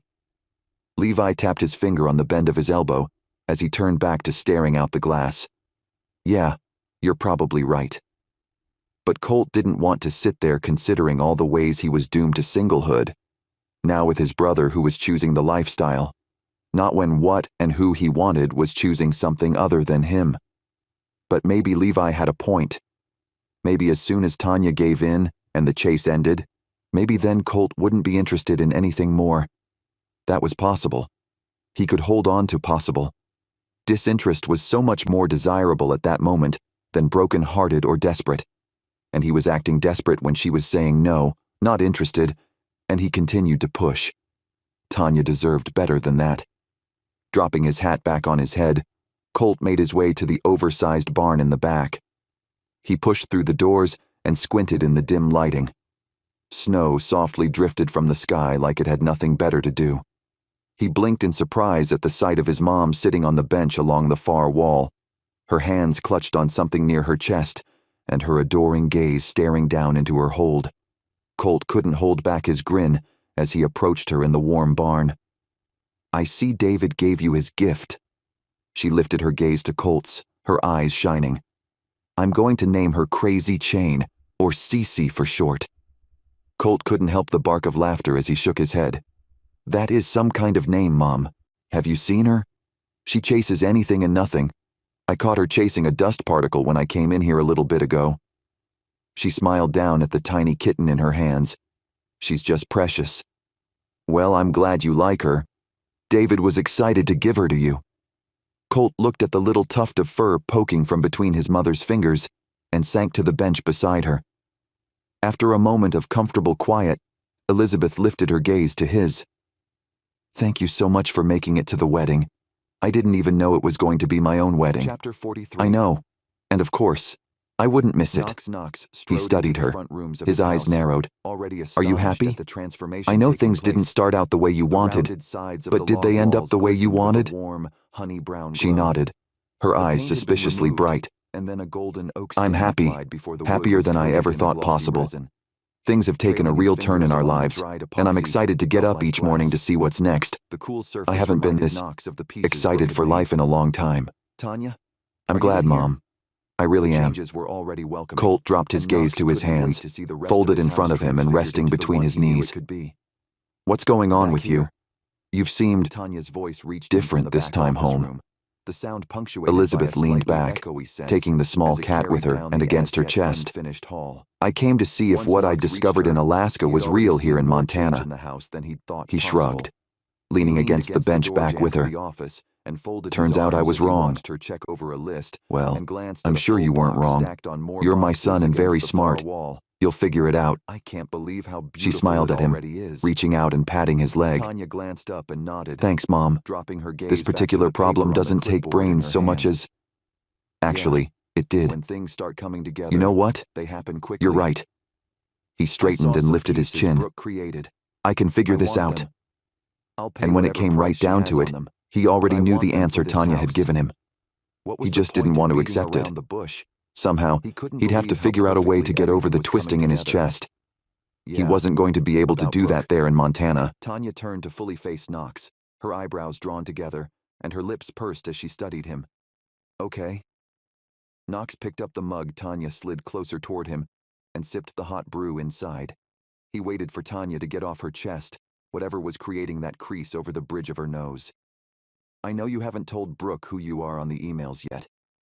She half lifted a shoulder in a shrug that was both questioning and sure at the same time. Knox nodded slowly. You're right. She doesn't know it's me. Why didn't you tell her? Tanya's eyes widened, and she lifted her eyebrows, folding her arms across her chest. Point taken. I didn't tell her it was you at first. I thought... She shook her head and sighed. I thought you would come clean at some point. I didn't think it would carry on this long. What do you want me to do? Knox knew what he should do, but he wasn't sure it would give him the results he wanted. Tanya moved to stand at the window, clutching her clipboard like a life preserver. She stared outside for a moment and then turned back to him, her chin lifted with determination. The truth. She needs to know the truth. In all actuality, she deserves it. If you won't, I will. Knox held up a hand and shook his head. Just a minute. Kari is still trying to push us together. He moved his hand between them. You and me. I'm not interested. You're not interested. I'm not even interested in pretending there's a possibility simply to protect your sister's sensitive matchmaking confidence in her obviously misconstrued skills. I'm having a heck of a time convincing Brooke that just because people aren't matched, it doesn't mean they can't be together. She thinks you and I are destined for each other simply because Carrie says so. He shook his head. Yeah, my family is pretty convinced in matchmaking. Tanya sank onto the nearest seat and leaned back, staring toward the ground, deep in thought. What's so frustrating about all of this is Kari isn't supposed to be pushing us together anymore. I don't know what else to do to get this mess straightened out. Well, I'm going to tell you. I know what I want. I'm not willing to give that up just because your sister tells me I should. Knox moved to stare out the slider, watching the shadows shift in the snow outside. What? You want Brooke? You don't even know her. Tanya's gentle scoff seemed to have more hidden behind what she insinuated. I know you're just sticking up for her, but I would be willing to bet I know her better than most of you do in your family. He and Brooke had been emailing back and forth like longtime pen pals for a while, and he looked forward to her emails more than anything else. Chapter 42. Levi Colt gave Levi something to think about, and the idea wouldn't leave him as it pestered about his thoughts the rest of the day and into the evening. After dinner, Levi made his way to the barn, pulling out one of his favorite mares, Ms. Jazzleduck. You ready for a ride? We'll keep it short. He didn't want to take the animal far from her warm stall, but at the same time, he needed to get on the horse and ride, even if only for a short time. He tacked her and climbed on, wheeling her from the barn and out the slightly open doors, which swung shut easily with the right momentum. Ms. Jazzleduck plodded along with a sweet disposition, even with the gently falling snow. What was with the dark feelings in Levi's chest? Was he out of line feeling the way he did? He didn't think so. He wanted to be wrong. He'd never wanted to be wrong about anything more his entire life, but all the signs pointed toward him being right. His father hadn't been faithful. With 5 brothers, the chances that none of them would turn out like Simon were slimmer than the hair on an ant's head. At least one of them would be like Simon. Levi didn't see their father's disposition in Roman, Brock, Austin, or even Flynn. Flynn might have been the closer of the 4 to be like Simon Wilson, but when he got married, Levi knew he'd overcome the Wilson side of his heart. That alone should have given Levi hope that becoming nothing like his father was possible. But for some reason, it left him feeling more hopeless. More like he was fated to be the one exactly like his father. With Colt talking about following his heart and going after Tanya, Levi's feelings of bereftness and ill-fated loneliness only grew stronger. He didn't want to be the only one wandering life alone, but things were looking more and more like he was doomed to that existence. Maybe Colt had the right idea. Branching out from Mistletoe on a more permanent basis might be exactly what Levi needed. In any event, he needed something different because he wasn't doing anything that was going to give him different results from what he lived with. Life could be redundant, but loneliness wasn't something Levi wanted to get used to.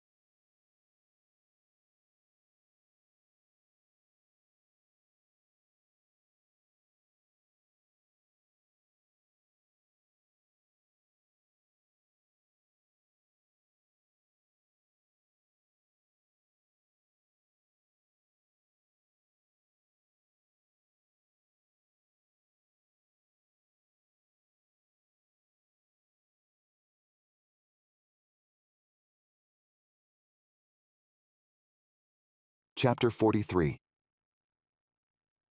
Knox strode into the front rooms of his house, already astonished at the transformation taking place.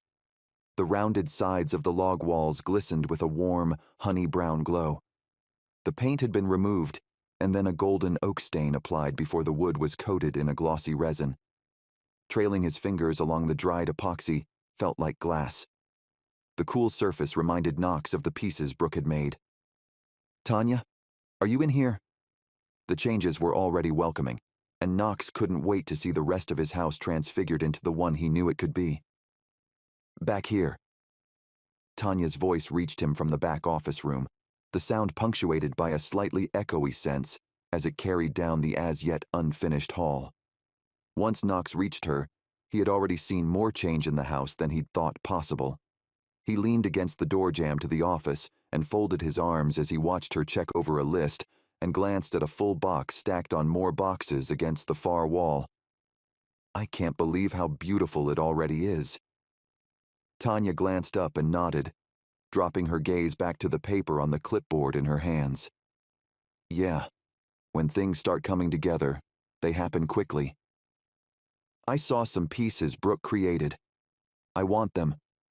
I'll pay whatever price she has on them, but I want them for this house." What was the point in beating around the bush? He couldn't believe how perfectly everything was coming together. "Yeah, about Brooke." Tanya turned to fully face Knox, her eyebrows drawn together, and her lips pursed as she studied him. "Okay." Knox picked up the mug Tanya slid closer toward him and sipped the hot brew inside. He waited for Tanya to get off her chest, whatever was creating that crease over the bridge of her nose. "I know you haven't told Brooke who you are on the emails yet." She half lifted a shoulder in a shrug that was both questioning and sure at the same time. Knox nodded slowly. "You're right. She doesn't know it's me. Why didn't you tell her?" Tanya's eyes widened, and she lifted her eyebrows, folding her arms across her chest. "Point taken. I didn't tell her it was you at first. I thought—" She shook her head and sighed. "I thought you would come clean at some point. I didn't think it would carry on this long. What do you want me to do?" Knox knew what he should do. but he wasn't sure it would give him the results he wanted. Tanya moved to stand at the window, clutching her clipboard like a life preserver. She stared outside for a moment and then turned back to him, her chin lifted with determination. The truth. She needs to know the truth. In all actuality, she deserves it. If you won't, I will. Knox held up a hand and shook his head. Just a minute. Kari is still trying to push us together. He moved his hand between them. You and me. I'm not interested. You're not interested. I'm not even interested in pretending there's a possibility simply to protect your sister's sensitive matchmaking confidence in her obviously misconstrued skills. I'm having a heck of a time convincing Brooke that just because people aren't matched, it doesn't mean they can't be together. She thinks you and I are destined for each other simply because Carrie says so. He shook his head. Yeah, my family is pretty convinced in matchmaking. Tanya sank onto the nearest seat and leaned back, staring toward the ground, deep in thought. What's so frustrating about all of this is Kari isn't supposed to be pushing us together anymore. I don't know what else to do to get this mess straightened out. Well, I'm going to tell you. I know what I want. I'm not willing to give that up just because your sister tells me I should. Knox moved to stare out the slider, watching the shadows shift in the snow outside. What? You want Brooke? You don't even know her. Tanya's gentle scoff seemed to have more hidden behind what she insinuated. I know you're just sticking up for her, but I would be willing to bet I know her better than most of you do in your family. He and Brooke had been emailing back and forth like longtime pen pals for a while, and he looked forward to her emails more than anything else. Chapter 43. Knox strode into the front rooms of his house, already astonished at the transformation taking place. The rounded sides of the log walls glistened with a warm, honey-brown glow. The paint had been removed, and then a golden oak stain applied before the wood was coated in a glossy resin. Trailing his fingers along the dried epoxy felt like glass. The cool surface reminded Knox of the pieces Brooke had made. Tanya, are you in here?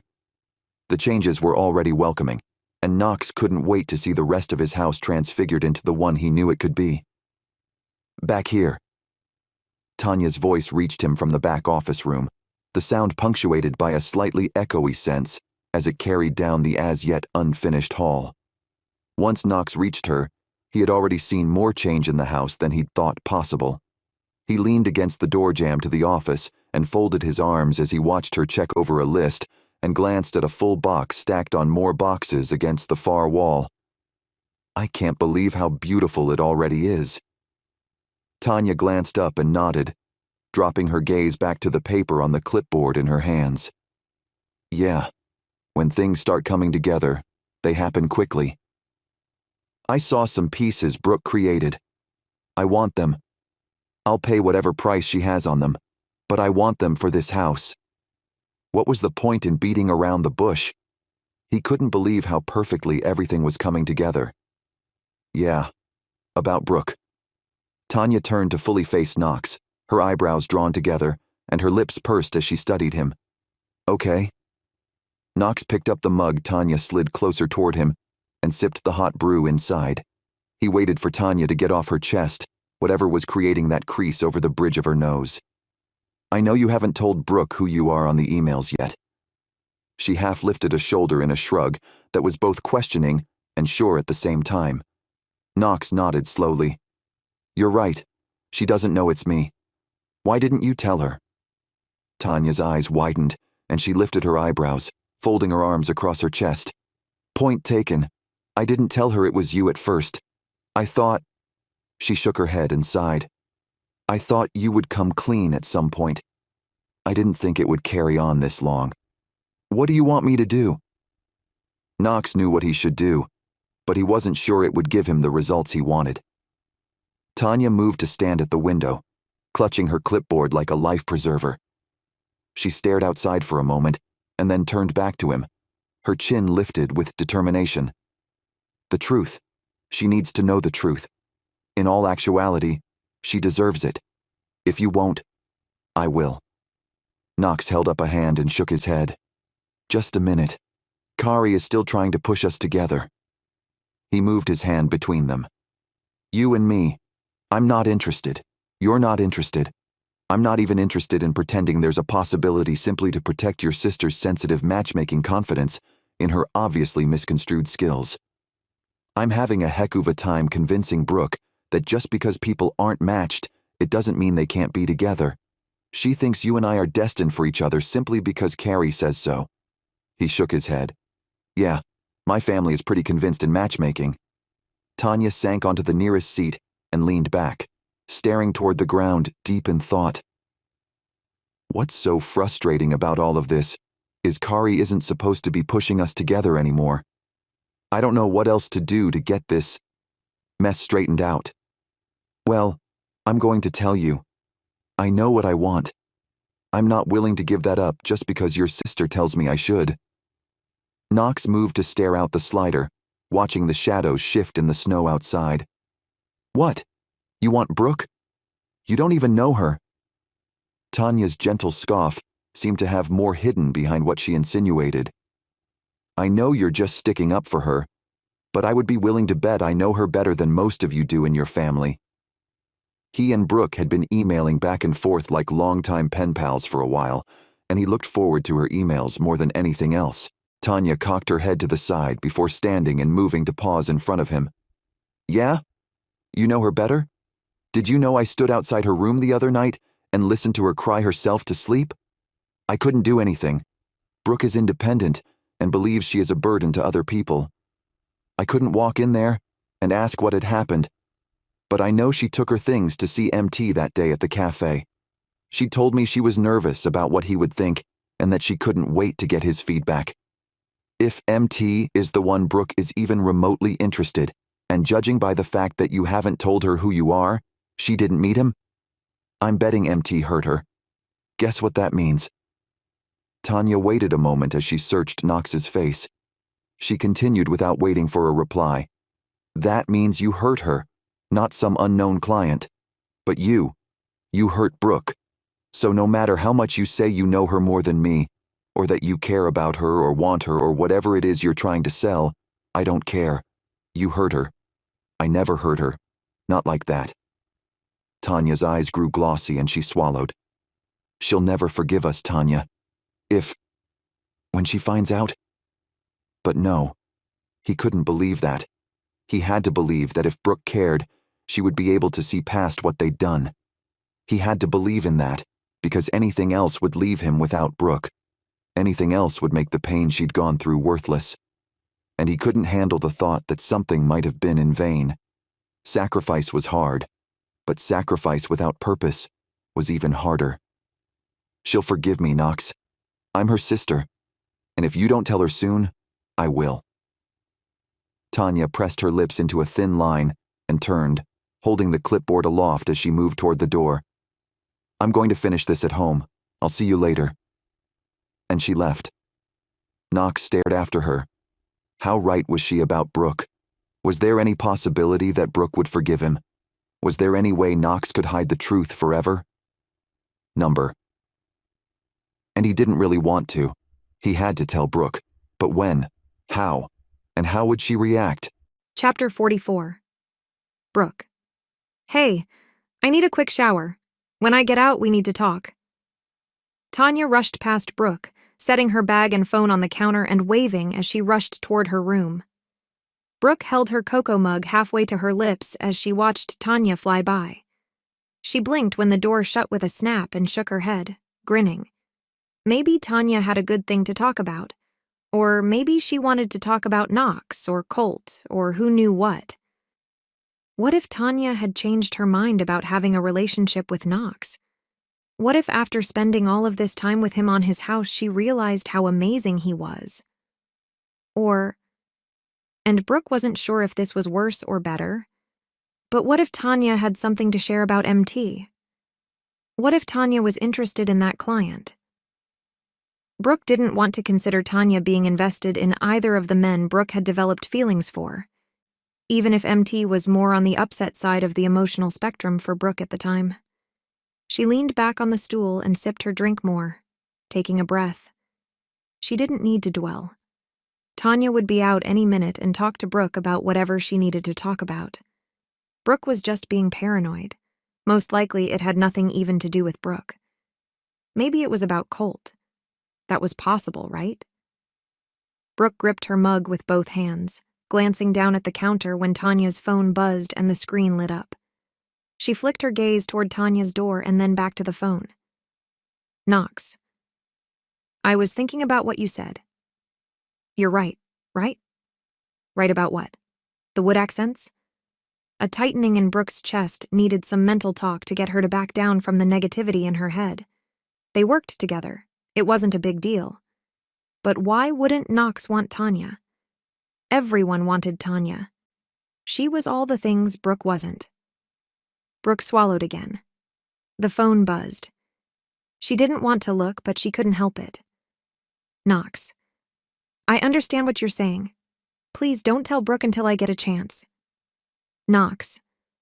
I don't want her mad at you. This isn't your fault, it's mine for letting it go on so long. Knox. I'll tell her, I promise. Brooke set her mug down with exacting calmness onto the counter in front of her. She lifted her hand to her throat as if she could anchor herself in the pounding pulse. Tanya was hiding something from Brooke? With Knox? What if... Brooke closed her eyes, breathing in as deep as she could through her nose. She didn't want to think the possibilities were more than potential. But Brooke had to be honest with herself. She had to own the reality.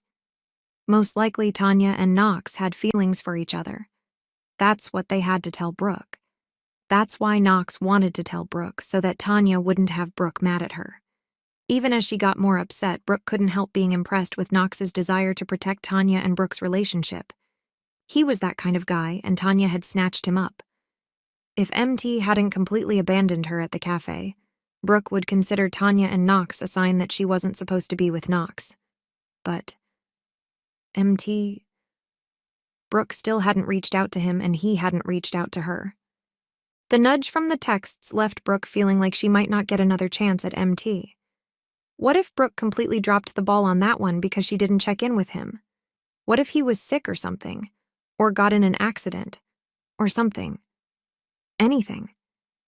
She had to give him the benefit of the doubt. At least, that's what she would want for herself. Before Brooke could force herself to leave the kitchen, Tanya breezed from her room with her damp hair hanging around her shoulders. She adjusted her t-shirt and stopped at the end of the counter, pulling her phone toward her. Okay, so I need to tell you something, Brooke. Brooke pasted a stiff smile to her lips. Okay, what do you need to tell me? She braced herself for some brutal honesty. Tanya pushed some buttons on her phone and then paused as she read the texts that Brooke had already seen from Knox. The ensuing silence dragged at Brooke. Is everything okay? You said you needed to tell me something? Right. Tanya cleared her throat and licked her lips. She avoided looking directly at Brooke for a drawn-out moment and then lifted her gaze to her sisters. Yeah, well, it was some client stuff, but I think I figured it out. Was that really what Tanya was going to go with? Brooke knew she was lying. Knox had told her to wait. She was waiting because he'd told her to. If that wasn't a sign that Tanya loved Knox, Brooke didn't know what was. You seem frustrated. Is everything okay? At this point, Brooke just felt like taunting her sister. For whatever reason, Tanya chose Knox over Brooke. That just left bitterness in Brooke's mouth. It's not a big deal. Just some things I need to work through. What do you have planned today? Tanya moved across to the sink and pulled a mug from the cabinet. Her obvious change in topic only further irritated Brooke. Shaking her head, Brooke pushed off the stool and placed her mug in the sink. She ignored Tanya as she walked from the kitchen. If that's the way Tanya wanted to act, then Brooke wouldn't get in her way. She could lie and keep her secrets, but Brooke wasn't going to make things easy for either of them. She sat down at her computer, blinking back tears. She didn't want to cry over Knox or her sister. Brooke wanted to be above all of the pettiness. But she didn't feel like the bigger person. She pulled up her email and typed and hit send before she could really overthink anything. MT, I'm not sure what happened and why you weren't at the cafe like we agreed, but I wish you had come. I'm going to try to give you the benefit of the doubt and assume something important came up and maybe you don't know how to tell me. Or maybe you're talking with that other woman, which is totally fine. Maybe I was pushing too much or hoping too much for more than what you were comfortable dealing with.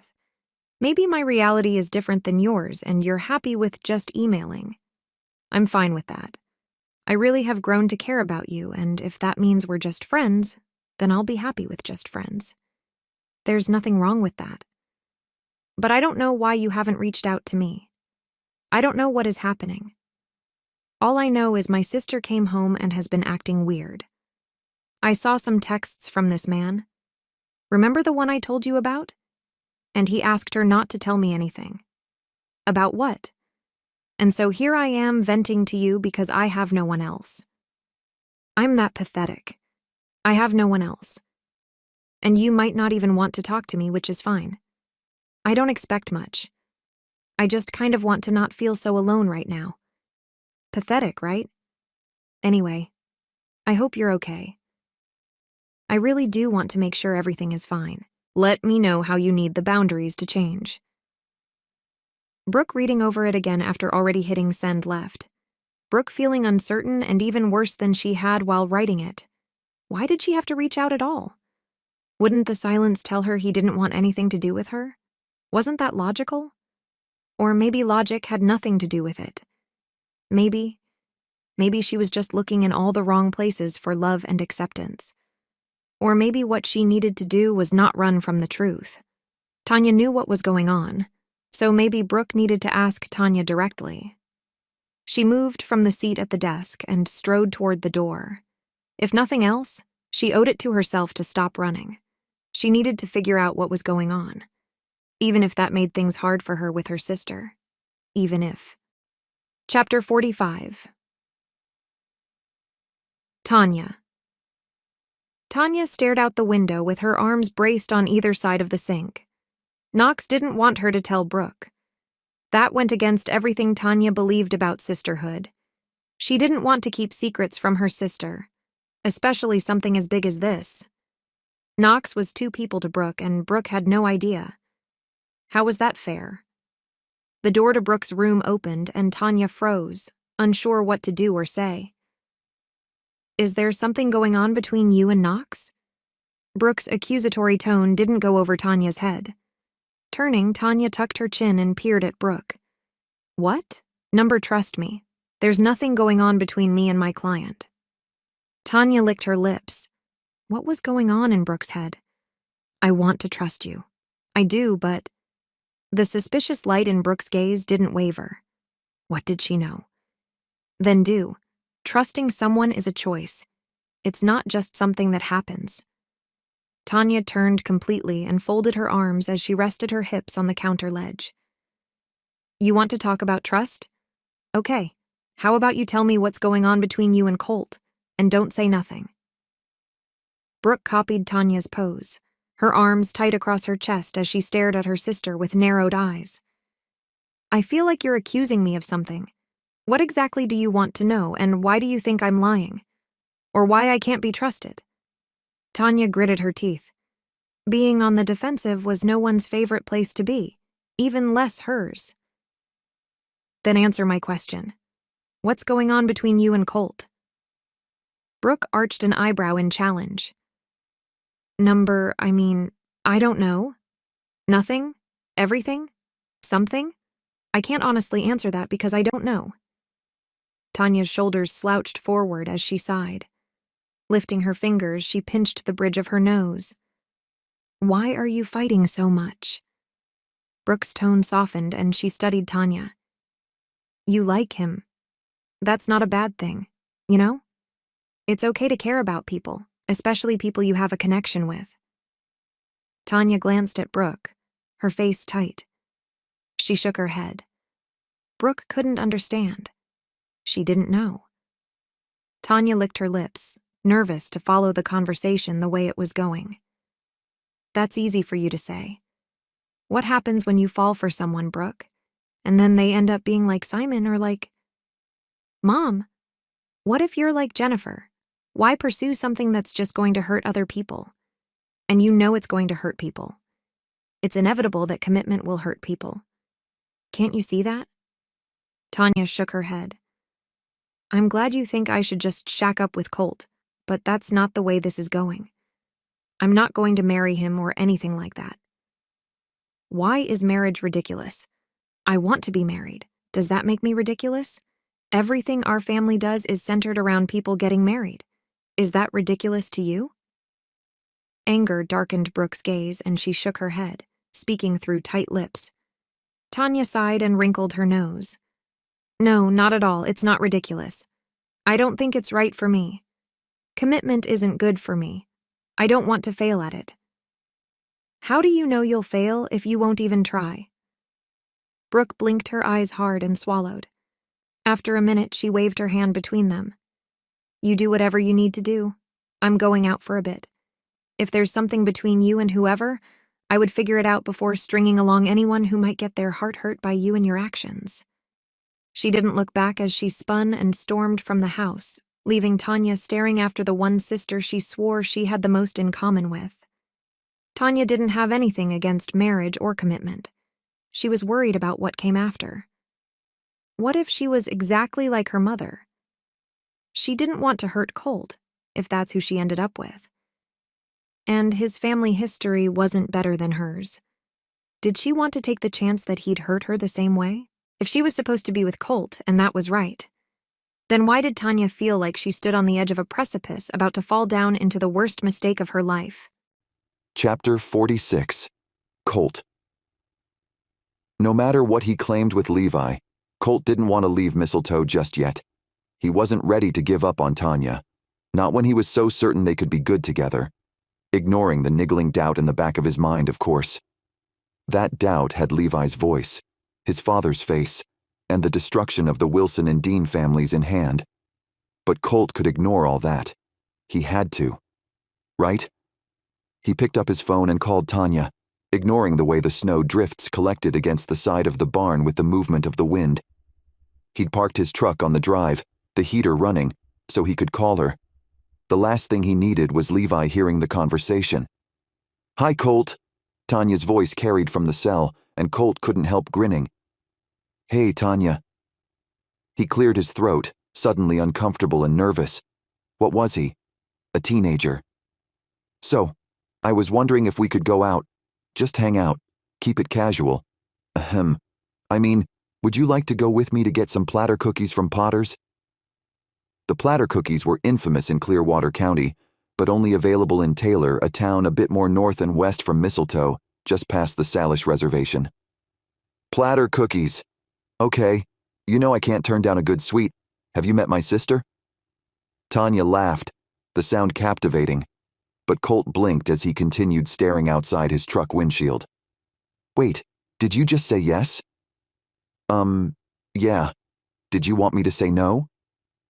Tanya's confusion carried easily over the phone. Colt shook his head. No, not at all. I'll pick you up in 20? Sounds good.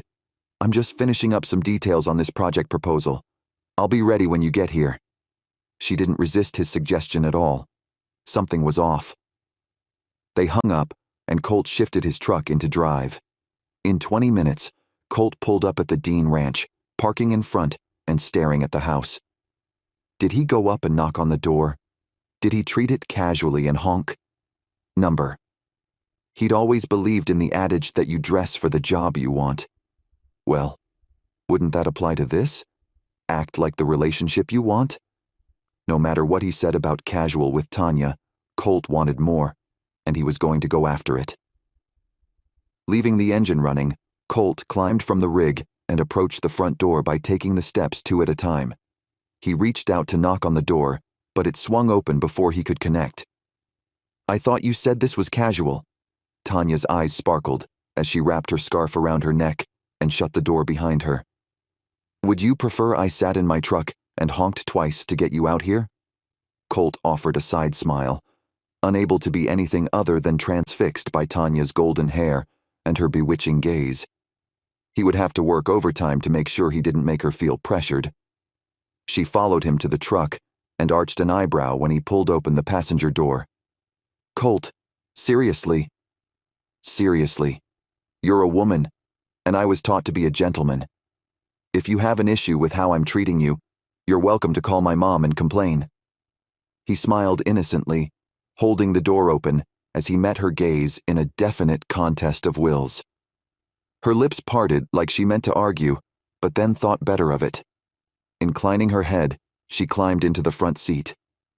After closing her door, Colt rounded the hood of the truck and climbed into the driver's side. "You ready for a platter?" Colt grinned as he shifted into reverse, backed up, then shifted into drive to pull onto the northbound lane of the road. "I'm always ready for a platter, Cookie. Did you hear about the owner? They were going to sell, but her husband passed away. Now she's trying to figure out if she wants to sell or keep doing what she's doing." Tanya's tone turned from lighthearted to somber in the space of seconds. "Oh no, Clyde died. Dang, I liked him a lot." The last time Colt had seen the Potters, he'd been in talks with investing in their company, going in a more national bend. He'd had a lot of respect for Clyde and enjoyed Susie's humor. "Their family must be devastated." "Yeah, but what do you do? This is part of life, right? I mean, look at your dad. Look at divorce and the breakups, the cheating." Tanya shook her head, falling silent as she shifted her gaze out the window. Sensing she needed a moment to her thoughts, Colt kept quiet as well. He didn't agree that things should be avoided because life was hard, but wasn't that how he'd lived? They made the rest of the drive in relative silence that was neither comfortable nor uncomfortable. It just was. In Taylor, Colt pushed the mood in the truck away from him. They were going to have fun, or he'd be hanged. "Let's hit up the Cookies and then let's go check out the midwinter fair. I heard the Culpeppers are here from Mistletoe, and they're trying to sell their anti-Christmas ornaments and wreaths there." Laughter burst from Tanya, and she leaned toward him, reaching out to place her fingers on his arm. "Are you serious? Anti-Christmas? Why would anyone be anti-Christmas and live in a town called Mistletoe?" She shook her head, letting her hand fall from Colt's arm as she returned to her seat. She had no idea how her touch, albeit it casual and secondary, affected Colt. He worked his mouth to fix the sudden dryness before speaking in a light tone. "I heard they got in a fight with the mayor about everything being Christmas-themed. When they moved there, I guess they didn't realize that to open a business, it's the town charter and rules to have a theme associated with the business license to get approved." He chuckled and shook his head. "I'm not sure why they would think anything else would be possible. Wow, I know I leave Mistletoe a lot, but I always come back because of the charm that is year-round. I would never want that place to change." Tanya's smile didn't get big and broad. Instead, her lips curved gently, as if she shared a secret with Colt that she didn't want anyone else to know. "I agree. I leave, but I always come back." Colt opened the door, and Tanya did the same. "You don't want me to open your door?" "Why? I'm capable. Thanks for the sentiment, but I really don't want to put more pressure on this than there needs to be." She smiled, as if to take the sting out of her words before shutting the door. Colt shut his own door and joined her at the front of the truck. He didn't need to say it, but he for sure thought it. He would break through her walls until she couldn't help wanting to be with him. But what if he was being stupid? What if she was right and things were better off casual between them? So far, he was having a good time and without the constant guessing and questioning. Maybe she was getting through to him instead of the other way around. Maybe what he needed to do was actually agree with her, agree to not take it any further, just be friends. Would that hurt anything? Besides his heart, would it really truly hurt anything?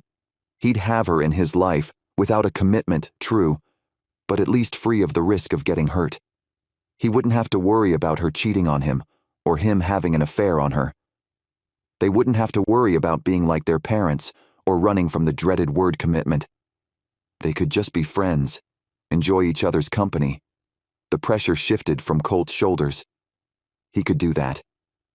Then he wouldn't be losing Tanya like he was so worried about doing. He could relax and enjoy her. Enjoy the time with her like he had in Alaska. Do you want to go to the cookies first? Or are you hungry for real food? Tanya glanced at him, her brow furrowed. He shrugged. Let's grab the cookies. Dessert is never a bad thing. He didn't reach for her hand like he wanted to, but then, he thought, why not? Reaching out, he claimed her gloved hand in his and ignored her startled glance. Public displays of affection weren't their thing, and he knew it. Why would anyone want to publicly declare their intentions for someone they weren't going to commit to? But that wasn't what Colt was doing. He wanted to hold her hand, and that's what he was doing. What are you doing? Tanya voiced what her expression easily conveyed. Holding your hand. Don't worry, I'm not claiming you. I just want to hold your hand. Isn't that okay between friends? Colt tilted his head, so the brim of his hat covered his gaze more fully and lent more protection from the midday glare of the sun on the snow as he tried studying Tanya's features. No, it's fine. Yeah, it's fine. Tanya looked away but didn't pull from his grasp. That was a good thing.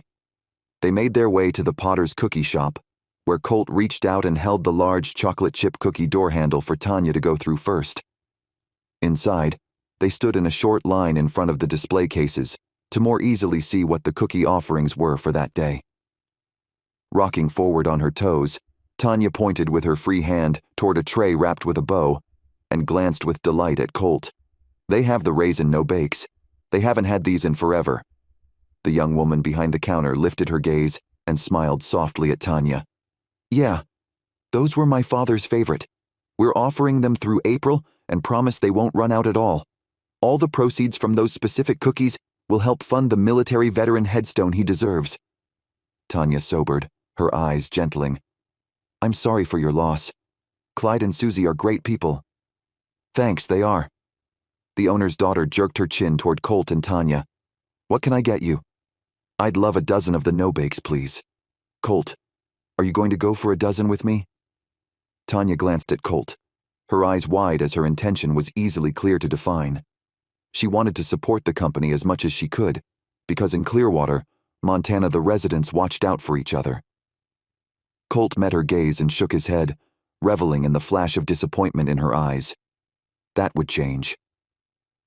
I'll take a dozen of everything, and 2 dozen of the no-bakes. Tanya's eyes widened further, and her mouth formed an O. She turned back to the counter girl with her hands squeezing Colt's. She never let go. I think that sounds perfect. The woman blinked back tears, and she nodded quietly. I'll need a little bit of time to get that order ready. Here, on the house. She reached under and pulled out 2 small plate-sized no-bake cookies and put them on yellow and brown paper plates and slid them across the top of the display case. Quietly, Colt and Tanya claimed the generous treats and moved to sit at a table off to the side while their order was put together. That was extremely generous of you. Tanya bit her lip as she picked at a corner of the cookie. Nah, it's nothing. That kid is doing a lot with her family's recent tragedy. We need to help in any way we can.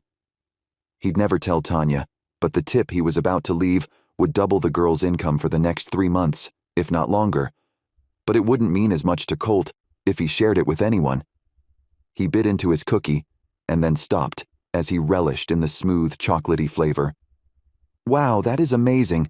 I can't believe I go through my life without having at least one of these a day. He sighed, licking the melted chocolate pieces from his fingers.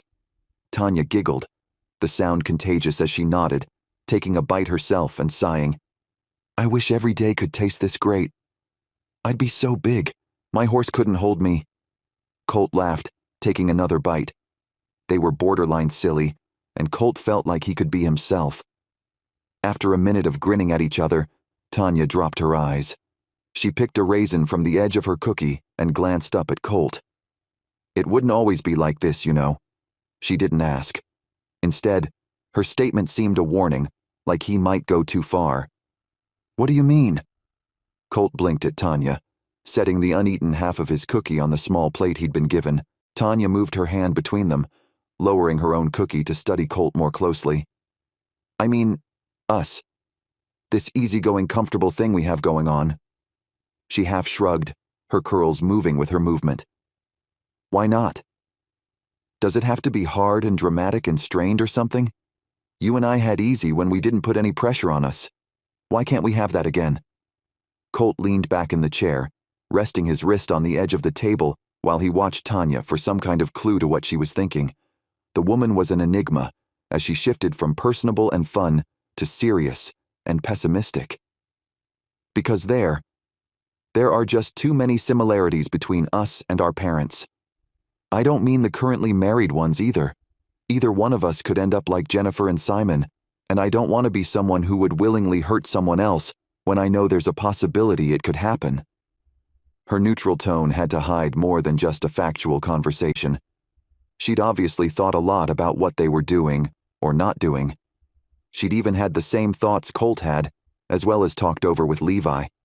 What other similarities had they been thinking over?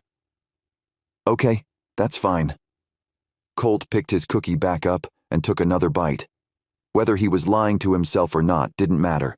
The truth was, he didn't want to force things. If they were both unsure, and he was tired of being the only one interested, then why force it? Why chase someone who couldn't be more disinterested? Tanya blinked at him, her lips downturned. "Okay? You're fine with that? What just happened? That's all it took to get you to see reason? You're giving up?" Was that disbelief in her tone? "Yeah, I mean, you've made it pretty obvious that you're not interested. I followed you from Alaska hoping to get you to change your mind. You won't. You just explained why. I can't argue with your reasoning. Not anymore. It's the same questions and doubts I've had myself.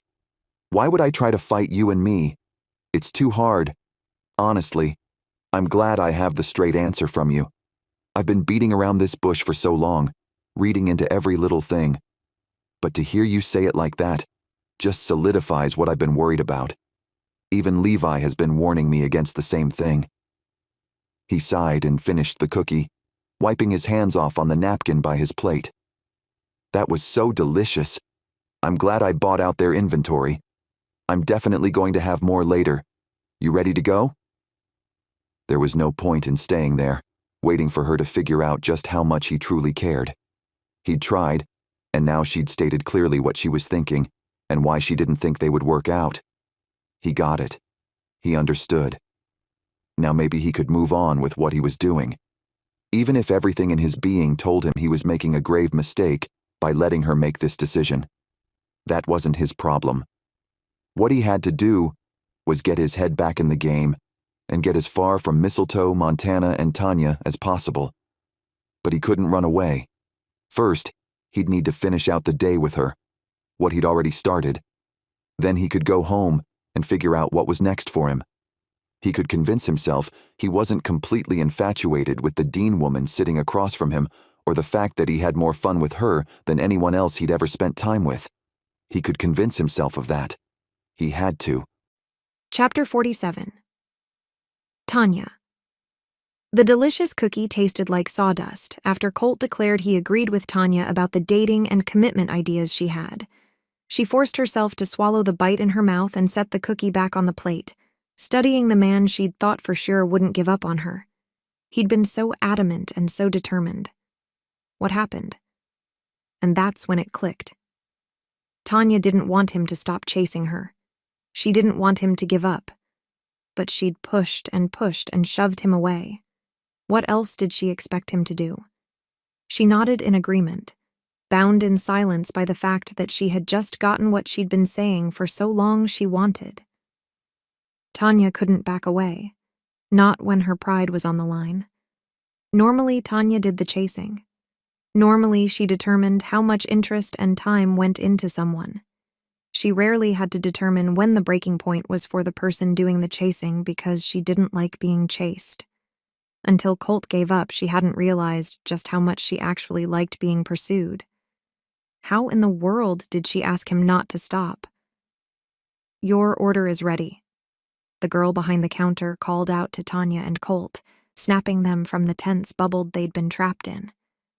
Tanya smiled, grabbing the remains of her cookie and standing from the table. She glanced at Colt, who seemed entirely unaffected by their conversation, to just move on from whatever it was they could have claimed as a friendship or relationship or whatever.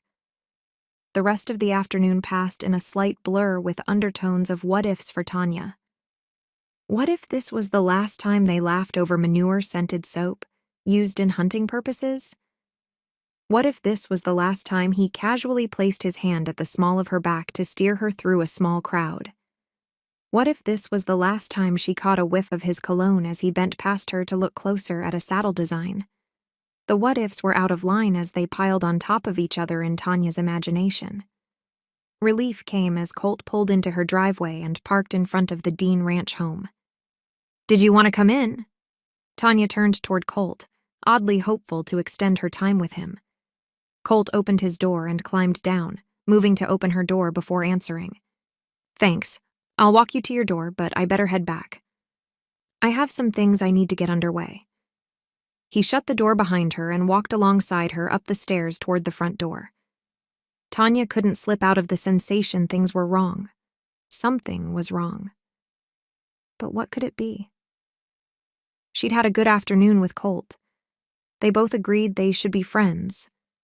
But that wasn't what Tanya wanted, and she couldn't explain the shift between them.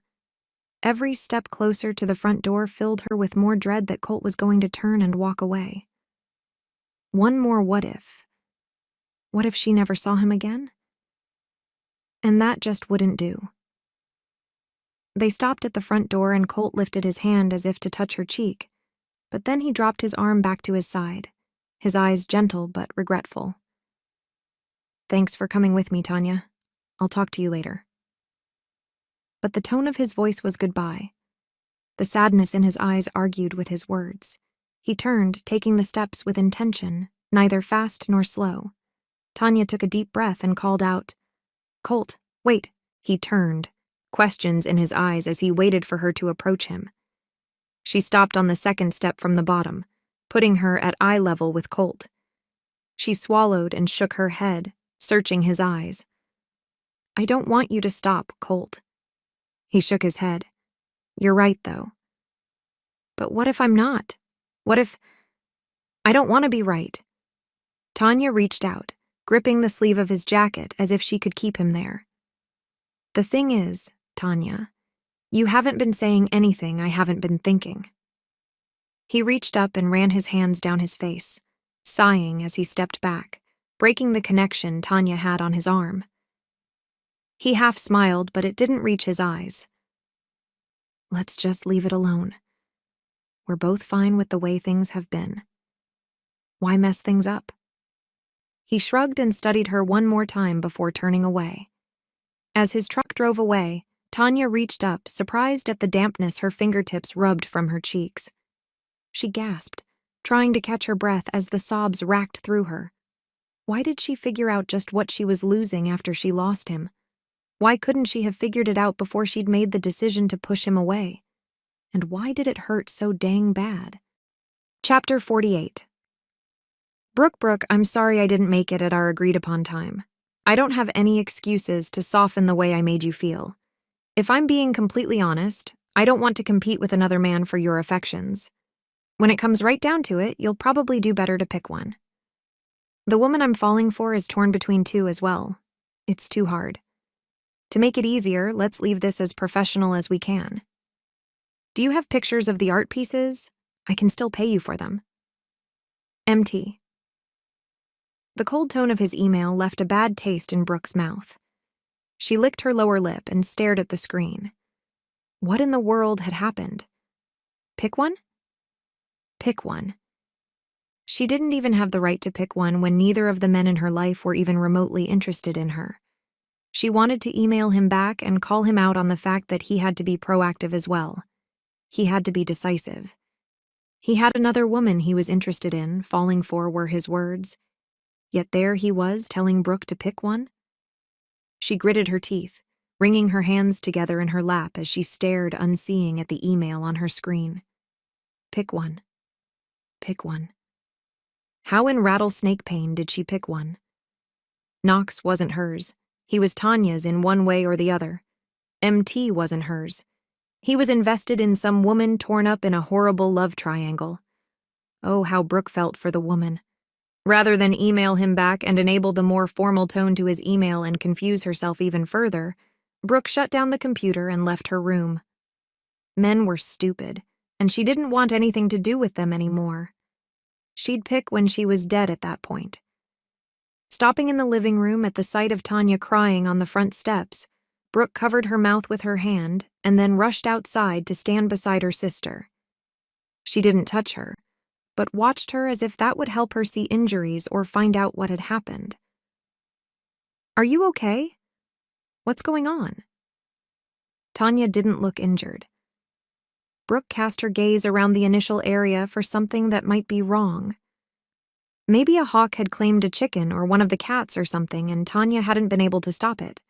That kind of incident had happened before at the ranch, and some of the girls had been suitably traumatized by it. Shaking her head, Tanya wiped the back of her hand across her cheeks and sniffed. "Nothing. I'm good." She glanced up at Brooke and paused in her self-ministerings. "What's wrong? You look like you lost your best friend."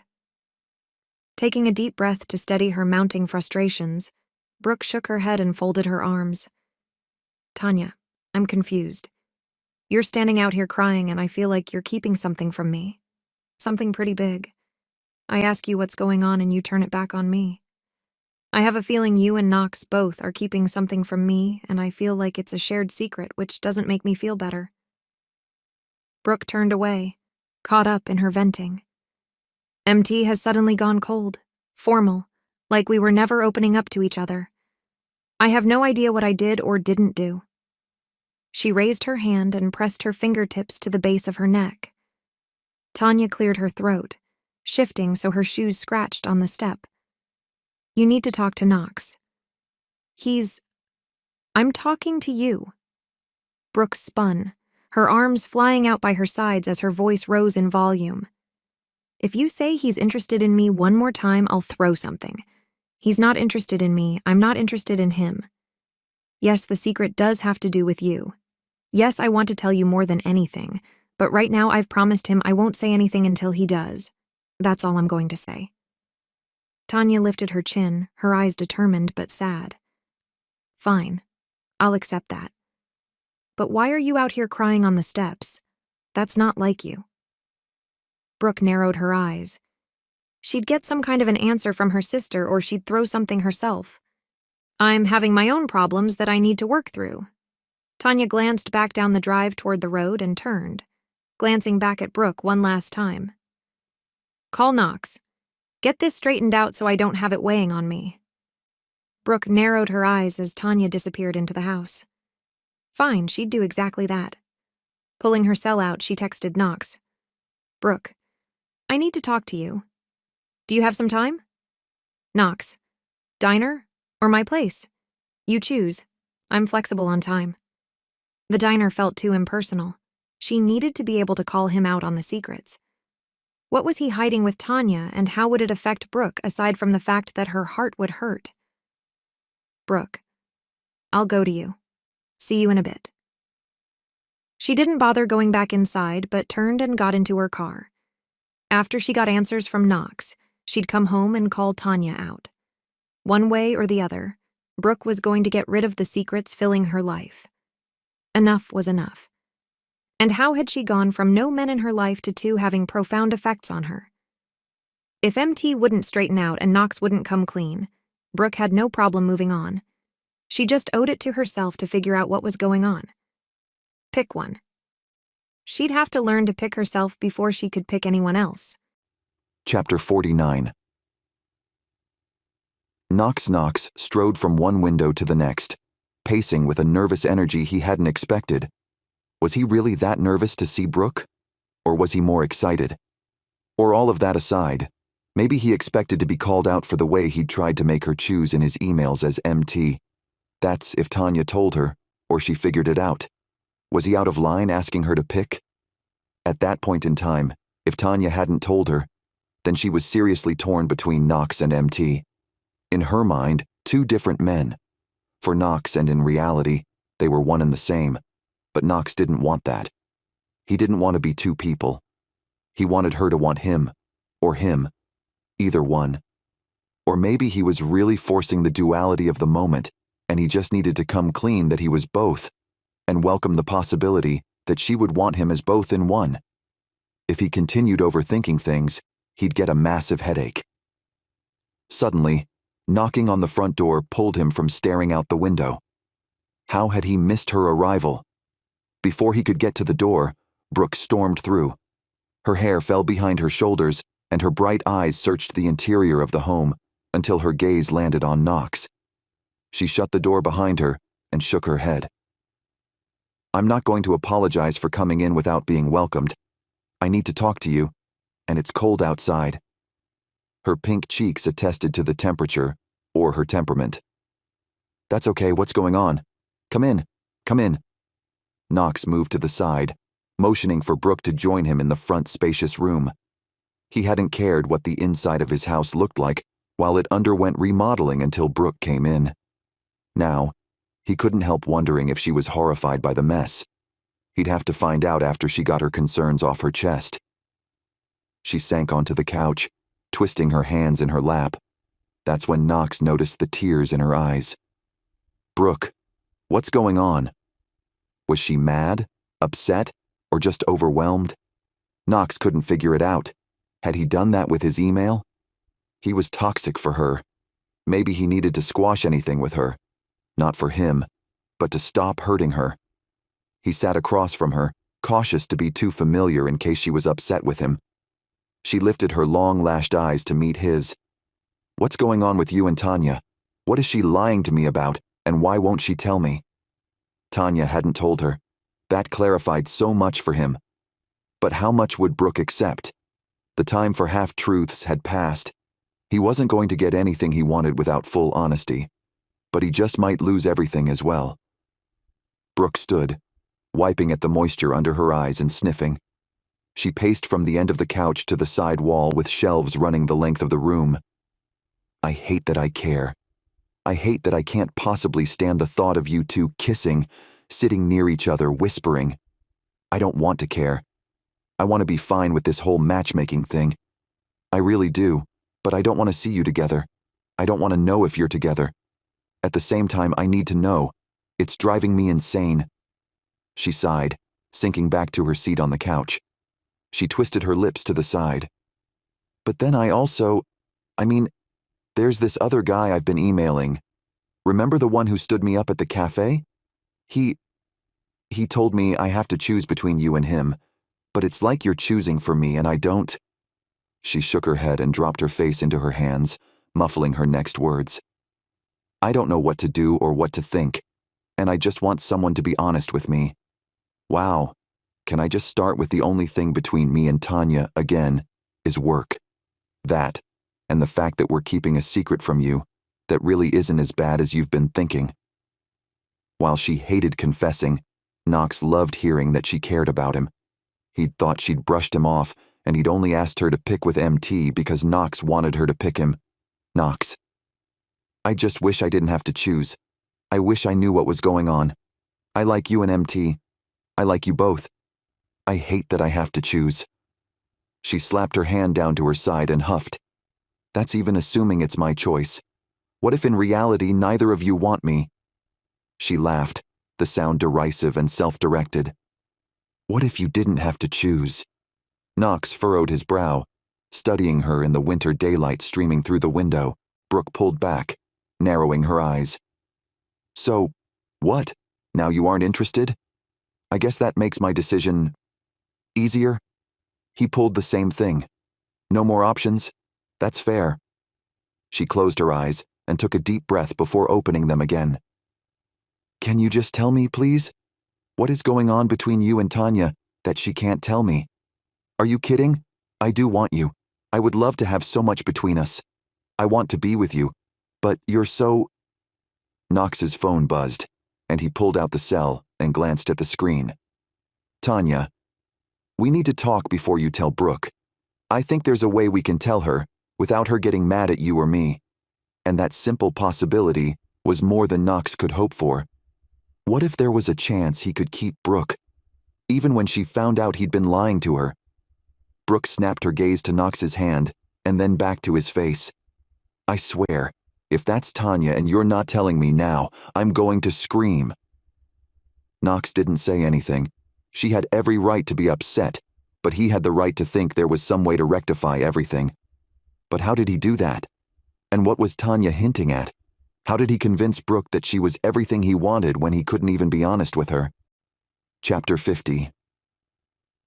Colt. Colt led the horse into the barn, glancing up at the sound of a vehicle revving down the drive. He waved to the driver and moved inside, certain they'd seen him and they knew where he'd be. He moved the mare toward the back stall where he led her in and grabbed out a hand of oats for the feed. Colt, are you in here? Brooke's voice pulled him from the stall. Quirking his eyebrow, Colt lifted his chin and turned toward the sink to wash his hands. Yeah, Brooke, I'm here. What can I do for you?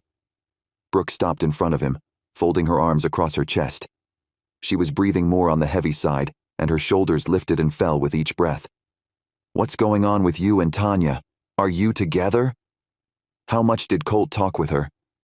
If Brooke was there, then she hadn't talked with Tanya, which meant Tanya was keeping them a secret. Colt wasn't sure how he felt about that. He was a secret, but for what reason? I don't know, if I'm being honest, Brooke. Officially, nothing. We're just friends. She doesn't want commitment, even though I do, and I've proven it over and over. I followed her from Alaska back here even though there's nothing but reminders on what happens to people who choose commitment. I want her. I want to be with her. And she constantly turns me away. I think if she would welcome commitment, we wouldn't have any problems. We'd be happy together. I know she's attracted to me. I know she likes me. I just don't know why she's so reticent trying to figure this out. He pulled his hat off and ran his hand through his hair, dropping his gaze to the barn floor. I'll tell you what I think, Colt. She isn't afraid of commitment in general. She's avoiding commitment with you. She's with someone else.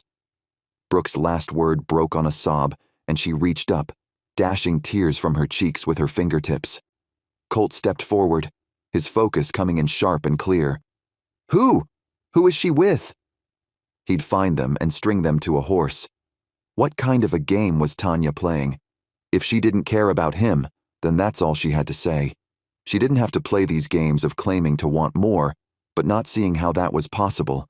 There were so many questions, and none of them were getting answered as they stood there in the barn. Brooke lifted her chin. Bitterness mingled with pain in her eyes.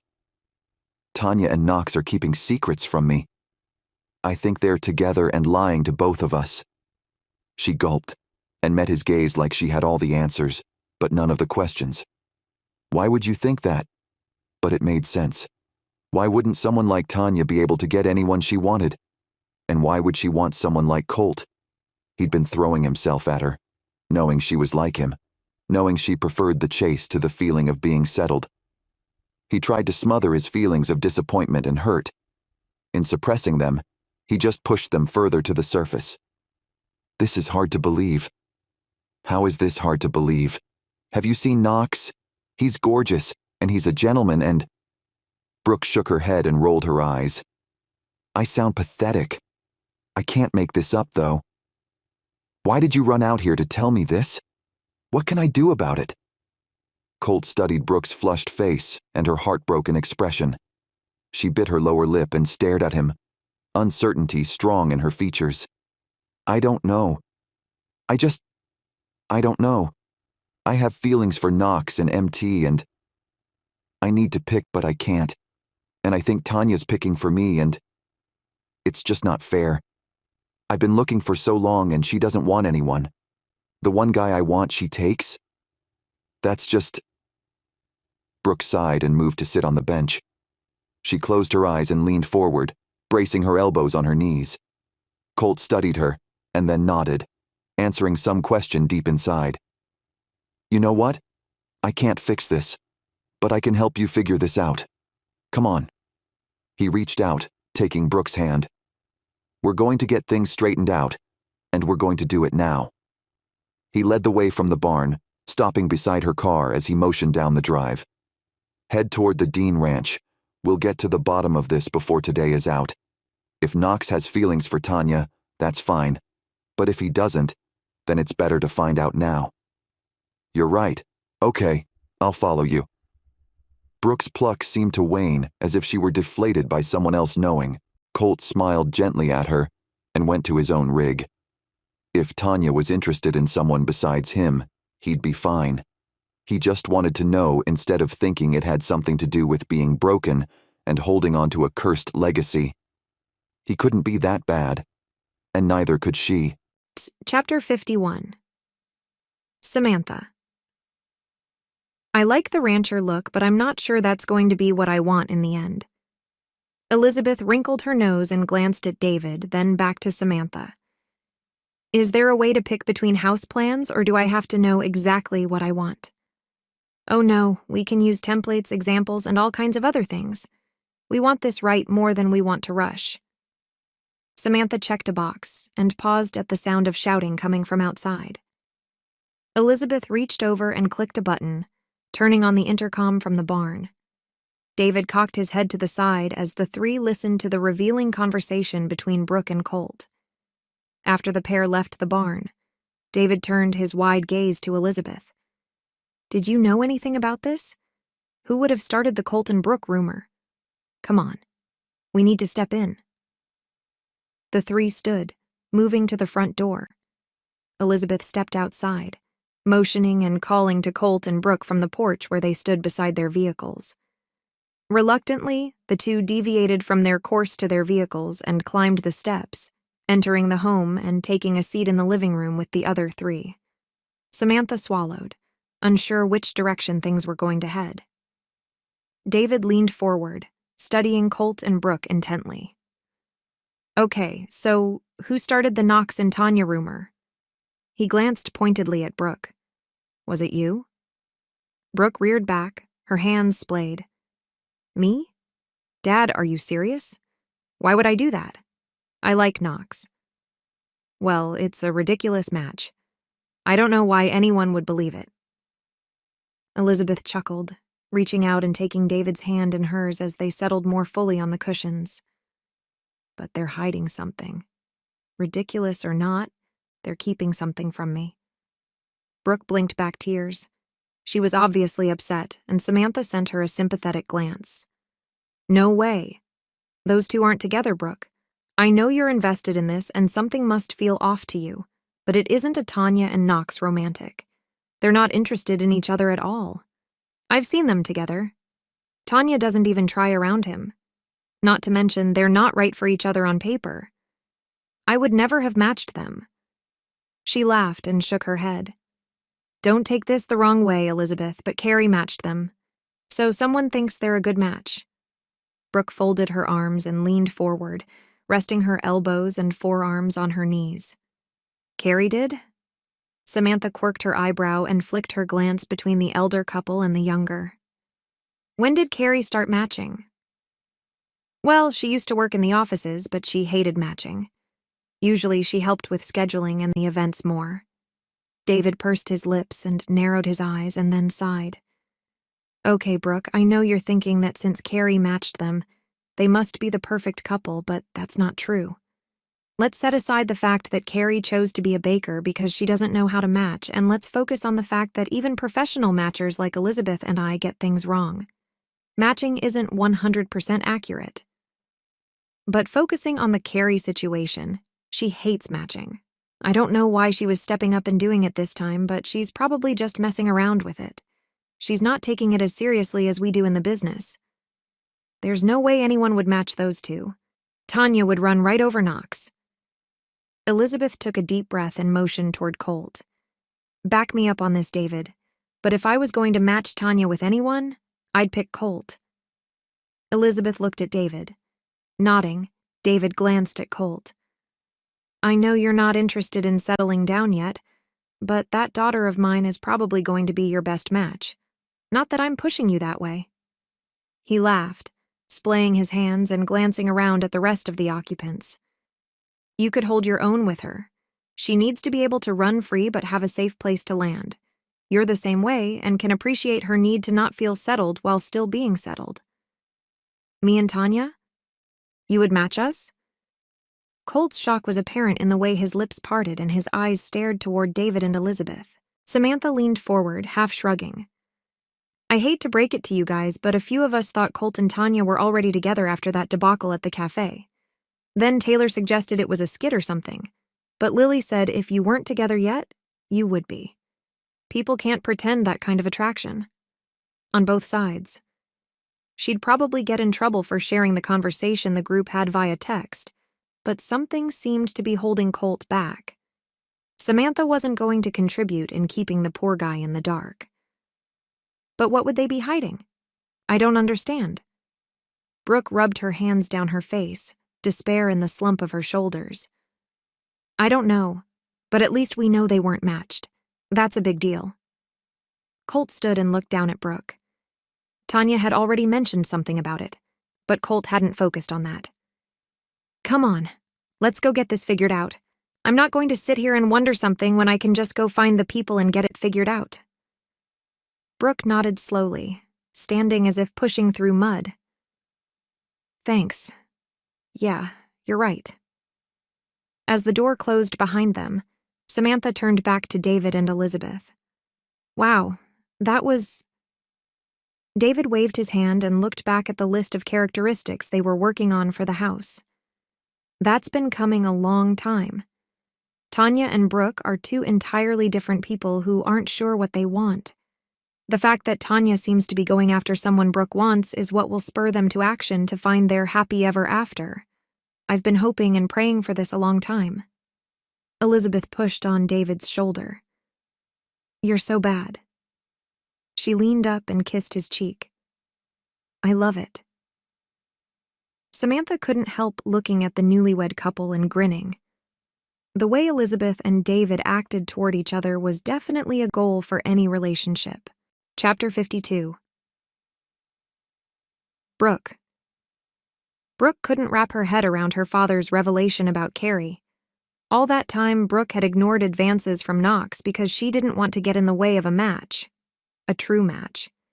If Carrie wasn't a matcher, then why was Brooke giving the things she said any credence? Because Brooke was afraid Carrie might be right. Tanya would be a better match for anyone over Brooke. That was a hard thing to accept. Even with the confidence that she normally had in the rest of her life, Brooke had to accept that she wasn't confident enough in herself. All she had to face was that she wasn't being pitted against Tanya like she'd thought. Tanya wasn't better for Knox or MT over Brooke. She was better for someone else, maybe Colt. But that had nothing to do with Brooke besides the fact that it kept Tanya away from the ones Brooke was interested in. But what then was the secret? Why wouldn't Tanya or Knox tell her? Why would Tanya stop Knox from telling Brooke? What were they hiding? What could be worse than them being together and keeping it a secret? Brooke's hands shook as she parked the car back home and climbed from the cab. She took a deep breath, sighing in relief at the sight of Colt's rig pulling onto the drive quite a way down. He parked and inclined his head as he followed her toward the house. Keeping his voice down, he nodded toward Knox's truck over behind the barn, where Brooke had missed it. Looks like we can ask them together. Brooke set her jaw. Knox was there. Maybe she was stupid for wanting more with him. Maybe this was the sign she needed to tell MT that she chose him. A part of her didn't want to lose the chance with Knox she wanted. An honest chance without the shadow of Carrie's matchmaking over her head. They climbed the steps quietly, and Brooke motioned for Colt to follow her on the wraparound porch to the back door. If they were lucky, maybe they'd be able to walk in on part of the conversation. Colt moved softly behind her, his cowboy boots silent on the wooden slats. When they reached the back door, Brooke pushed it open, grateful she'd gone around the house a week before and oiled all the hinges. She'd been in the mood for some home care. They walked over the threshold, closing the door softly behind them. They then moved through the kitchen and hallway to stand outside the living room and den. Knox's voice carried easily to Brooke and Colt. I have to tell her, Tanya. This isn't fair. You should have thought about that before you let it go on as long as it did. Tanya's voice was unyielding, but also full of regret. Me? You set the whole thing into motion. If not for you, this never would have happened. Knox held nothing back. If not for Tanya? Brooke knew her sister was forward, but why would he blatantly blame Tanya? That wasn't fair, and Brooke's defenses for her sister reared up. She'd be hanged before she'd stand there and let anyone pick on her sister. Colt reached out, placing a hand gently on her shoulder. Shaking his head, Colt pressed a finger to his lips. Brooke nodded, curling her hands into fists at her sides. I know. I wasn't thinking when... Tanya sighed, her voice range rising and falling as she moved around the room. Look, right now isn't a good time.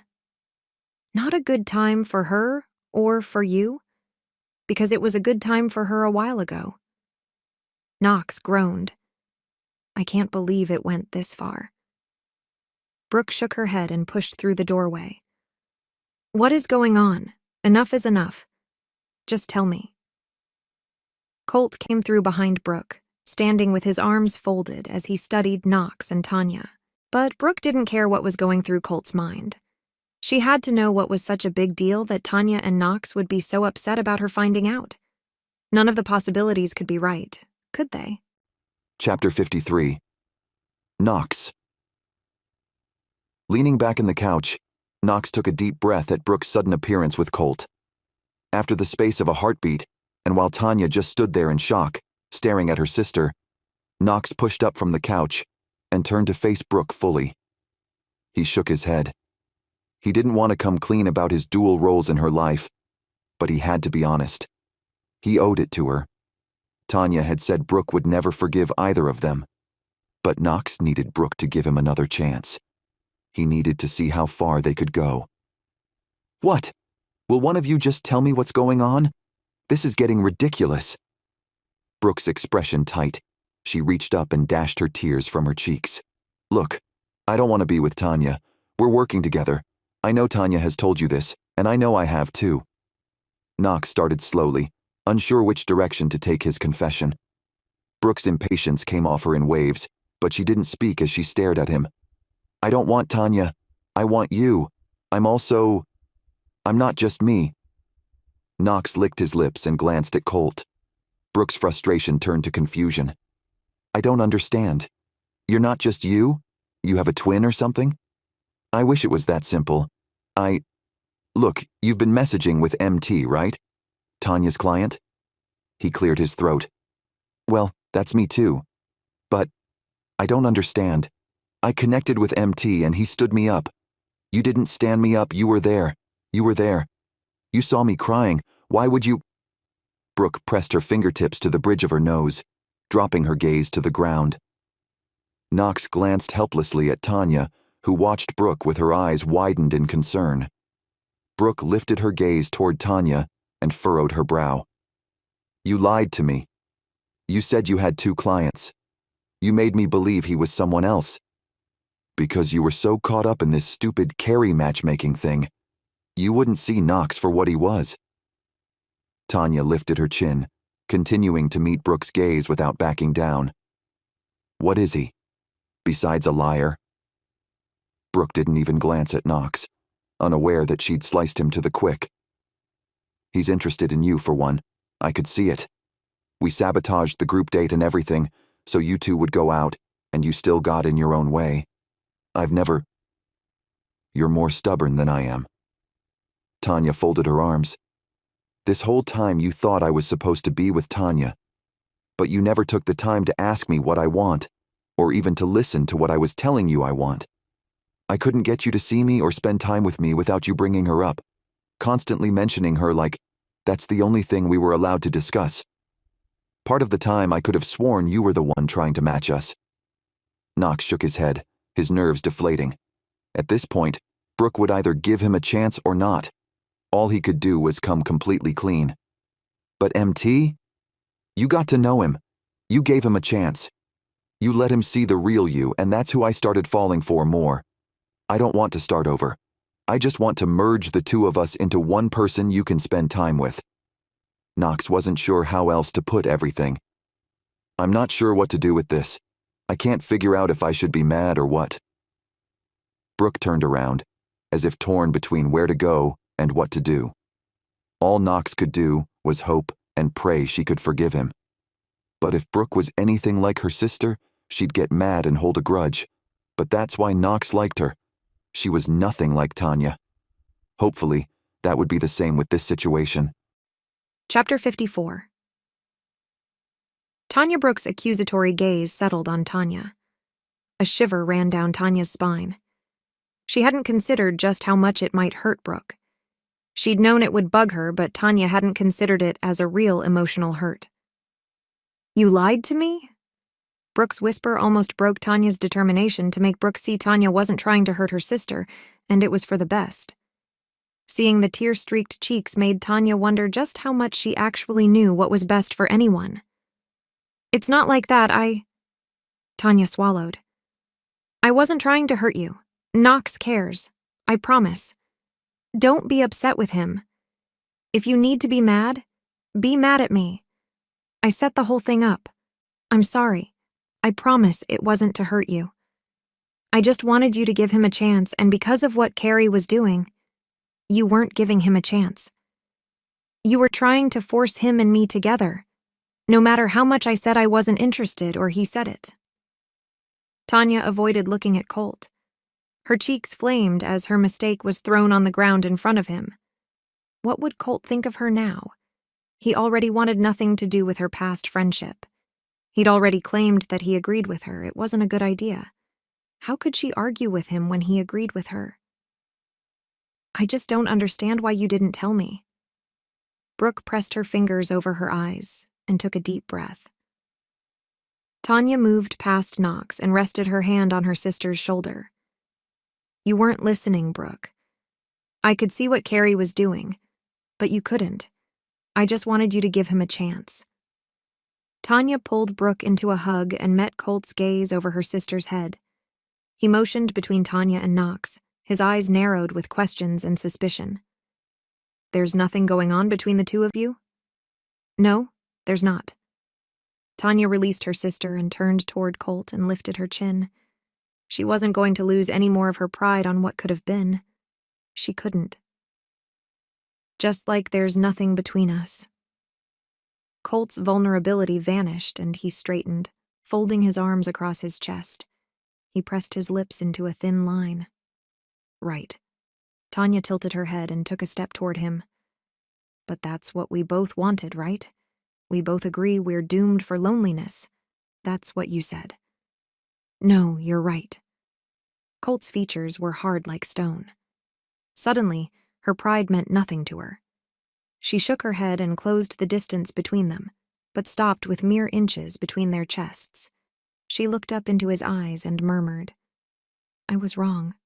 I do want more. I was just too stubborn to accept it. When you said you didn't want me anymore, that's when I realized just how much I do want you." She reached up, touching his cheek as his expression softened. "We would have been matched. Our parents just told Brooke and me that you and I would be perfectly matched. We're matched. Not you and him. Us." Colt studied her, the heat of his gaze warming her from the inside out. She held her breath a moment.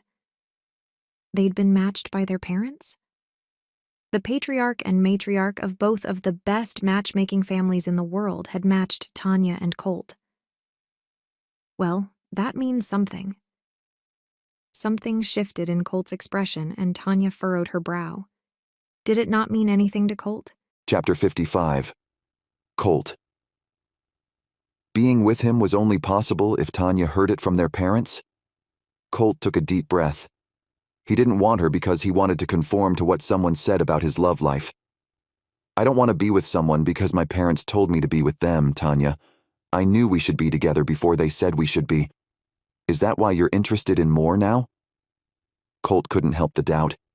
He couldn't help having a hard time believing that she could want more with him simply because she cared about him.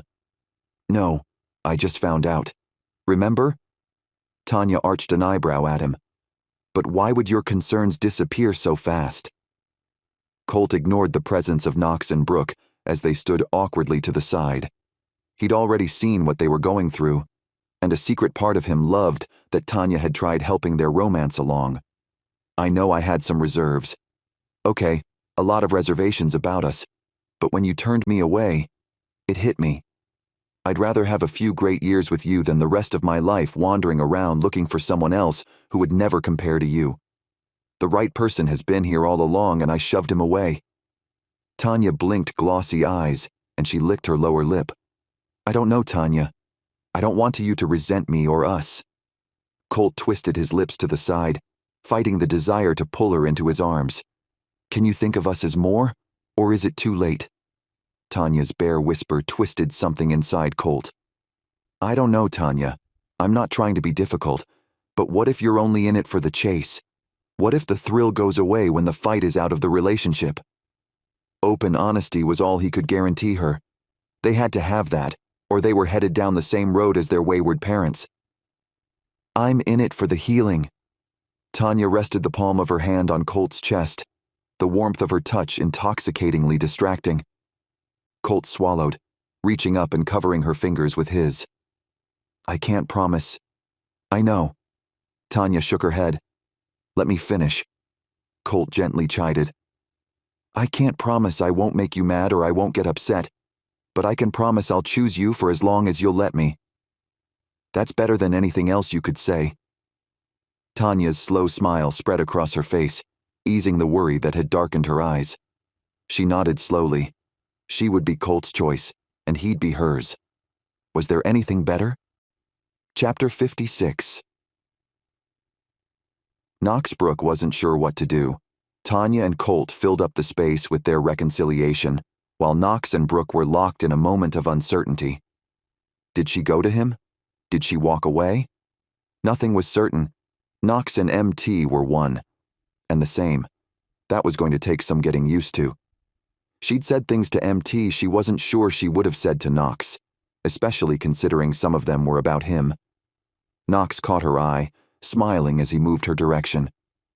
He took her hand in his and nodded toward Tanya, and Colt, wrapped in an embrace. I think this is the perfect time to see if you'd like to go on a date with me. A proper date.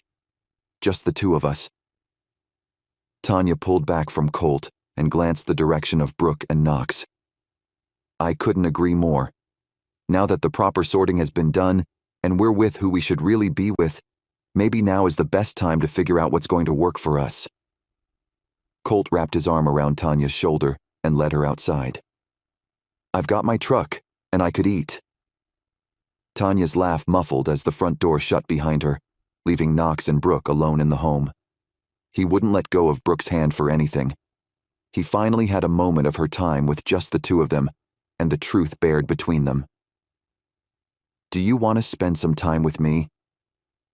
Brooke lifted her gaze to his, her confusion evident in downturn of her lips. I do, but I don't understand why you couldn't just tell me the truth. You were there at the cafe. You could have told me then. I was so upset. You just let me believe I'd been stood up. She wrinkled her nose as she spoke, as if trying something she didn't like. You haven't believed anything else I've said. I already told you I wanted you and not Tanya. You wouldn't believe me. Knox lifted her hand, cradling it in both of his. Brooke, I know what I did was awful. It was reprehensible. I couldn't believe I was doing it even while I was doing it.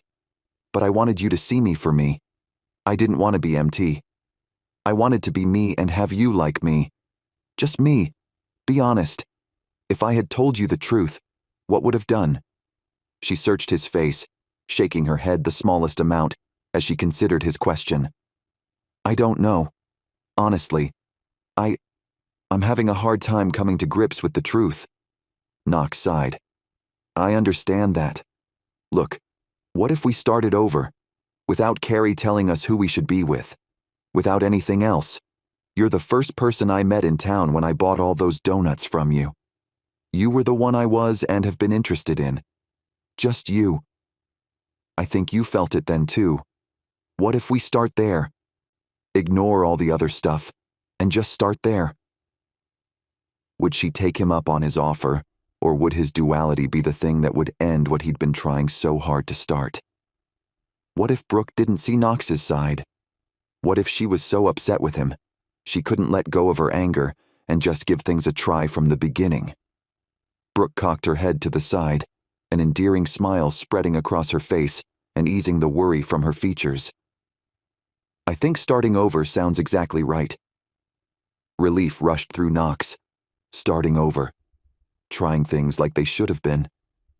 Soberness erased the grin from Brooke's face, and she reached out, resting her hand on his arm. You understand it wasn't you, right? I didn't want to steal a possible happy ever after from my sister. I can't do that to family. You're not stealing me from anyone. I'm yours. I've been yours from the start. If anything, you were trying to give me to your sister. He winked at Brooke, making her cheeks flush a becoming pink. She leaned forward, rocking onto the balls of her feet and pressing her lips against his.